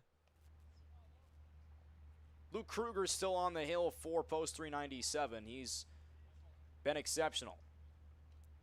Only given up 2 runs on 4 hits. One of those runs was a solo shot by Owen Smith in the bottom of the 4th that got this scoring started for the Comets. And then later in that same inning, Ben Peterson drove in a run on an RBI single. 2-0 pitches hit high in the air. This will stay in the park. And it's caught. Oh, what a nice catch that was by Kaysen Berge. Going in the opposite direction of where the ball was. Kind of had to extend his glove hand out, and he made the grab. 2 up and 2 down here in this 5th inning. What is it with these DGF fielders of making plays, like major league type plays for the second out of the inning? I think that's happened 3 times or so here in this contest. Jackson Molden up now. He's 0 for 2. He struck out swinging his last time up. He's behind in the count now 1-2. Kruger is a fast worker. Once the batter said, he's right back to work. And he gets him to ground out to third. Picked cleanly on the run. Throw to first. The stretch in time. 1-2-3 go the Comets in order. 5-3 on the putout. Again, 1-2-3 go the Comets in the bottom of the 5th. They still trail 9-2. Top of the 6th is around the corner. Just off 52nd Avenue South in Prairie Grove is your neighborhood South Fargo spot, Frank's Lounge. Frank's Lounge offers a fun, comfortable atmosphere and daily food specials you can view right as you walk in. Kristen says, Love Frank's, our go-to place when we have company get-togethers, and always get the best service. We would definitely recommend. We love Frank's Lounge. Frank's Lounge is open daily, and kids, when accompanied by an adult, are welcome all day, Sunday through Tuesday, and until 3:30 p.m. the rest of the week. Don't forget to take home a Frank's Lounge t-shirt or hat. Frank's Lounge, 2640 52nd Avenue South in Fargo. Stop in tonight. Hi, this is Mike from Magnitude Sports. I'd like you to do me a favor if you would. Subscribe to this channel right here, Dakota Fins and Feathers Outdoors. The channel is owned by a family I've known for over 2 decades and features some sports stars from previous Magnitude Sports broadcasts. So if you're the type of guy that likes fishing, hunting, dogs, you can get all that and more right here on the Dakota Fins and Feathers YouTube channel. You can also find them on social media, on Instagram, TikTok, Facebook. It's educational, it's captivating, it's fun. It's Dakota Fins and Feathers Outdoors. Subscribe today.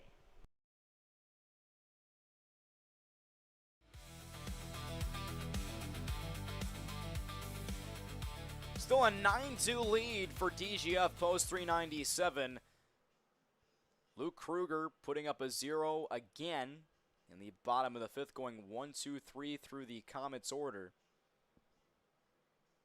As Cam's feet is back on the hill for Fargo Post 400. Want to thank our sponsors, as always, for Fargo Post 400 baseball here in 2026.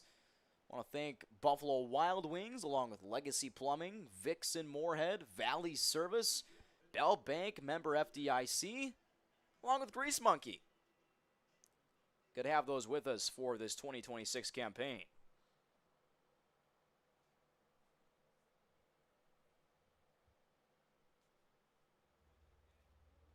Turning out to be a beautiful afternoon here in Fargo. Sun peeking out a little bit more as the clouds roll on through the Red River Valley.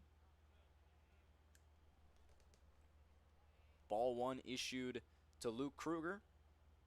Orange and blue bat wiggling above his left shoulder, and he takes another ball. It's 2-0. I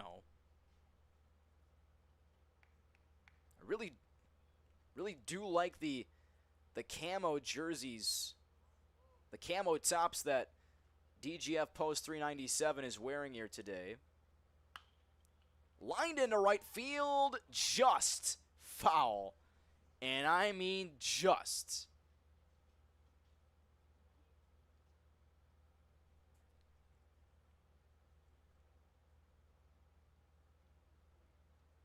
About the length of your pinky toe. That is how much that ball missed from being fair. Just some hard contact by these DGF hitters today. And not just in this game, but game one as well. Count is 3-1.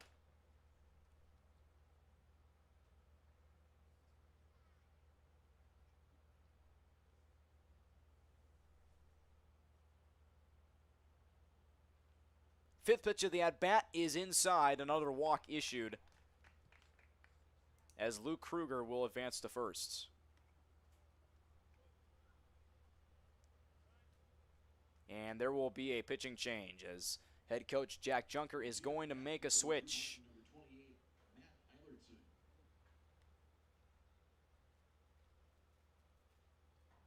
So this meeting with Cam Zveet will probably be the last. Unless they keep Zveet in. And that's going to be the case, so they will not make a move. They will keep Zveet out there.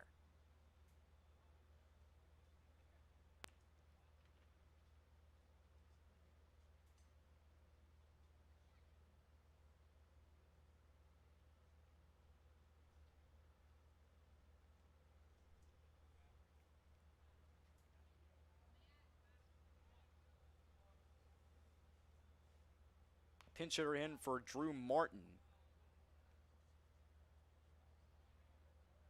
Matt Eilemson.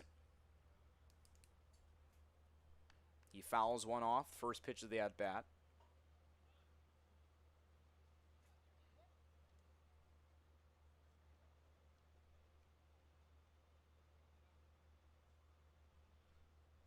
Oh, 1 pitch to Matt Eilemson. He's out in front of a 0-1 pitch, and it's 0-2. Good pitch from Zveet. DGF has been hard to strike out here in this game as well.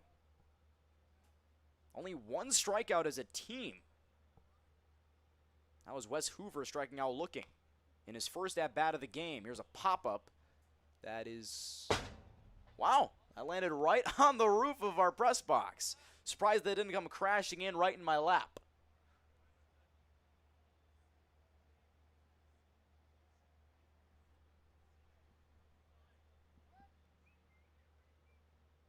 I would imagine insurance isn't an issue. I'd like to know how many dents are in the top of the canopy and the roof here at Starion. Because they have taken a lot of foul balls over the course of time. Seems to be a commonplace. I mean, just in general, 0-2 pitch misses inside, an easy stolen base.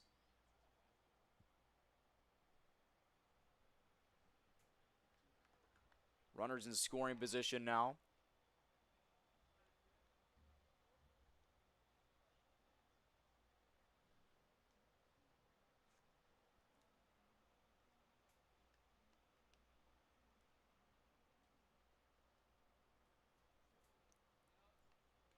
Top of the 6th, 1-2 pitch is lined into left field. That's a base hit. Matt Eilemson on a 1-2 pitch drives in a run. It's 10-2 DGF. Coming in to score from second is Isaac Laren, the pinch runner, for pitcher Luke Kruger. Third baseman number 27, Jack Seidler. It is a 10-2 ball game. 5 unanswered runs by DGF. A good at bat from Matt Eilemson, the pinch hitter.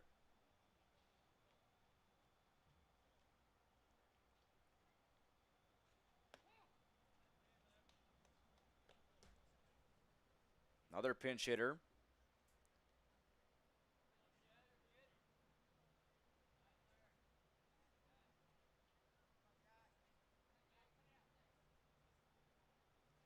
For DGF,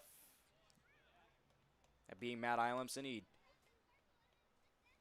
drives in the game's 10th run. In total, the 12th run of the contest.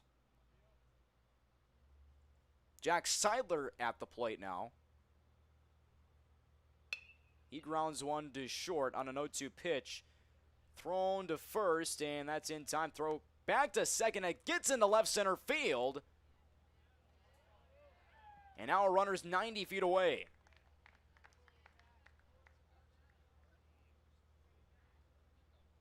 Left fielder number 23, Brad Serreris.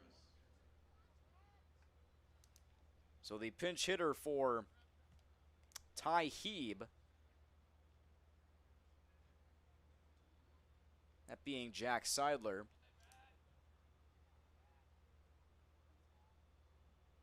grounds into a 6-3 put up, popped up on the infield. It's caught for out number 2. Brad Serreris is retired.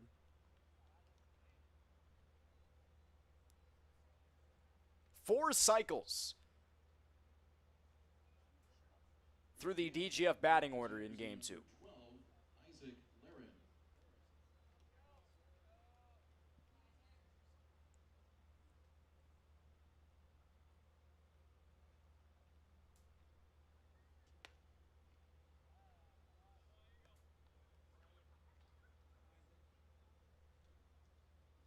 Here's Isaac Laren.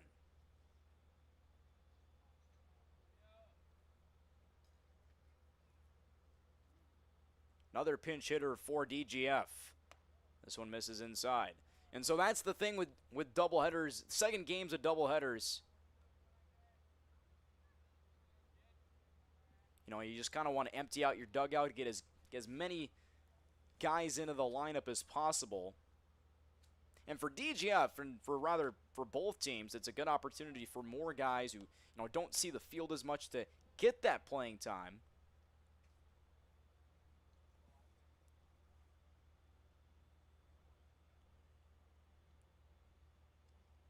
The 3-0 pitch misses, and that's a 4-pitch walk.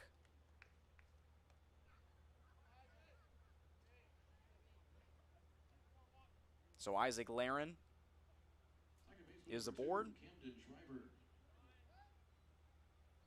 here in the 6th inning. A 4-pitch walk to put runners at the corners, and that is going to do it for Cam's V. Jack Junker has seen enough. There will be a pitching change. We'll step aside, runners at the corners, as DGF putting the hammer down in Game 2 of this doubleheader on Magnitude Sports. Back in a moment. Good sportsmanship. It will carry you further in life than sports. Growing up in North Dakota, I learned to respect my opponents, the coaches, and the officials.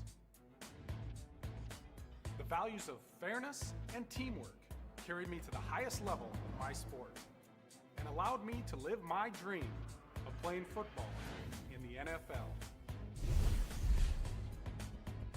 It doesn't matter if you're on the stage, the playing field, or in the stands. We are all better when we show respect for others and practice good sportsmanship. Carry yourself with dignity. Being gracious makes the losses easier and the victories that much sweeter. So when the lights on the playing field, the stage, or the gym floor dim, you'll always have pride in yourself.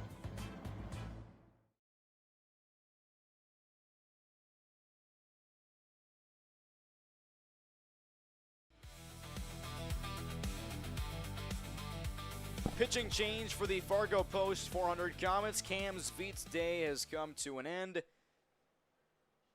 as DGF leads 10-2 here in the top of the sixth. 2 runners on with 2 gone. DGF looking to do more damage here in Game 2 of this doubleheader. Cam Zveet goes 4 1/3 innings in relief. He replaced Thomas Cutterba, who started the game, or I guess in this instance you can argue as an opener, but regardless, Cam Zveet's day has come to a close.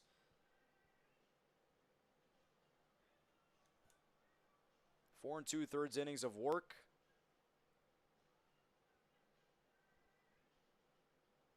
As he gives up, or check that, excuse me, 3 1/3 innings. It is 3 1/3 innings pitched by Zveet. He gave up 4 hits, 5 runs, all of them earned, and he gave up 5 walks. And on the mound now for the Fargo Post 400 Comets,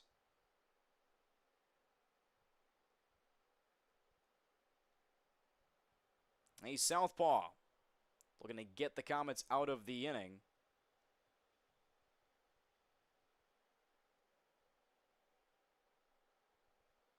As it's Grant Goddard. Lefty on the mound. 2-0 pitch gets to the backstop. This will get a run in, possibly, and it will. A wild pitch leads to a run. It's 11-2 DGF. And it's also a stolen base. Would have been a stolen base either way.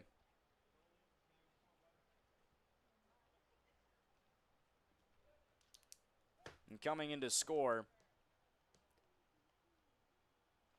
is Matt Eilemson on that wild pitch. And Isaac Laren will be at second base. So Grant Goddard facing Camden Schreiber.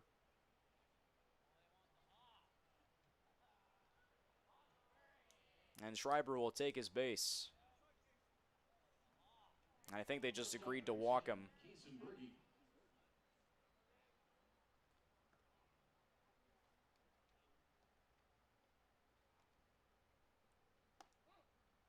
Here's Kaysen Berge. He takes a strike. Still 2 outs here in this top half of the sixth. Grant Goddard just looking to get the Comets out of this inning. Line drive in the air to center field. This is hit fairly well. Backpedaling and making the catch is Matt Endorer for out number 3. So 2 runners left on, but the damage is done. It is an 11-2 lead for DGF. Bottom of the sixth is around the corner. Comets up to bat next on Magnitude Sports. When it's time for an oil change, you want service that's fast and trustworthy. Grease Monkey's certified technicians get you in and out in about 15 minutes, plus a complimentary 16-point safety check. No pressure, no surprises, just honest, manufacturer-recommended service. While we work, step out of the heat and relax in our air-conditioned lobby with a cold refreshment. Visit your local Grease Monkey for a quick, professional oil change you can feel good about.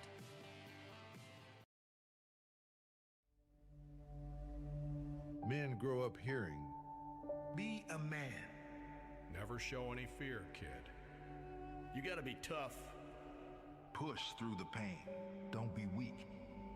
Man, it's time to change the narrative. Our mental health is just as important as our physical health. Let it out. It's okay to feel. Speak up, because the life you save could be your own.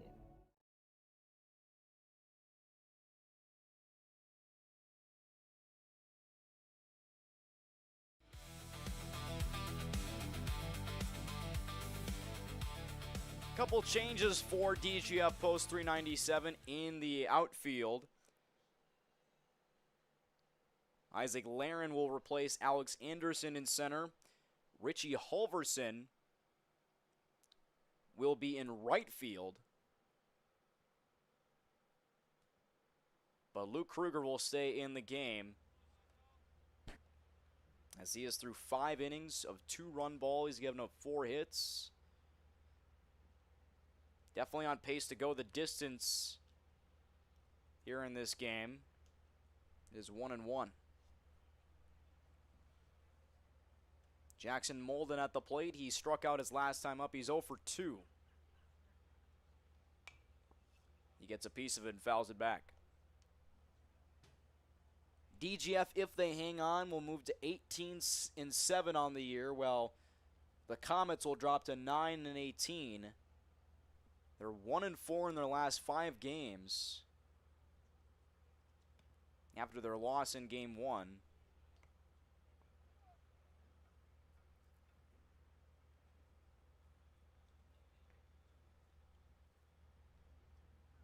Owen Smith on deck. He had a solo home run back in the 4th inning. That was a 2-run 4th inning by the Comets. Their only runs of the game.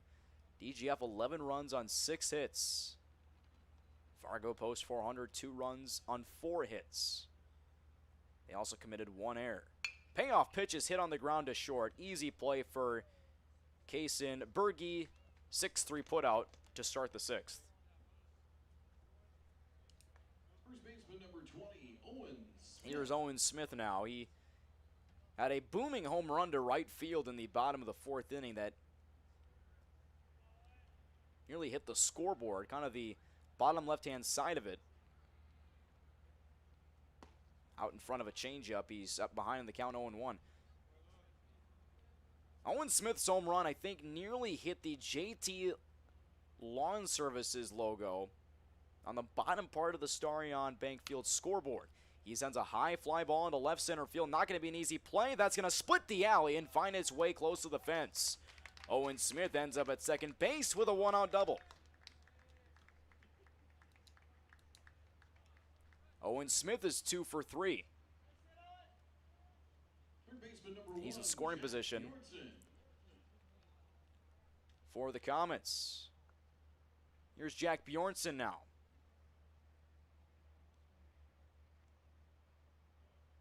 Bjornson had a single. That was after the home run by Smith back in the 4th. He fouls one into the netting for strike 1. He was a pinch hitter for Ty Thingvold. This is Bjornson's second at-bat of the game. Kruger steps off the rubber, now goes back on. Out of the stretch. Owen Smith, slight lead at second. The pitch is a ball. Want to thank Century Builders, Play It Again Sports, Doolittle's Woodfire Grill, along with Legacy Plumbing.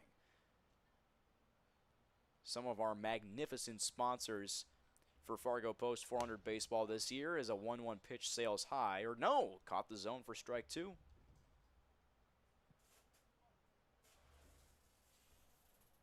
One and 2 to count now on Bjornson. He gets a piece of it, but it's gonna be a hit. That stayed in play. Looked like it was gonna go foul, but it didn't. So an infield single by Jack Bjornson.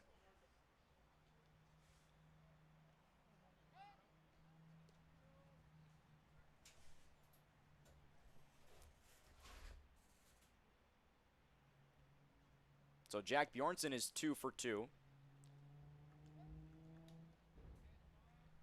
And now Marcus Hirschhorn at the dish. We'll see if the Comets can put up some insurance here. Down big late.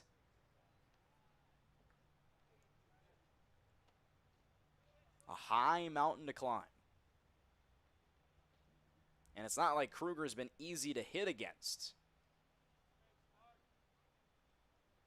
1-0 pitch, sales high, it's 2-0. Hirschhorn is 0 for 2. He flew out to left, and he grounded out to short.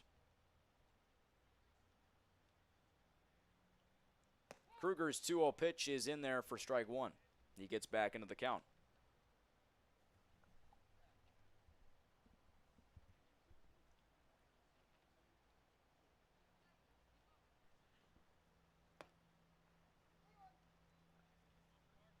Count's now 3-1. In a moment, we'll take a look at the Magnitude Sports broadcast schedule for the foreseeable future. Here's the 3-1, and that sails high, and that loads the bases. So the Comets have a chance to chip away in a big way.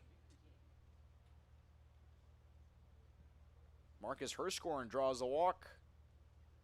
Here's Ben Peterson. He drove in the Comets' second RBI of the game back in the fourth. Into right field. That ball's going to drop in for a base hit. The runners go station to station. How about the day for Ben Peterson? Back-to-back RBI singles. It's 11-3. And the bases remain loaded. Right fielder number 9, Cameron Bevel.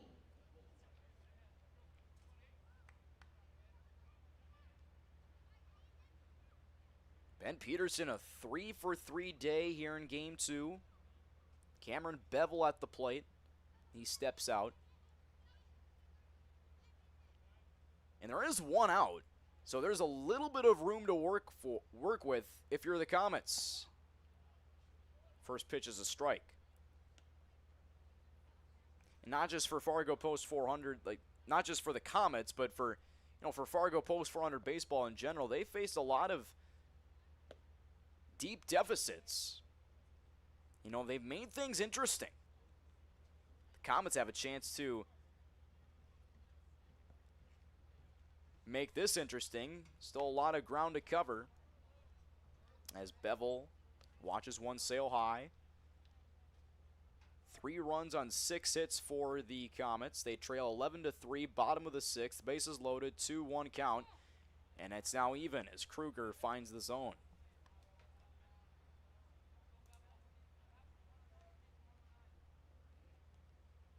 Two and 2 to count. Bevel waits, and he swings and misses for strike 3. A big-time strikeout for Luke Kruger. Center fielder number 6, Matt Dorr. As there's now 2 gone with the bases full. And Matt Dorr is up. He's 0 for 2. Dorr watches one on the outside.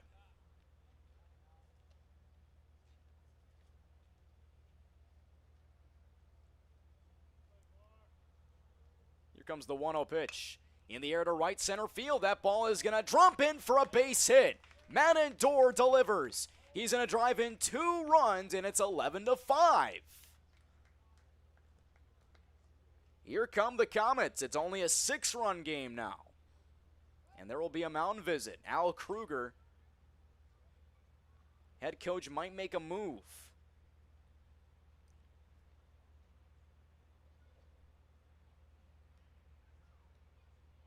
This could also just be a discussion as well. A 3-run 6th inning. Matt Dorr is 1 for 3. Just drove in 2 runs, driving in Jack Bjornson and Marcus Hirschhorn. Ben Peterson advances to second. He's in scoring position. Now it's 5 runs on 7 hits.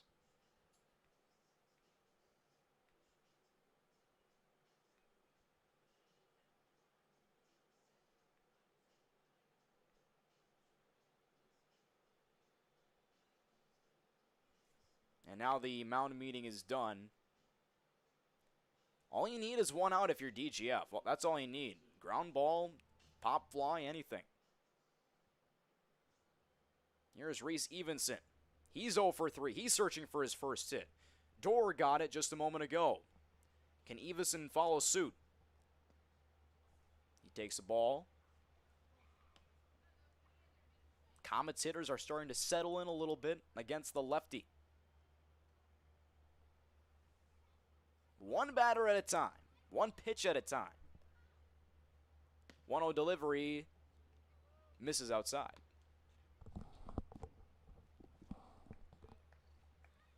And there's still 1 whole inning to go.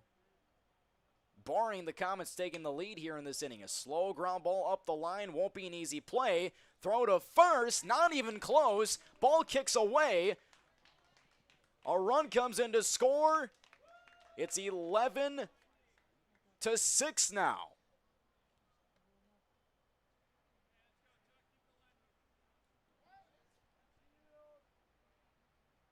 Designated hitter number 15, Tucker Kozin. So that'll be a hit plus an error.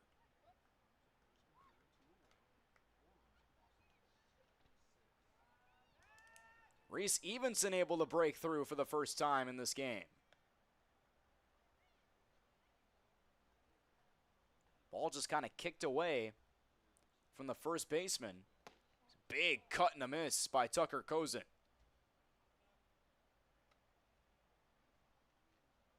So Peterson able to score on the throwing error. Matt Endor 90 feet away.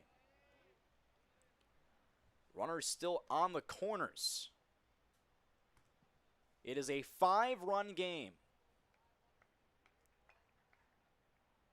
Fargo Post 400 gaining some ground. Runner takes off, no throw. It's 1-2. Stolen base for Reese Evenson. And now you have 2 runners in scoring position. So a base hit could possibly plate in 2 runs, and then you're only down by 3. Kruger's 1-2. Hit high in the air to left field, but it's going to stay in the park. And the catch is made by Isaac Laren for out number 3. So 2 runners left on base, but the Comets put up 4 runs. They're not done yet. They trail 11-6. We head to the top of the 7th next on Magnitude Sports. Doolittle's Wood-Fire Grill is an experience that ignites your senses, featuring wood-fired rotisserie cooking. Grilling meat over an open flame creates that savory wood-roasted flavor, while the rotisserie rotation results in juicy and succulent meats. Doolittle's even has an outdoor fire pit that creates a relaxing setting to wine and dine for any occasion. Visit DoolittlesRestaurants.com for a full menu or to make a reservation. Doolittle's Wood-Fire Grill, 2112 25th Street South in Fargo, or call ahead at 701-478-2200. Century Builders' integrity isn't just a word, it's how we do business. Built on a foundation of hard work, accountability, and small-town values, we've earned our reputation by delivering quality construction projects across the Northern Plains. From commercial steel and post-frame buildings to innovative data center facilities, our experienced team combines craftsmanship, innovation, and attention to detail in every project. At Century Builders, we're committed to making your building experience seamless from start to finish. Century Builders, building with integrity, delivering excellence.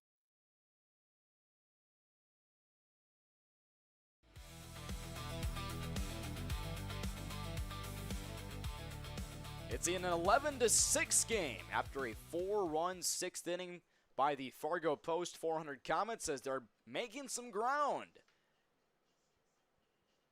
With Grant Goddard back on the hill in relief. Tommy Fox with you here on Magnitude Sports from Starion Bank Field in Fargo, North Dakota. Game 2 of a doubleheader between these two clubs. DGF took game 1 5-4. And the Comets looking to pull even in this doubleheader, looking to split the pair before the 4th of July weekend.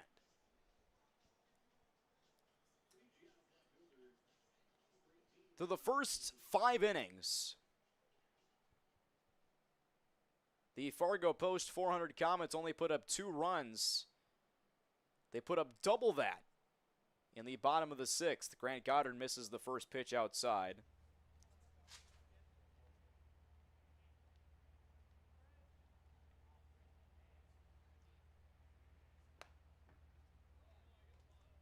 It's now 2-0.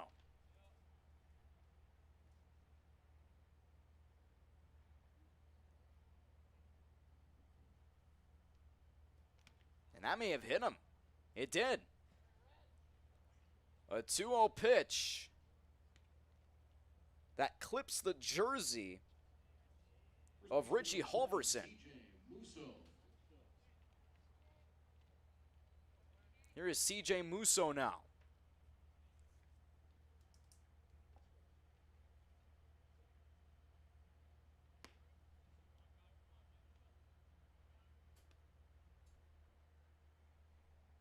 CJ Musso pinch hitting. A lot more pinch hitters late in this game for DGF. Musso fouls it back into the netting. It's an even count.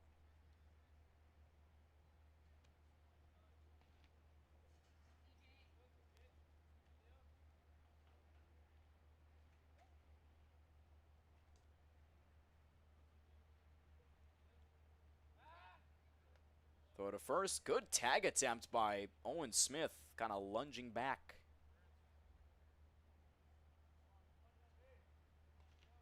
Goddard from the set. And the 1-1 pitch. Hit hard on the ground, should be 2. To second for 1, on to first, and it's a double play. 6-4-3 twin killing. 2 up and 2 down here in the 7th.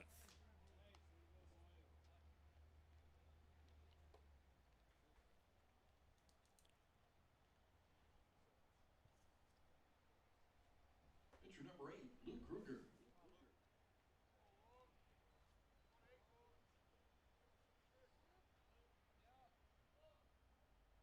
Nice play at short by Reese Evenson, setting up that 6-4-3 double play.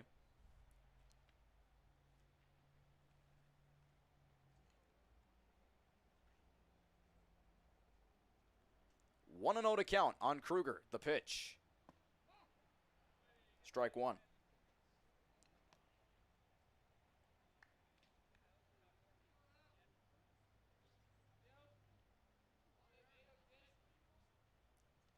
One again. Gets to the backstop. Nearly hit him.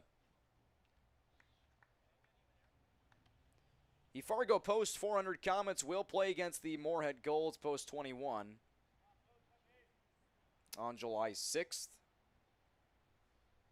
We'll take a look at the broadcast schedule in a moment. Muscled into center field. That's a base hit. Luke Kruger. His second hit of the game. And he extends the inning.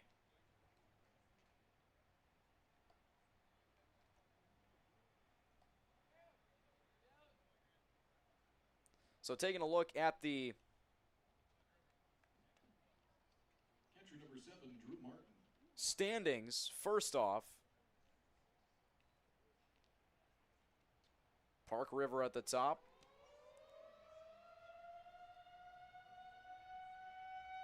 And we were told that they were testing sirens here in town, so there is no tornado warning like there was. So you heard the ambience right there, kind of loud. There is no tornado warning or any inclement weather that might impact the game.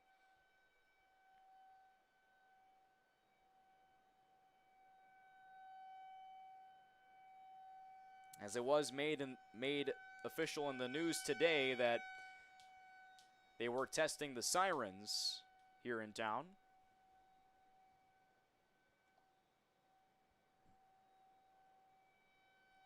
Slight lead at first. And the pitch from Goddard. Hit in the air to right field. That's falling quickly. And it's going to drop for a base hit, and it gets past the right fielder. And it's going to lead to 2 runners being in scoring position.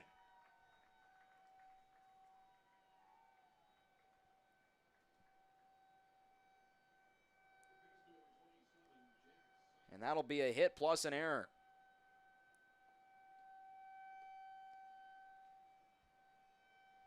Cameron Bevel went to play it, and he kind of misjudged the bounce of it, and it just went towards the right field line. Here's a big cut and a foul by Jack Seidler.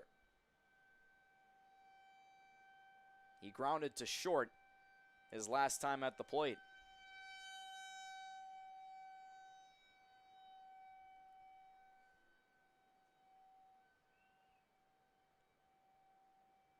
Goddard's 1-1 pitch is in there for a strike. And Fargo Post 400, 1 strike away from exiting this top half of the 7th. 2 in scoring position, 1-2. Pitch is a ball.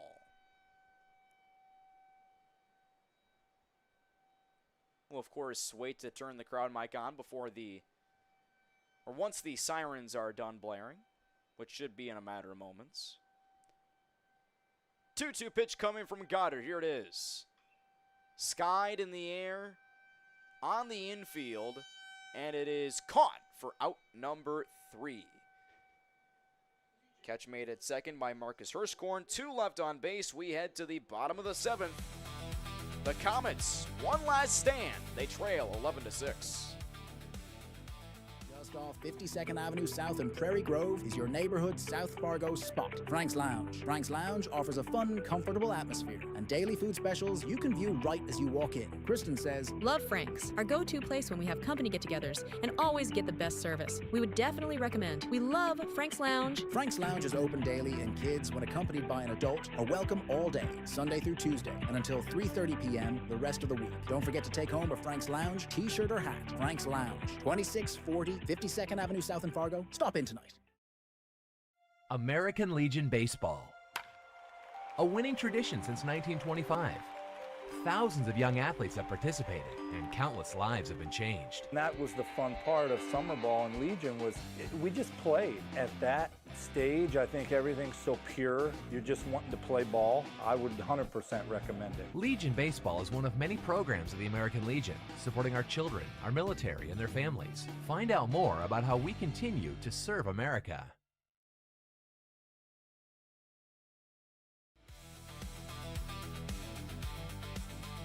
Bottom of the 7th inning here at Starion Bank Field, 11-6 DGF.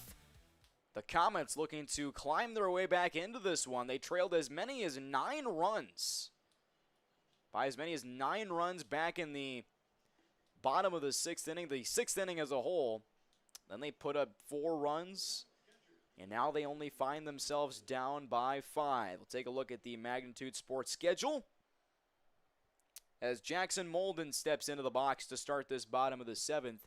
As you see the schedule right here for the weekend, all the games will be in Mandan. Of course, the Comets will play the Golds on Monday, and the Stars will play the Blues, also here at Starion Bank Field. First pitch of the inning is a ball. But check that, a strike. Pull to the left side and foul. It's now 0-2 on Molden. He's 0 for 3. He popped out, struck out, and grounded out to short. Owen Smith is waiting on deck. New pitcher for DGF. Luke Kruger's day is done, going 6 innings, giving up 6 runs on 8 hits. While striking out 5 batters, a little half swing up the right side. That's also foul. It's still 1-2.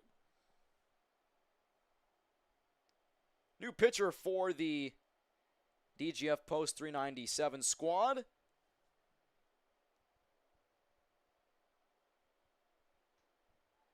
Right-handed pitcher. It's fouled off.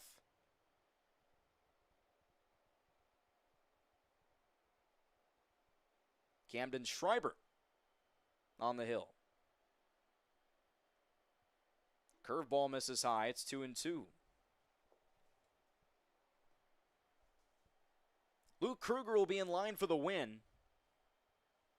Should DGF hang on? 2-2 pitch spiked in the turf to the backstop. It goes. Counts full.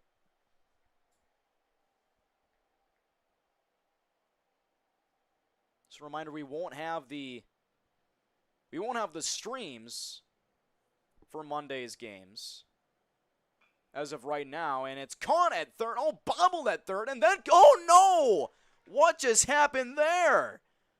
It was caught, and bobbled again at third. I don't think I've ever seen that before.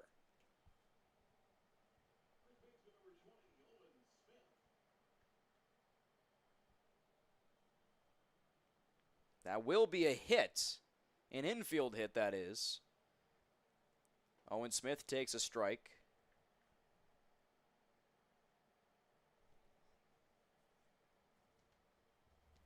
So the test sirens have quieted down. Jack Seiler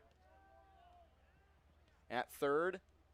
Ground ball from Smith to the right side. He's retired. He moves the runner into scoring position. There's out number 1. Yeah, but back to that play. Jack Seidler, it was in his glove. Then he kind of bobbled it again.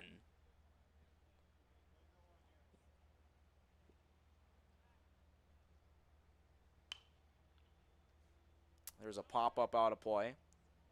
But even then, he had a smile on his face afterwards.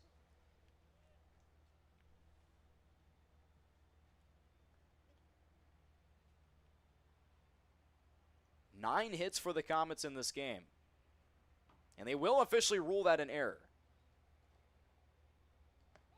So no hits. That's going to be an E5. That's what I was thinking kind of at first. They officially ruled it a hit, and then they ruled it an error. As that was a, on paper, a catchable ball, so in that instance, it's an error. This will be a 4-3 putout, as Jack Bjornsson grounds out to second, and the Comets are down to their final out. Runner 90 feet away, though, that being Jackson Molden.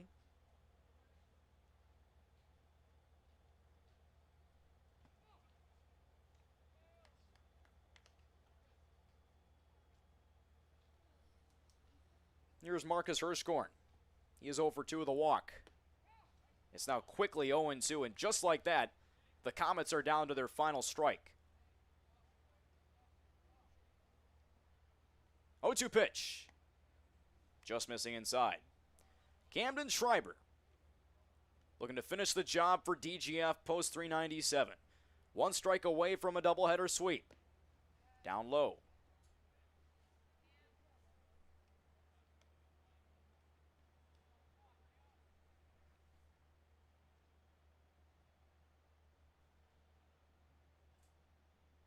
The 2-2. Line in left field, just over the head of Jackson Molden. Count is 2-2 still.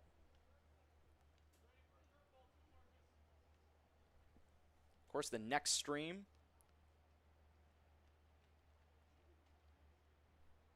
will be Saturday, July 4th. The 2-2. Outside, and it's ball 3. Comets hanging on like a bad cold, not wanting to quit just yet. The payoff from Schreiber. Inside, called, strike 3. Camden Schreiber slams the door on the Comets as DGF Post 397 wins 11-6 in Game 2 as they sweep the doubleheader here at Starion. Comets fall to 9-18 on the year. They've lost 2 straight. DGF moves to 18-7 on the season. Again, we'll take a look at the broadcast schedule here in just a minute to get everybody caught up on what's to come for Magnitude Sports for July 4th. So on Saturday, July 4th, the Mandan A's will be taking on the Bismarck Senators in Mandan, and the Bismarck Governors will also be taking on Mandan. Those are all single 9-inning games. Mike Goyne will have the call here on Magnitude Sports. Again, that'll be July 4th. So tomorrow, no streams are scheduled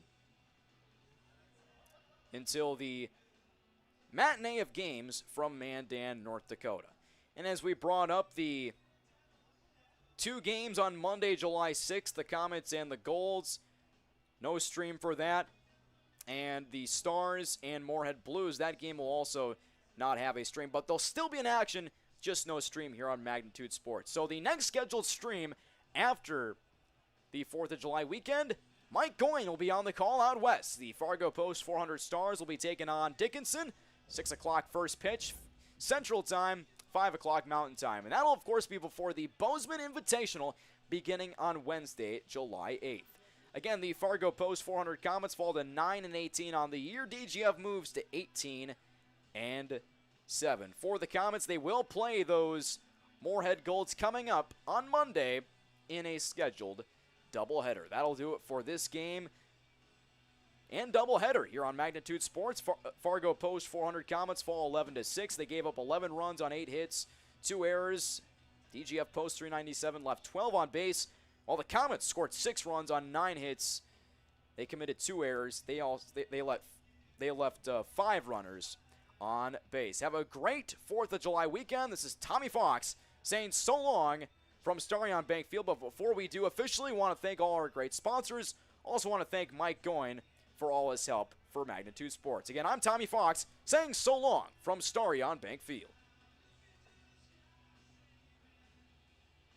The preceding has been a presentation of Magnitude Sports. Follow Magnitude Sports online by searching Magnitude TV Plus on X, Facebook, Instagram, and YouTube for broadcast updates, schedule changes, sports highlights, and much more. Thanks for watching Magnitude Sports. To support this channel, simply like, comment, and subscribe. That's how you serve, stand, and score.